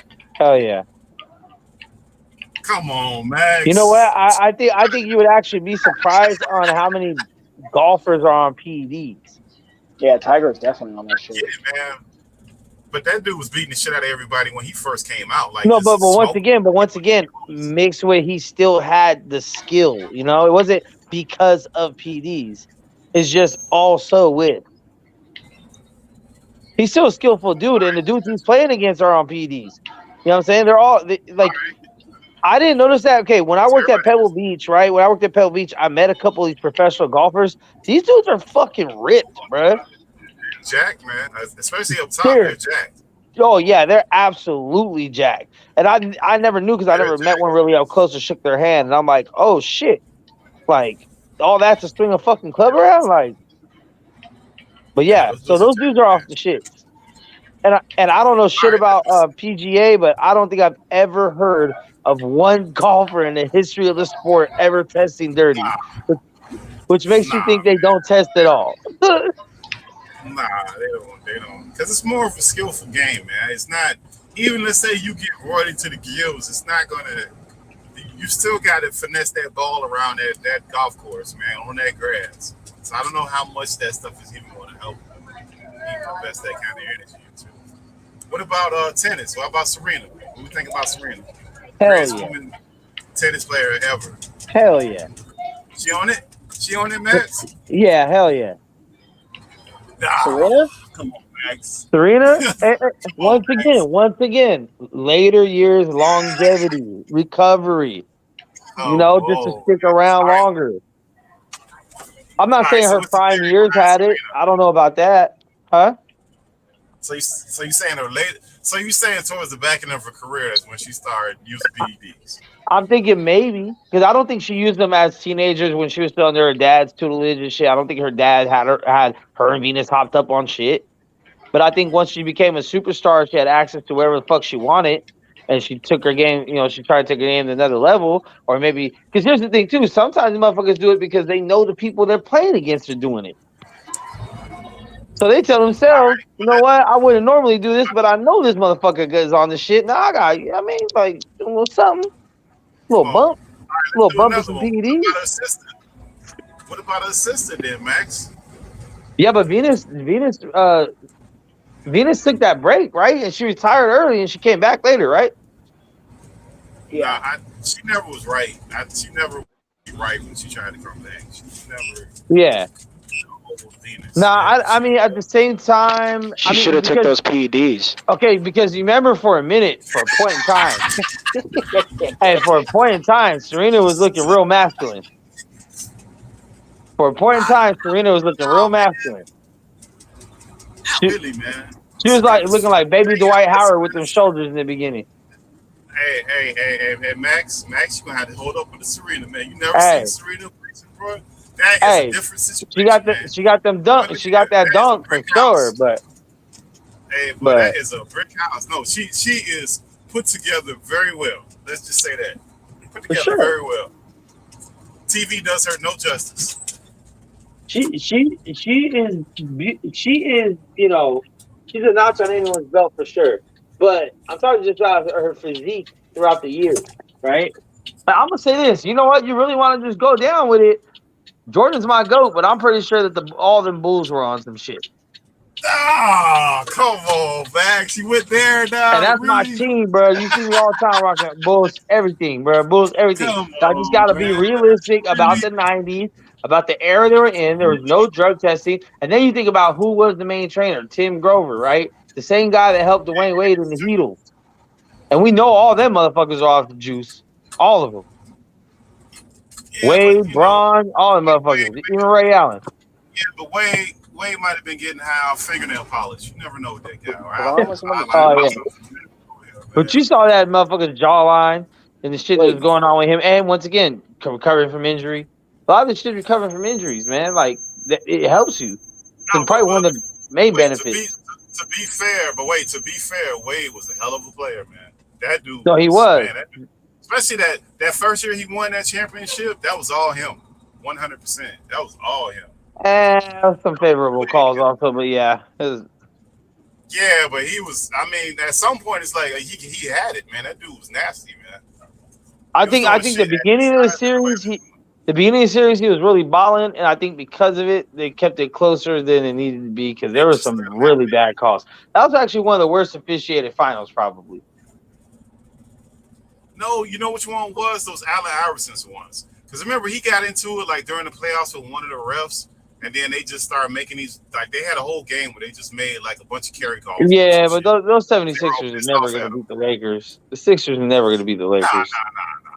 Yeah. But shit, they shouldn't have made it that far. They should have never They did it. They fucked over the fucking Bucks that year. I remember that shit clearly. Everybody talks about the Lakers and Kings rigged series, which rightfully so. That shit was probably the worst officiating. But that fucking Eastern Conference Finals for Allen Iverson's fucking Sixers versus Ray Allen and Big Dog on the fucking Bucks. God, they fucked the Bucks out of that shit. They wanted to see AI versus Kobe and Shaq, man. I know it. It was a bad shit go down. Well, since we want to go there, that John Starks series against the Bulls, man. And you know that shit wouldn't go in their favor. I think like game 3 or something, they had a whole bunch of questions series called like swing that back in their favor. They were getting that shit going their way. I think from what I remember from the series, it's been a while. I kind of remember it being a home court thing. I think when they were in, I think it was like it swayed very heavy in the home court favor whenever they were on the court. Yeah. I think the Bulls got a really favorable game, and then the Knicks got a favorable game, and it just kind of went back and forth. But now, like, I believe that fucking ref. The motherfuckers be betting on them shits. Because it is pretty easy to influence the game with just calling a foul. You're stopping the clock. You can get 2 points on a shooting foul. So you can get 2 points anytime you want with the clock stopped. More or less. In addition to not calling certain things and calling other things. Like, you really control the flow of the game. The league did their own investigation, themselves, and they found that only he was the only one cheating. Of course. It's him by himself, nothing to see here. Nothing to see here. Just keep it going. Yeah. It was that guy. He admitted to it. He heard him. Hell no. So he's the only one, man, that ever got convicted of that. And all those guys were, they were all in cahoots with each other, man. Hey, no one ever sued him for defamation though when he was giving people up by name. So that was suspicious to me. Because then they would have had to testify in court. Yeah, they didn't want that. They didn't want that. I mean, they would never do anything like that anyways, man. They don't want that kind of pressure. See, like Lawrence Taylor and all that shit, like that was like late 80s. That was good cocaine. Maybe steroids, possibly. I don't know, but I think he's obviously the God-given athlete. He's probably my favorite defensive player ever. But definitely through the 90s and early 2000s of football, them motherfuckers were roided up too. Like even like Ray, you know, Ray off the juice.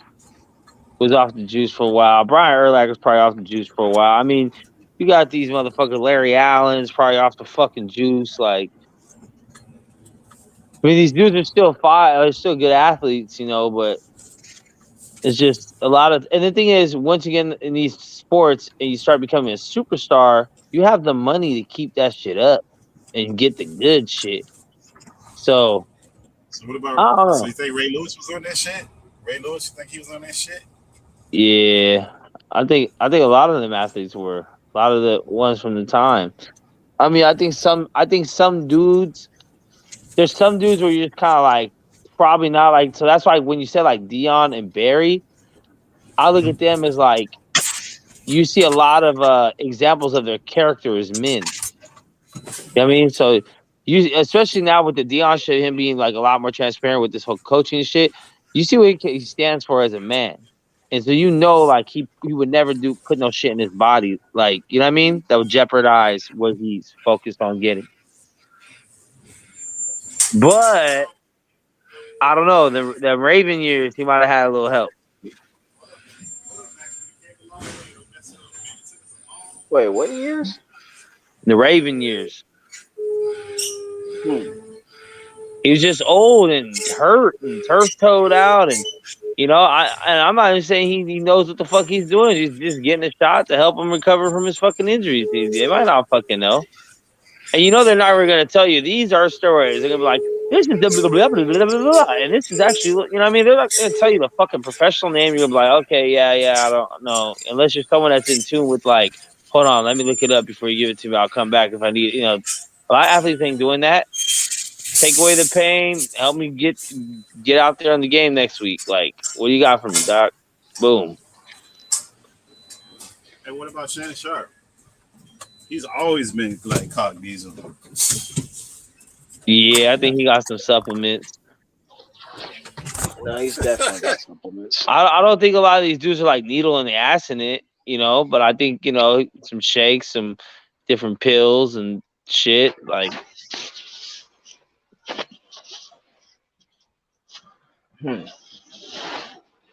Especially at a time when they didn't even test. Like, when did you ever? Okay, think of this. When have you ever heard, like, as far as 90s go, late 80s, early 90s, when did you ever hear of fucking motherfuckers getting popped for anything?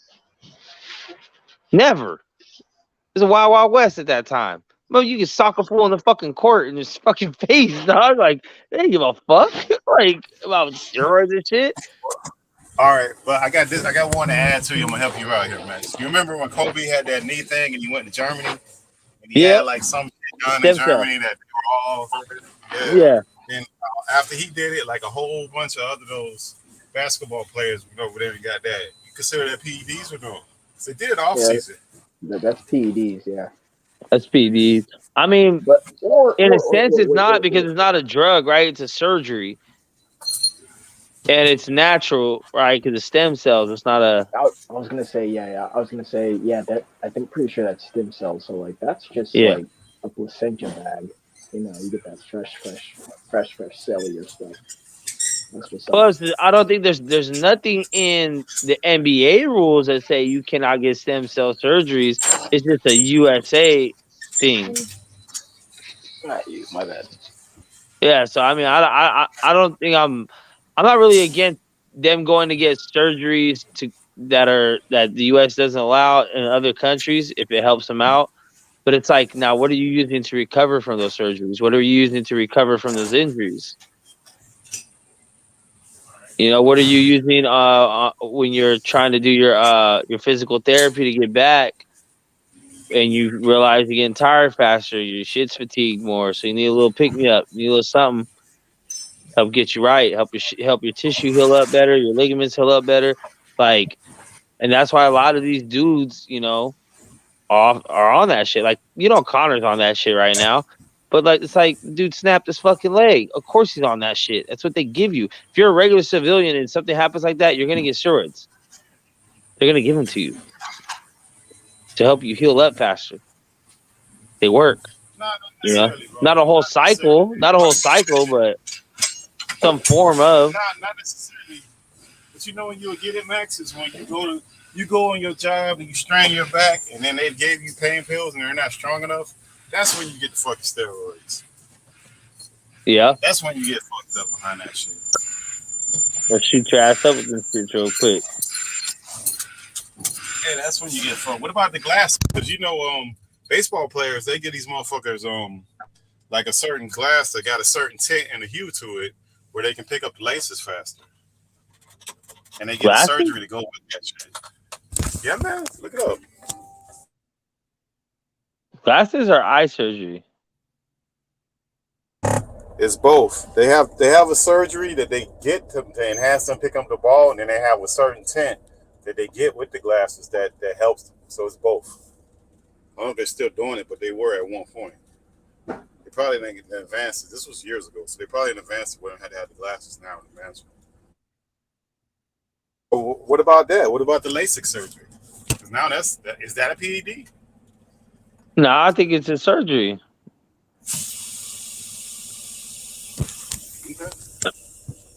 I don't think I've never heard of people using PEDs to recover from LASIK surgery either. It's not a common thing, I don't think. No, but I mean, but LASIK surgery itself, would you consider that a PED? No, because I think anything you're doing to improve your senses, I mean, shouldn't be. You know, if you got a sinus surgery or something because you smell better, so you could, you know, you break your arm, you get surgery, whatever. I'm not against surgery. It's just I know that most of the time when it comes to bodily surgeries, either tissue, ligaments, bone, anything like that, it's usually hand in hand with some sort of PED to recover. And like I said, it might be a legal one, might be one that's cleared for USADA or VADA because they do have a list. But that's the thing is, they literally have a list of these are the PEDs you're allowed to use, and here's how much you can use of it. So they literally have a list that says you can use some shit. It just has to be this shit, and you can't use more than this. So it's like, so you're still letting them use it. Like, if anything, that's more of a gateway, I would think. All right, hey man, let's do something crazy, man. Let's do some fantasy fights with people who have nothing to do with fighting. Let's say, all right. Tiger Woods, he's gonna fight. Who could he fight? That's not a boxer. Fuck. Will Smith. Will Smith. There you go. Who you got on that? That might be a tough matchup, man. Wait, just straight up hand? Yeah, straight hands in the boxing ring. Who you got? That's kind of tough, though, man. They kind of built the same, though. They got the same statue. That's hilarious. I'd pay for that pay-per-view. Straight up. Who you got? Who you got on that stuff, man? Who you looking at, man? I'm going Tiger Woods, man. I'm going Tiger, man. I'm going Tiger. Tiger got them hands. Hey, wait. Tiger Woods with pussy or without pussy? Very important. Oh. Man, okay, obvious though. With pussy. Nah. With pussy? Okay, that's prime Tiger. Yeah, I'll go with pussy. He roll both ways though, man. He just said probably a little bit more aggression. No, when they took the bitches away from him, his career went downhill. Yeah. But Max, without pussy, he's on roids, like for sure. Oh, for sure. So he's crazy. Oh, he's lethal, and more importantly, he's liable. You can't trust him. He's liable. He's trying to kill himself. He's tried to kill himself like twice. So Really? Yeah, man, that guy. I didn't know that. He can't do shit. So You know. He ain't doing all that. That was a joke. That was a sick joke. Oh shit! Oh shit! Oh, okay. Yeah, he throw it up there like, oh man. Yeah, like, whoa, what the fuck? No, I didn't hear about that either. I said that because he's a horrible driver. He's wrecked and he shouldn't.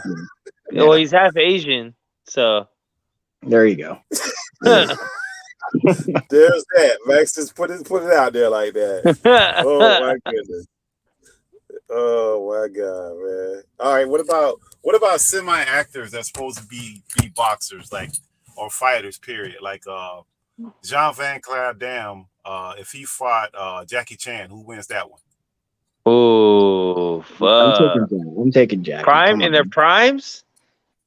In their primes, man. Drunken Master, come on. Drunken Master, come on, dog. Stop. Taking Jackie Chan. Jean-Claude. Well, no, you know what? I'm gonna go Jackie Chan because he could take more damage. I'm gonna go Jackie Chan. I think Jean-Claude's kicks are lethal. Yeah, he had really good form, no doubt. And people always talk about when he wants to, like, to this day, he'd be sparring kind of hard and shit, trying to kick fools, let him know he still got it and shit. Yeah, he's got good form. Textbook form. He had movie star form. What about Steven Seagal? Steven Seagal versus Billy Blanks. I'll take Blanks. Blanks me. I got Blanks. I never thought Steven Seagal could really fight like that, bro. I just thought that was all Hollywood bullshit. He probably can. You like break a couple fingers and shit. Not like that. If he got you. I know that Aikido shit works because my uncle's like a black belt in Aikido, but it's like you have to be able to grab a hold of him though. You know what I mean? Like, it doesn't really help with like striking and shit. But if you get a hold of motherfuckers, like, hey, real shit. Because I thought the same shit, right? I was like, man, especially when you do little demonstrations, and I'm like, man, that shit look fake as fuck, dog. Like, and it probably is, right? But I do know that one time we were kind of fucking around. This fool got me like 6 different holds. I tapped out all of them immediately. Like, it's just like the joint locks and shit are fucking crazy, and they look like they're not much, but you can control a person's whole body with that on just some like, okay. You know, like that kind of like. Where you're like, all right. So you kind of just go with it to not make it hurt as much. That's pretty much what Aikido is all about, bro. Just attacking your joints to the point where you're going to give in or your shit's going to snap. Pressure. Yeah. And you can control someone's whole body. So that's why these people do the little somersaults and they're real soft, where it seems like it's soft and kind of not as much force put behind it. Nah, it's enough. You know, should fuck me up. The fool fucked up my. I'm pretty sure my elbow to this day is still fucked up from that shit. But is that like more like jujitsu? What is that? Is that more like a jujitsu type thing? Kind of like a jujitsu, kind of like a jujitsu judo kind of. It's momentum and locks, but it's not a lot of like ground shit. It's a lot of standing stuff, actually, a whole lot of standing stuff. But so I think it would be probably good, like if you knew something to clinch and shit when you're like hand fighting, because. But I don't think you could do a lot of them in UFC. I don't think you do wrist locks and finger locks and shit like that. I think you'd have to elbow up to shoulder. What about? I got one for you with a caveat. What about? But these guys got to be the same size. Michael Jai White and Wesley Snipes. If they're the same exact weight, who wins that fight? Damn. I'm gonna go Michael J. White. That's a good one. That is a good one because, like, I do want to go Michael J. White, man, but, like, this is a street fight, man. And, like, Wesley Snipes, you know, push a man. I don't know. I mean, he's lighter, but I'm saying if they're the same size. If they're the same size and, you know, they're just going at it. Michael J. White is the bigger man, obviously, right now. Fine, yeah, I'll go Michael. Damn. I like Wesley on that one, man. I do like Wesley, man. I do like Wesley. You can't, yeah. I don't know, man. Michael might be able to get him out of there early, though. That's the thing. Yeah, he might have more power than him, but I still like Wesley. I think he's I don't know, man. Well, is that just straight strikes? Because Michael J. White knows a little jiu-jitsu. Whatever they doing. Yeah, whatever they doing. Those guys are like martial artists. Whatever they're doing. Oh, so just like a UFC fight then, like a mixed martial art fight. Well, it's a street fight. So like I'm just saying. Oh, street fight, you can use weapons and shit though. Oh, brother Code 10 got Wesley Snipes too, man. See what I'm saying, man. It's hard to go against Wesley, man. Cause that dude moved. I don't know if he'd be able to move if he went up in weight, because he was so smooth with the way he moved, man. Even when he did all those glades and all that stuff, he didn't seem like they had to do a lot of special effects for his movements. He seemed real fluid and smooth with what he was doing. He did, yeah, for that 4K at that time, for sure. Yeah, with HD. The sound effects, whatever. Not sound effects. What about the dude from Ray Redemption versus Tony Jaa from Ong Bak? I was gonna say you have to put in Walker Texas Ranger in there first. Oh, Chuck Norris? Yeah, you gotta do Chuck Norris first.